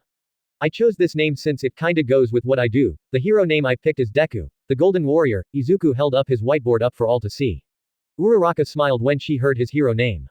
Are you sure, Midoriya, you want to go with a name like that? Asked Kirishima. Yeah, I'm sure. I used to hate the name, but someone changed the meaning of it and I grew to like it thanks to this person, Izuku said, slightly blushing. Was it Uraraka? Mina said out loud. Izuku was now red as a tomato. What? And no W, why does it have to be Uraraka? Oh, you know, since you guys are, said Mina, but before she could finish, Izuku cut in. Anyway, that's my name. Izuku quickly made his way to his seat. Before sitting down, he turned to Uraraka, who was blushing. Uraraka moved her lips. It wasn't loud enough to be heard, but Izuku could read her lips. Thank you. After Todoroki and Iida went up, everyone had now presented their hero name.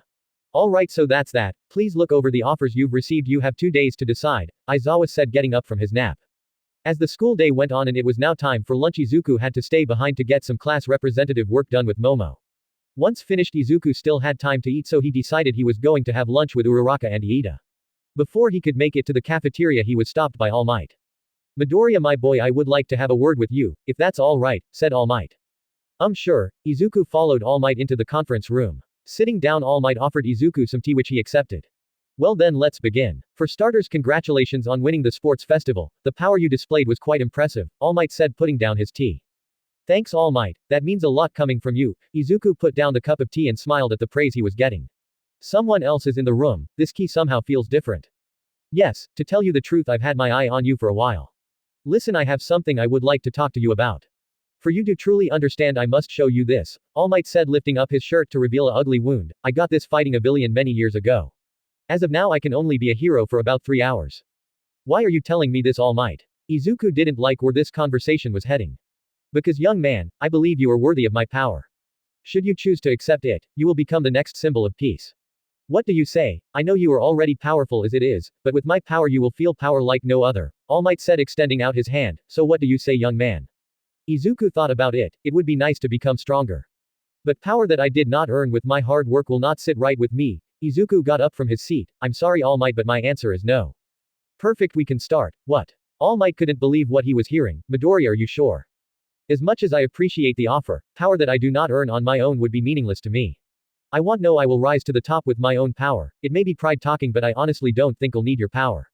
Thank you. Izuku finished the cup of tea before leaving. Well, I'll be damned, that has never happened to me. I do hope that you are making the right decision, Midoriya. From what I've been told, you need all the power you will need for what's coming. All Might let his head drop, thinking about the conversation he had last night with the stranger.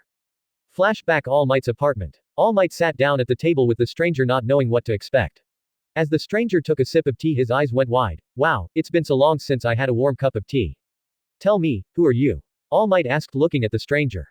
My name is Isamu, he said, taking a sip of tea. Why do you look so much like some of my students? Said All Might, waiting for an answer. That's easy, my father is Izuku Midoriya and my mother is Ochaco Uraraka, Isamu said. All Might nearly spit out his tea when he heard this. What? There is just no way. I'm telling the truth, they will eventually marry and later I will be born. Isamu shook his head. I come from a far future 26 years to be precise, this future is in complete ruins. Not too long from now there will be a villain that will appear like nothing the world has ever seen. His power is outrageous, eclipsing you and my father in strength. At first he didn't seem like a real threat but shortly after my birth is when all hell breaks loose, Isamu said clenching his fists. All Might couldn't believe it, this enemy how strong are they? He can wipe out a whole city if he wanted to without lifting a finger, he's a combination of Saiyan blood and All for One. All Might's blood ran cold hearing the name All for One. All for One originally created this monstrosity with the use of gene splicing. In my timeline it was dormant until all those who would oppose it wouldn't be around. Wait, does that mean both your father and I are? All Might was interrupted by Isamu. Yes, both of you are dead. First you then my father will die 12 years from now from a virus that slowly eats away at his power. When the villain finally revealed himself my father was too weak to do anything, he would die fighting trying to save me and my mother. After his death this monstrosity will kill the remaining heroes. The only ones who make it out is my mother, Mei Hatsume, and Bakugo. Alongside some civilians we are badly making it by, those who are able to fight will but those you can't can only wait for death, Isamu said clenching his fists harder. Wait then how did you make it to the past? All Might said as sweat began to run down his face. That means he's no older than my students. Mei Hatsume and with the help of a certain girl's quirk that reverts objects back to its previous state, she was able to build me a time machine. Listen, the reason why I'm telling you all this is that my father is the only one who can take down this villain. It may be too late for my time but I can still save this one. Here take this, Isamu said handing All Might a small container. What is this? All Might said taking the container. Those are nanobots that will save my father. Aunt Matsum will eventually develop a sort of cure shortly after my father's death. Please All Might make sure he takes it. All you need to do is make sure he digests this and the bots should work, Isamu said getting up. It's been nice to meet you All Might. Up until now I only heard stories from my mother and Master Bakugo. Actually if I make one more selfish request, is it possible to see my father? I don't remember much of him since I was a baby and my mother lost all pictures of him during the fights, Isamu said lowering his head. Oh course son, you've been through a lot and you deserve to see him, All Might smiled at the boy. For now you rest. Back with All Might in the conference room. Well there you have it Isamu, I hope you are happy to see your father, All Might said turning his attention to the broom locker that had a small opening. I am, thank you for this opportunity All Might. I'll never forget this, you already given me hope that this world will have a brighter future than my own. Well I better get going now, Isamu said clicking a button on his watch. The watch began to transform into a small circular platform. Thank you again All Might, I hope this will be the last time meet since if I return it means something went wrong, Isamu said as a bright light began to engulf. Look after my parents for me, All Might nodded, after a few seconds he disappeared from this timeline and back to his original one. Well that was something else, I hope those nanobots Izuku drank in the tea I gave him work. If they don't, it looks like the grim future Isamu said will come true, All Might said looked outside the window. It was now after school and Izuku walked with Uraraka to the train station. Still breaking down the conversation he had with All Might, Izuku's mind wandered, and Uraraka noticed. Hey Deku, are you alright? You've been out of it since lunchtime, Uraraka asked with concern. Huh, oh yeah I'm fine I'm just thinking about the hero internships that's all, Izuku forced a smile. I know picking can be stressful and with all those offers you got it just seem overwhelming. But remember if you ever need help I'm here for you alright, Uraraka said grabbing his hand. I know Uraraka thanks, have you decided where you are going to intern at? Izuku said quickly trying to switch the focus of the conversation away from him. Yeah I want to go to Gunhead, he does a lot of hand-to-hand fighting and that's the area I struggle in the most, Uraraka say scratching her head. That's good. It looks like I'll have to be careful not to get you mad or else you might kick my ass, Izuku laughed. Hey now you're just making fun of me, Uraraka pouted. Sorry, I'll buy you mochi to make it up to you, how does that sound? Izuku said trying to get his girlfriend to forgive him. I don't know, Uraraka thought about it. I'll buy you too, Izuku said clapping his hands together. Uraraka perked up, alright then let's go. She said grabbing his arm and racing off to the nearest mochi shop.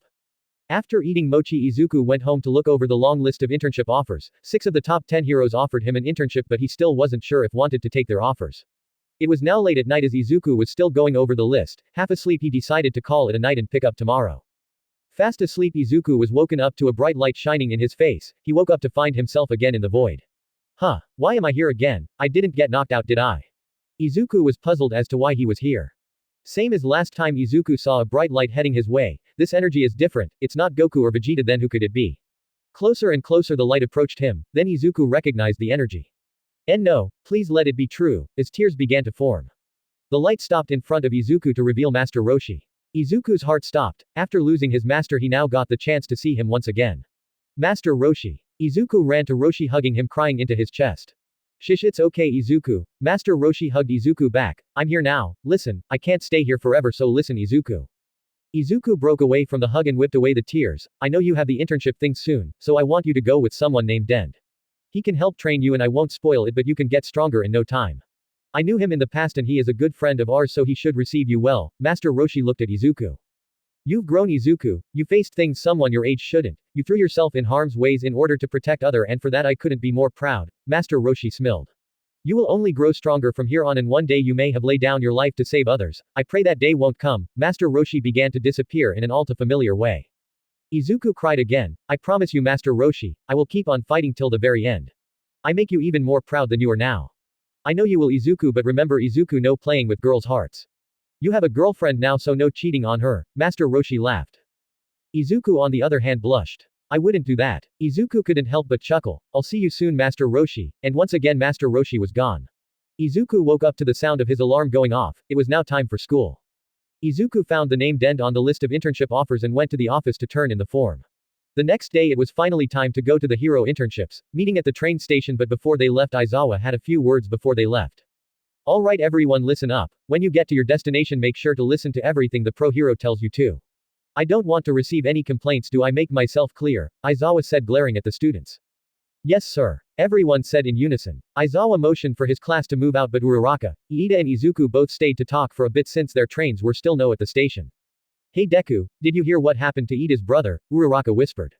Yeah, I heard the hero killer got to him, leaving him paralyzed. Izuku looked at Iida. This face had changed from one of kindness to one of revenge. I also heard he took an internship in the city where it happened. You don't think he will after the hero killer for revenge, do you? Uraraka was worried. I hope not, but let me talk to him, Izuku said, walking up to Iida. Iida, you alright? I heard what happened to your brother. Iida switched back to his kind face. Oh Midoriya, yes, it is unfortunate, but these things happen to heroes all the time. Don't worry about me, I'll be fine. Oh look, my train is here. Best of luck with your internships, Iida said, running towards the train. I'll be just fine once this is all over. Izuku was about to grab Iida when he noticed his train had arrived. Quickly saying goodbye to Uraraka and promising her that he wouldn't do anything reckless, he kissed her forehead and went on his way. Den's hero agency was about an hour away by train. After arriving at the station, he made his way to the address. When he got there, it wasn't what he expected. It was a rundown office 2 stories tall in a secluded part of the city. He slowly made his way to the door that was opened slightly. Hello, anyone home? It's Izuku Midoriya here for the internship. He got no response. As he went inside only to find it empty. That's strange, I know I got the right place. Hello. Just then Izuku felt a sharp increase in ki to his left. A knife flew past Izuku, scratching his cheek. A knife can scratch me. Izuku turned Super Saiyan, running towards the key source. Izuku couldn't see who it was, but he managed to tackle the mystery figure to the ground, pinning him down. Who are you and what have you done with the hero that was here? Izuku said as he pinned the mystery person to the ground. Ha ha ha, I see Master Roshi wasn't kidding about your power. Izuku jumped off the mystery person. If you know who Master Roshi, then that means that you must be Dend. Izuku said, surprised. Before him a tall green figure with an antenna on the top of his head holding a wooden staff. Yes, you guessed it, I'm Dend. I am the guardian of this earth. Izuku couldn't believe it. He just tackled the person he was going to work with. I'm sorry for tackling you. Izuku bowed quickly, but Dend just laughed. It's alright, it's my own fault for attacking you, but I needed to make sure Master Roshi wasn't just talking you up, Dend said as Izuku turned back to his normal state. Come, let's get right to work, we need to get you stronger and I have just the place, Dend said, turning his back to Izuku. Oh right. Izuku followed Dend into the other room when a bright light covered both of them. Izuku shielded his eyes, but when he opened them he noticed he was no longer in a building. What are we outside? Where are we? Izuku said, looking around. Above him nothing but blue skies, in front of him a mansion looking home. Wait a minute, this place looks a circle but the tiles are squares. How do all these squares make a circle? Welcome Izuku to the lookout, from here I look over the world, Dend said. Incredible, this place is amazing. So is this where I am going to train? Izuku asked as he looked around the lookout. Yes and no, you are going to train inside the mansion. Inside there is a room where you can train for long periods of time. 1 year in the room is equal to 1 day out here, this way you can get stronger, Dend directed Izuku to a door. Really? That means I can get stronger in no time. Izuku gleamed when he heard this news. Dend smiled, thinking of Goku and the gang. However, I must warn you, being inside you will face hell. Dend's face turned serious. Izuku stopped and turned to Dend. I know you've been through a lot, but this will be on a different level. I won't blame you for not lasting a full day in the chamber. Goku almost died when he first entered. However, if you are able to overcome this, the results of your training will be worth it. Izuku was nervous, but if it meant that he will become stronger, then it will be worth it. It doesn't matter if it's difficult or not. I want to become stronger. No, I need to be stronger to protect my friends and those I care about. He has the same shine in his eyes like Goku and Gohan had when they trained together. Den smiled. Very well. Once you enter the room, you will find everything you need to survive for 1 year in there: food, water, and a bath. Remember, you can come out whenever you want, so if it becomes too much, make sure to get out. But before you go in, why don't you show me what you got? You mean fight? Izuku questioned. Yes, I want to see your current power. I didn't get to see your full power back at the Hero Agency. Den said, putting down his staff. Alright then, you asked for it. Izuku read it himself as well as Den. As they ran towards each other, Den reached out his arms, but to Izuku's surprise they grew in length and grabbed him by the collar and slamming him to the floor. Oh sorry, did that hurt? Maybe I should take it easy on you, Den mocked. Ha, I'd expect nothing less from the guardian of the planet, but this won't be enough to stop me. Ha! Izuku transformed into a Super Saiyan, forcing Den off of him. Jumping back into the fight, Izuku rushed Den ready to punch him in the face. Before he could make contact, Den yelled, alright, stop. Izuku stopped his fist inches away from Den's face. Huh, why did you say stop? Izuku said, reverting to his normal state. Den laughed, that's because if you hit me then I would be dead. I may be the guardian, but I am not all powerful. As I am now, I can barely handle your full power in your normal state, much less as a Super Saiyan. I see, thank God you told me to stop then. Izuku looked down at his fists he was shaking. I almost killed someone. Let's call it a day for now, you must be tired and hungry. If you are anything like the Saiyans I knew, then you must eat a lot, Den said, walking into the mansion. If it's alright with you, can you tell me stories of Goku and his group? Master Roshi rarely talked about them, Izuku said, walking side by side with Den. Of course, but first we eat, and off they went. The sun went down and Izuku was told the adventures of Goku and his group. Izuku couldn't believe it, they went through so much, amazing. And, question, what techniques do you want to see Izuku do? Fighting back. Tamura was having a good day for a villain, that is, he recently got new people to fight for his cause and strong people as well. Now it was time to see if the hero killer Stain would join their side. Tamura, he is here, Kurogiri said, opening a portal, and out walked Stain the hero killer.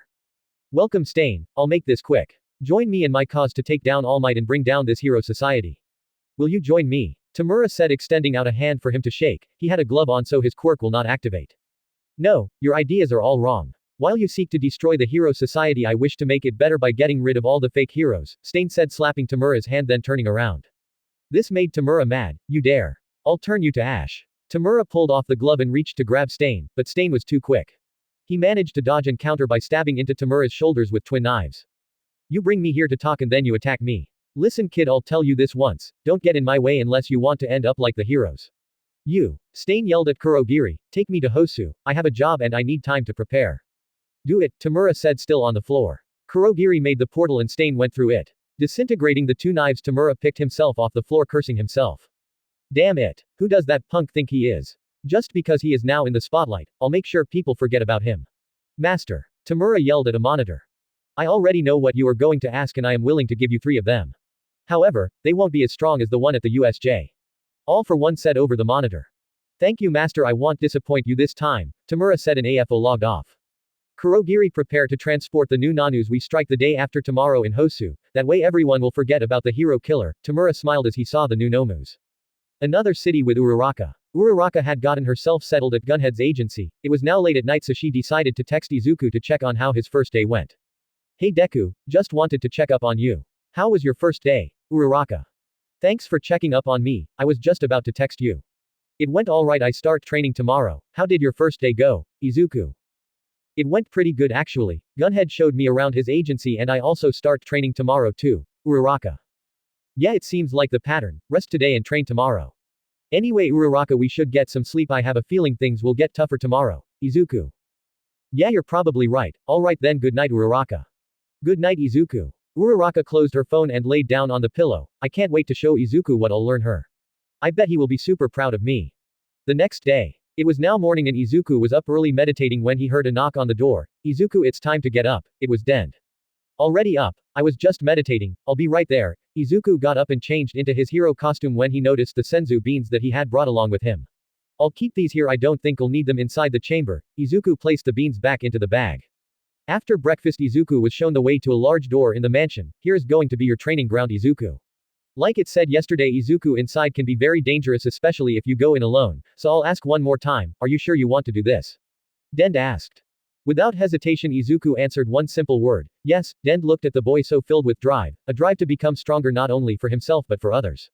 Very well then, please go inside, remember 1 year and there is 1 day out here. If you can't endure it for the full time then please get out and please be careful. Dend opened the door.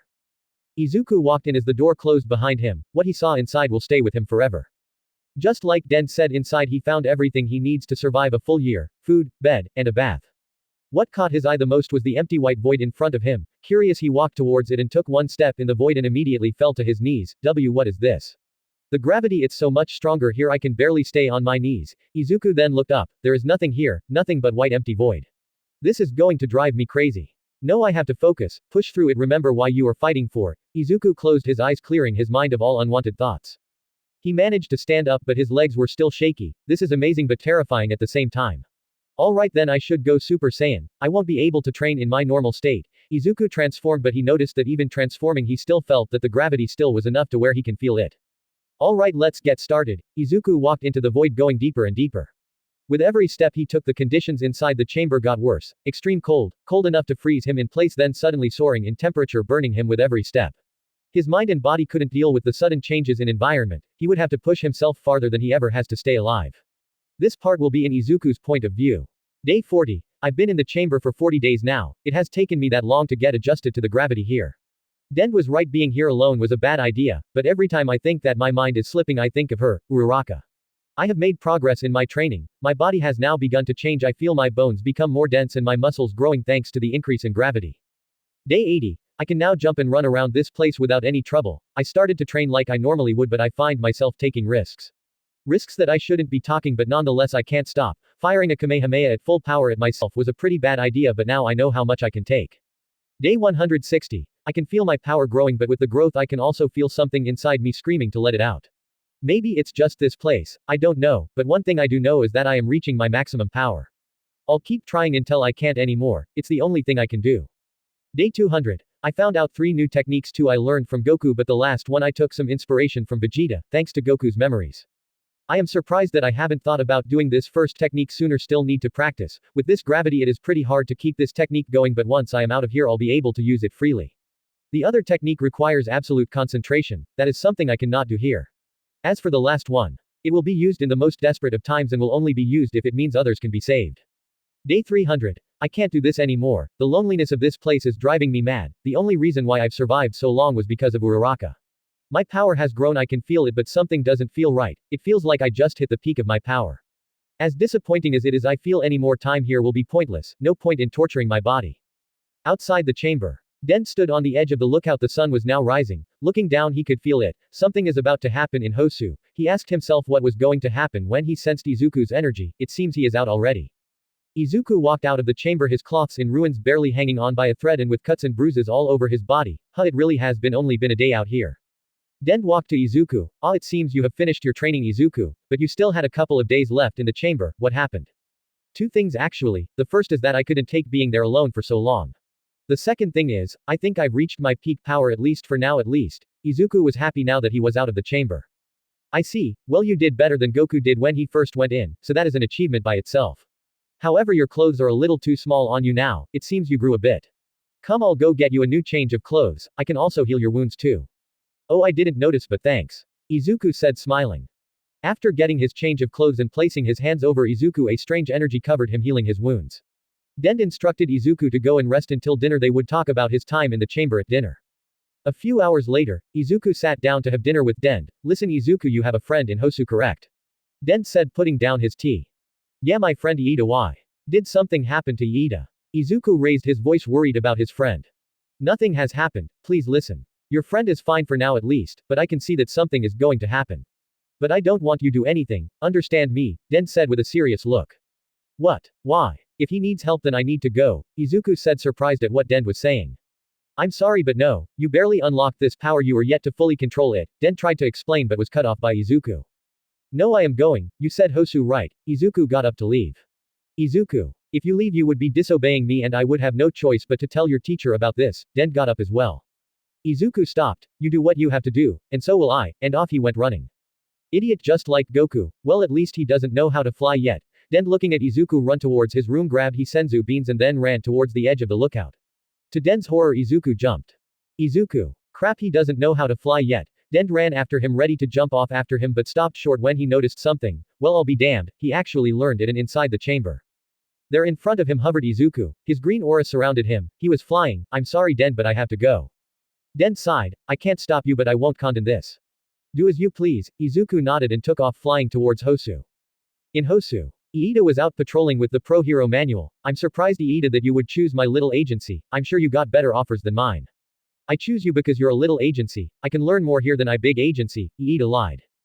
I see. Well, it's now late in the afternoon and it's getting dark, so we should start heading back to the office. Before they could turn around, an explosion was heard just around the block. Iida, let's go. On the scene, 3 creatures were rampaging, 3 beasts similar to those that attacked the USJ but smaller in size. What are these things? Manuel said, running to help the other heroes. They look like the thing that attacked the USJ. Careful, they might be really strong, Iida said, running alongside him. That's when he heard something that stopped him dead in his tracks. There have been sightings of the hero killer in the area. Stain, the hero native, was seen going after the hero killer. Location unknown. The radio of a police cruiser was broadcasting the message. Iida knew this was his chance, his one chance to get revenge for what the hero killer did to his brother. Iida stopped running with Manuel and turned to find the hero killer.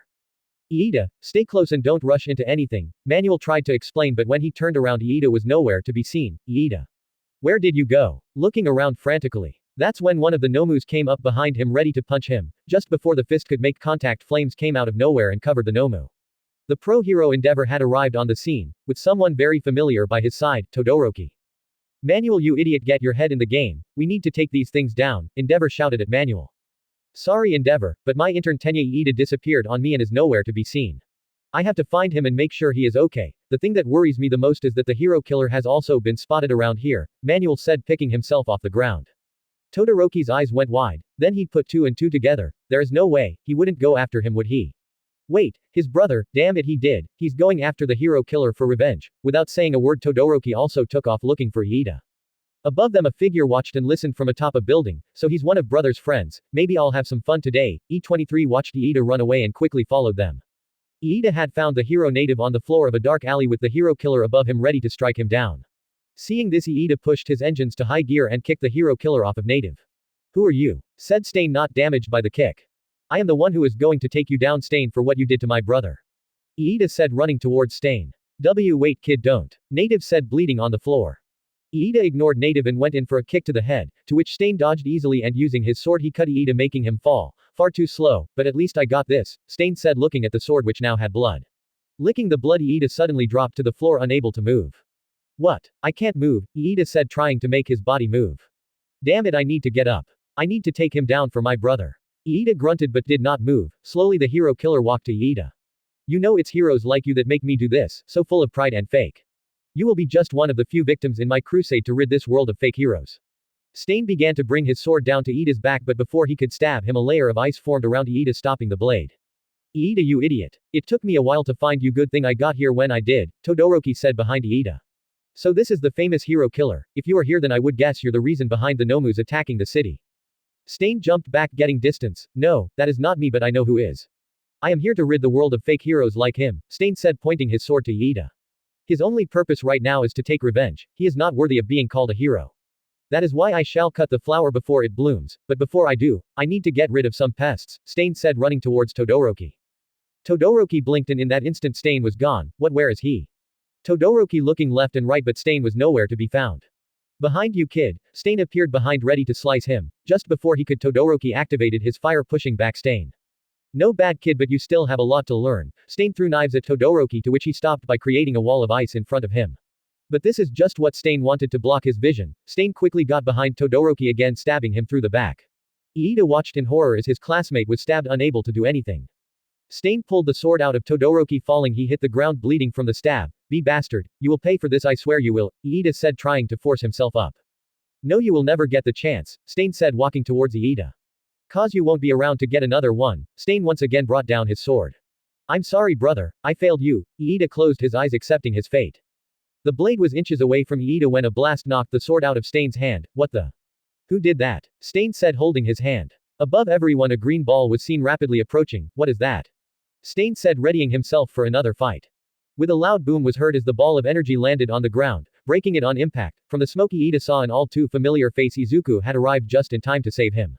Izuku turned to Iida. I knew I should have told you something before we left for our internships. You came here to get revenge, didn't you, Iida? Izuku's face was stern.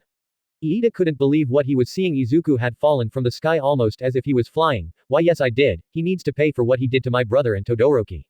Iida yelled. Izuku turned to see Todoroki laying down the ground, blood running out of him. This made Izuku angry. Look at what your revenge has done. This is on you, Iida. Don't worry, he isn't in any mortal danger. It looks like it didn't hit anything vital. Izuku turned his attention to Stain. I know who you are. The hero killer Stain. You killed and crippled many heroes for your fake agenda, but that ends right now. You just made the greatest mistake of your life. Izuku's eyes changed color. Stain didn't back down. Oh yeah, and what was my mistake? Stain readied his sword once again. He seems different from the others. I need to be careful with him. You hurt my friends. Raaagh. Izuku transformed into Super Saiyan. The sheer pressure of his power was enough to push the hero killer back. Iida could only stare in awe at Izuku and his power. You aren't going to hurt anyone more, Stain. Izuku jumped at Stain, punching him in the face and breaking his nose in the process. I will make sure you will never be able to hurt anyone again. Izuku began to lose himself in his rage and he began to beat Stain to a pulp. Punch after punch, Izuku would break bones, but he didn't care. No one will hurt my friends. What happened to Uraraka won't happen again. Todoroki began to get up from his injury. Looking around, he saw Izuku beating the hero killer to the ground. I need to stop him. He's going to kill him if he continues. Todoroki struggled to get up, but once he did, he immediately placed his hand on the open wound. Activating his fire, he cauterized the wound. Izuku was still punching Stain. At this point Stain was knocked unconscious. Todoroki managed to reach Izuku and grabbing him with one arm he wrapped his arm around Izuku, forcing him to stop punching. Midoriya. That's enough. Todoroki screamed. Izuku would snap out of his feet of rage. Looking around, he noticed Todoroki. You beat him, he can't fight back. It's over. Izuku looked at the beaten Stain. My god, what have I done? Izuku stepped away disgusted with himself. I didn't mean to. I just. Den had warned him not to go, that he didn't know his own strength and he just proved him right. Izuku depowered into his normal state. Looking down at his hands soaked in blood, he fell to his knees. Midoriya, it's all right now. Not only did you save me and Iida, but you just beat the hero killer. Todoroki tried to console his classmate. Iida started to regain control of his body since Stain was knocked out. Now is my chance, a voice was heard above the group. Before they could even catch their breath, an unknown person jumped down from the roof of the nearby building. Hello, Izuku. It was E23 wearing a black trench coat and black mask covering his nose and mouth. Who are you? Look, I'm not in the mood right now, so please leave, Izuku said with his back turned. Oh, I don't think that will be possible, E23 said. He told you to leave. I would listen if I were you, Iida said, getting in front of Izuku. Also, you want to play hero? Let's see how long you can keep that up. E23 jumped at Iida, ready to punch him in the face. E23 was too fast for Iida to see, but Izuku saw him. Quickly jumping in front of Iida, Izuku caught E23's fist before it hit Iida. I wouldn't do that if I were you. Wow, he's strong. It took everything I had to hold back his punch. Izuku grabbed Iida and jumped back. Iida, Todoroki, take native and get out of here. He's too strong for you guys. Here, take these and give one to Todoroki and go. Izuku threw the bag of senzu beans at Iida. Iida was smart enough to listen to Izuku. He quickly grabbed native and helped Todoroki, but before he turned the corner he looked back and yelled, you better come back unhurt, Izuku, or else Uraraka is going to kill me. How idiotic, letting your friends while you stay back, E23 said. How is that idiotic? Izuku questioned. Because, it's the last time you will get to see them. E23 jumped at Izuku with such speed that Izuku had a hard time following him. Izuku barely managed to raise an arm, but Izuku heard a crack coming from his arm. Damn it, it's broken. I have to push through the pain. If I let my guard down I will die. Izuku transformed into a Super Saiyan and readied himself to fight. What do you want from me? Izuku flew towards E23 as he pulled his arm back. E23 did not move. Take this. Izuku's punch made contact with the mask of E23, breaking it, but he didn't even flinch. The mask broke. When Izuku looked up he saw it. He saw himself. E23 looked exactly like Izuku. The only thing different was the giant scar across his right eye, and his eyes were not the emerald green but ruby red. Why do you look like me? Izuku yelled, but E23 said nothing. Answer me. Izuku fired of a ki blast only for it to be swatted away. No, it was too soon for you to find out. E23's voice was in a panic. Izuku's ki shot outwards and upwards, littling up the sky with his golden aura. It was so bright everyone in a surrounding city saw the light from miles away, including Uraraka, who was outside due to some training she was doing. Hey, what's that golden light? Asked one of Gunhead's sidekicks. I don't know, but it looks like coming from Hosu. Gunhead turned to Uraraka. Hey Uravity, you have a classmate in Hosu, right?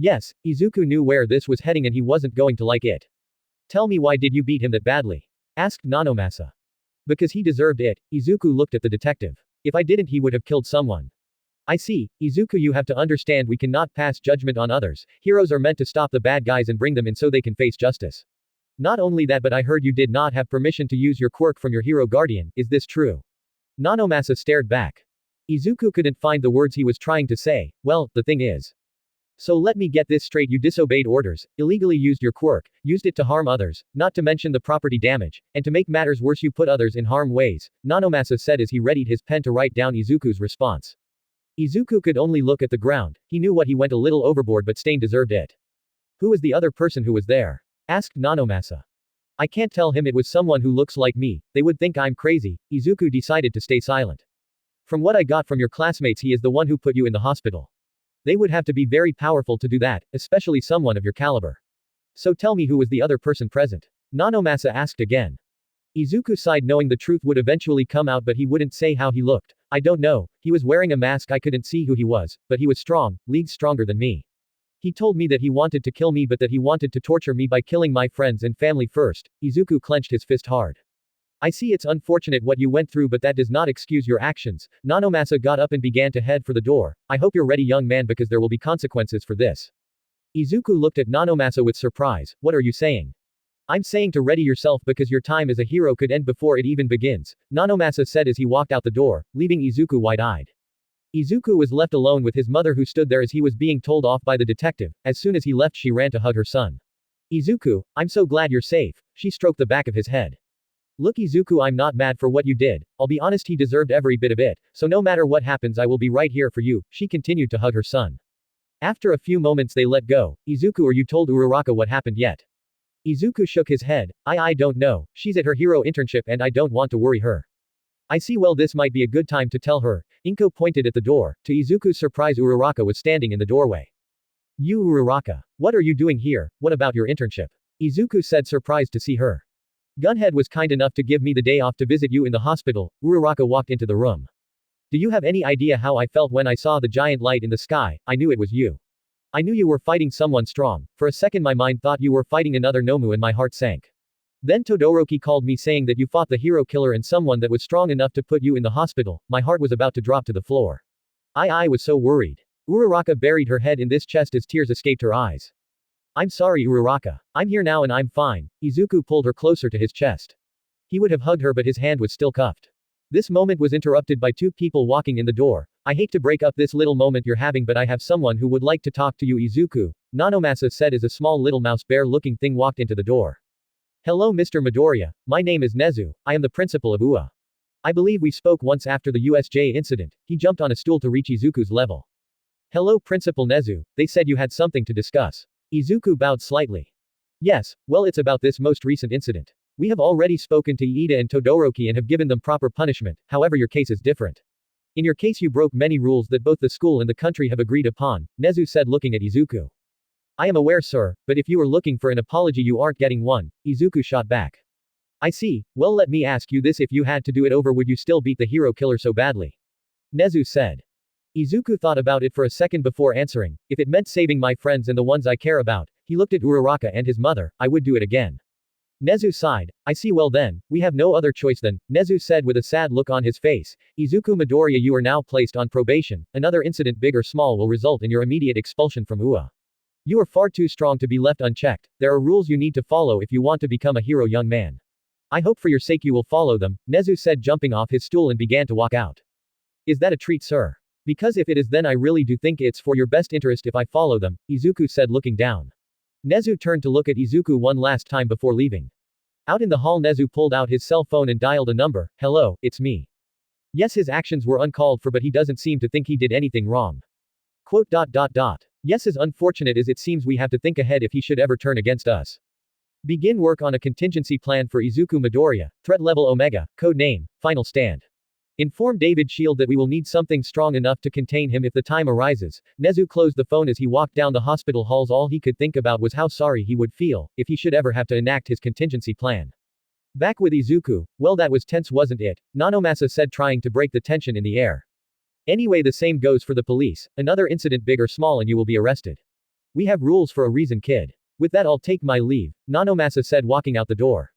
Now Izuku was alone with Uraraka and his mother. He was mad for getting in trouble for helping people, his friends. He took down the hero killer and they punished him.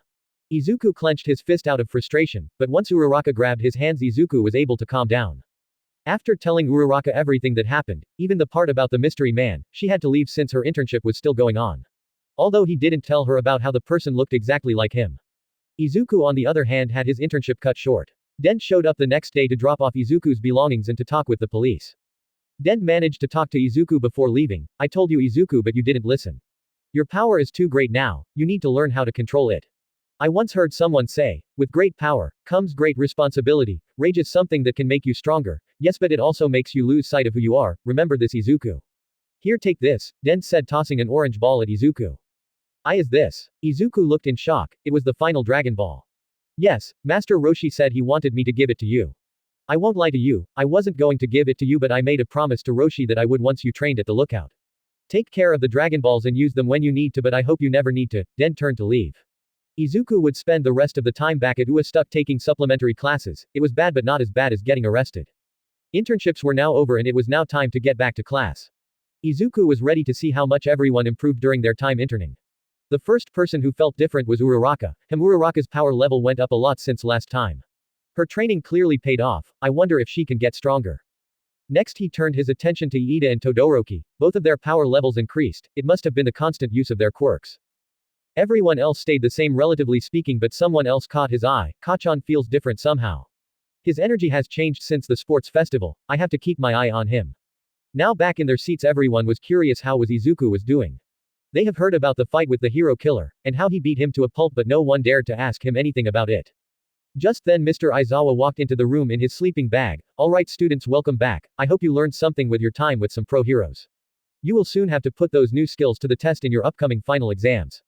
This exam will be in 1 week time, so be prepared. For now you will have free time right now to talk amongst yourself until your next class. Aizawa was walking out the door.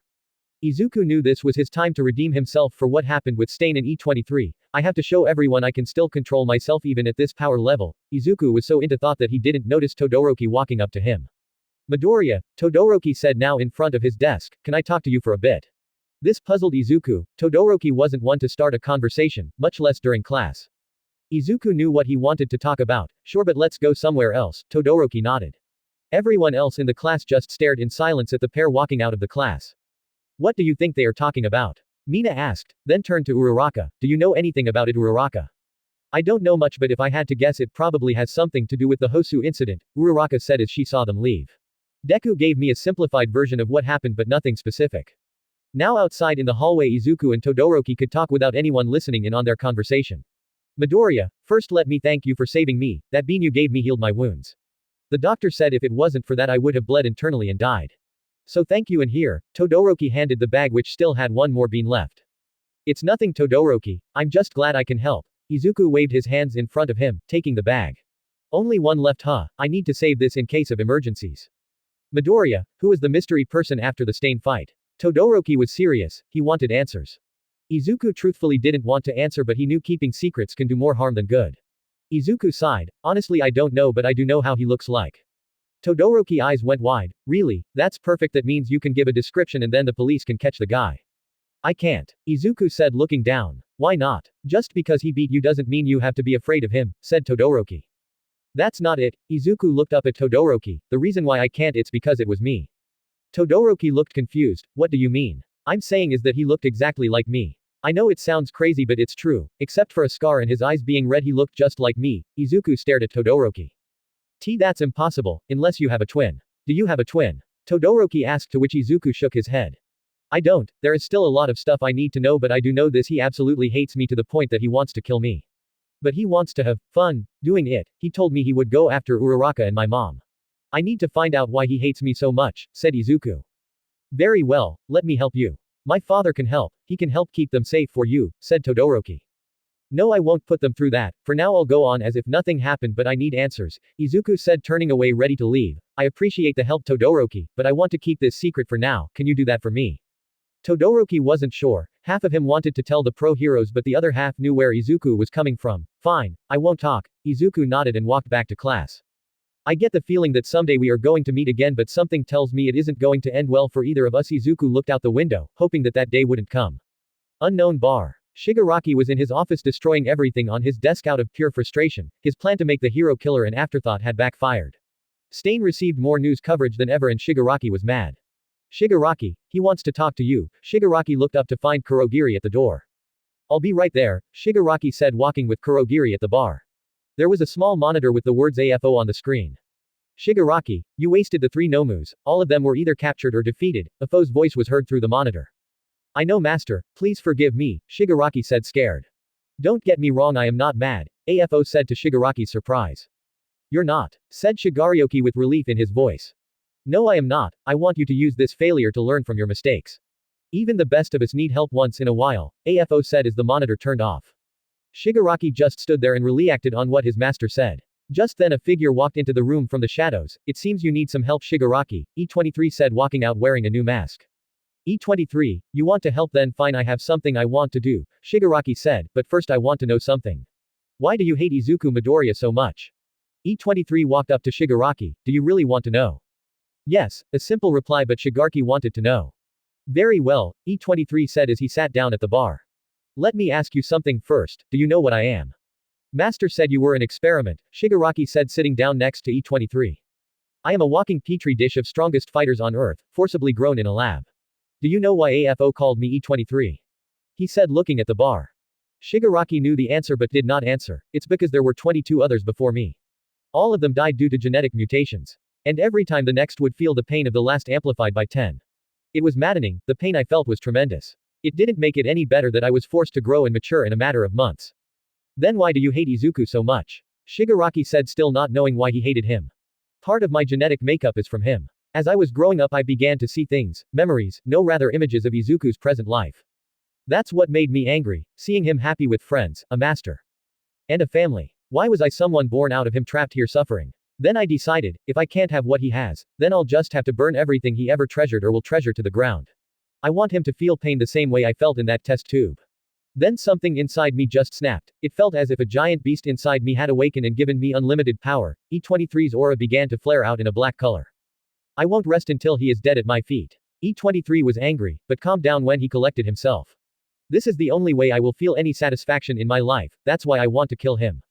Very well, I'll let you kill him, but if he attacks me, I won't hesitate to kill him, Shigaraki said, to which E23 said nothing as he got up. Before you leave, I want you to help me with something in 2 weeks' time. Just so you know, Izuku Midoriya will be there, E23 smiled under his mask. You know how to get in contact with me, and off he went. E23 was gone. Now that E23 was gone, Shigaraki sighed, relieved that he was no longer here. That aura was so dark, it was suffocating. Back with Izuku. Izuku made his way back to class to find Uraraka talking with Mina and Sue, so he decided to go to his desk and rest for a bit. When he woke up, when he felt a powerful key, that's him. It was only for an instant, but I'm sure it was him. Izuku's face turned white. That's when he noticed no one in the room with him.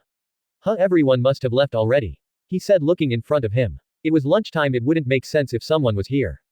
Not everyone, Uraraka said behind him. Izuku got scared and jumped up in a panic. Uraraka, you scared me, Izuku said, looking at her. She just laughed at his expense. Haha, sorry I would have woken you up sooner, but you looked so cute while you were asleep, Uraraka said, blushing slightly. See, cute. I should be saying that to you, Izuku said, scratching the back of his head. Hearing this, Uraraka blushed even more. Anyway, why are you still here? I thought you would have left with Mina and Sue, Izuku said, grabbing his stuff. Come on, I think we still have time to get something to eat. But I wanted to ask you something, Uraraka said in a quiet voice. She got up as well. Oh, sure, ask away, Izuku said as they walked out of the classroom. Uraraka took a deep breath in. Do you think we can go on a date? Izuku was shocked. He became her boyfriend, but not once did he ask her if she wanted to go out on a date since they got together. Why, yes, of course. I'm sorry, Uraraka, I was so distracted with what happened at Hosu that I forgot to pay attention to you more. Izuku could punch himself. And no, it's fine. Sorry if it seems like I'm trying to make you feel bad, I'm not. Uraraka was quick to explain. I know, and I'm sorry. Yeah, how does a movie date sound? Izuku said, hugging her. Uraraka's eyes lit up. Yeah. That sounds great. I heard Remember Sunday is really good. So Sunday. And I'm a sucker for romance movies, so Remember Sunday is a good recommendation for anyone. Any recommendations you have is appreciated. Sunday, I'll go to your apartment and we'll go from there, Izuku said, then kissed her forehead. Alright, I can't wait. Uraraka jumped up in joy. Izuku smiled seeing how happy she was. I promise you Uraraka, I will not let you down, I want to see that smile forever, Izuku thought. Unknown location. Alarms inside the building rung, damn it where did she go? A henchman yelled as others ran past him. I want her found and back here now. She couldn't have gone far, search the area, said a skinny looking man with a mask in the shape of a plague doctor. She has to be around here somewhere, if she is found by anyone but us all of our plans go down the drain.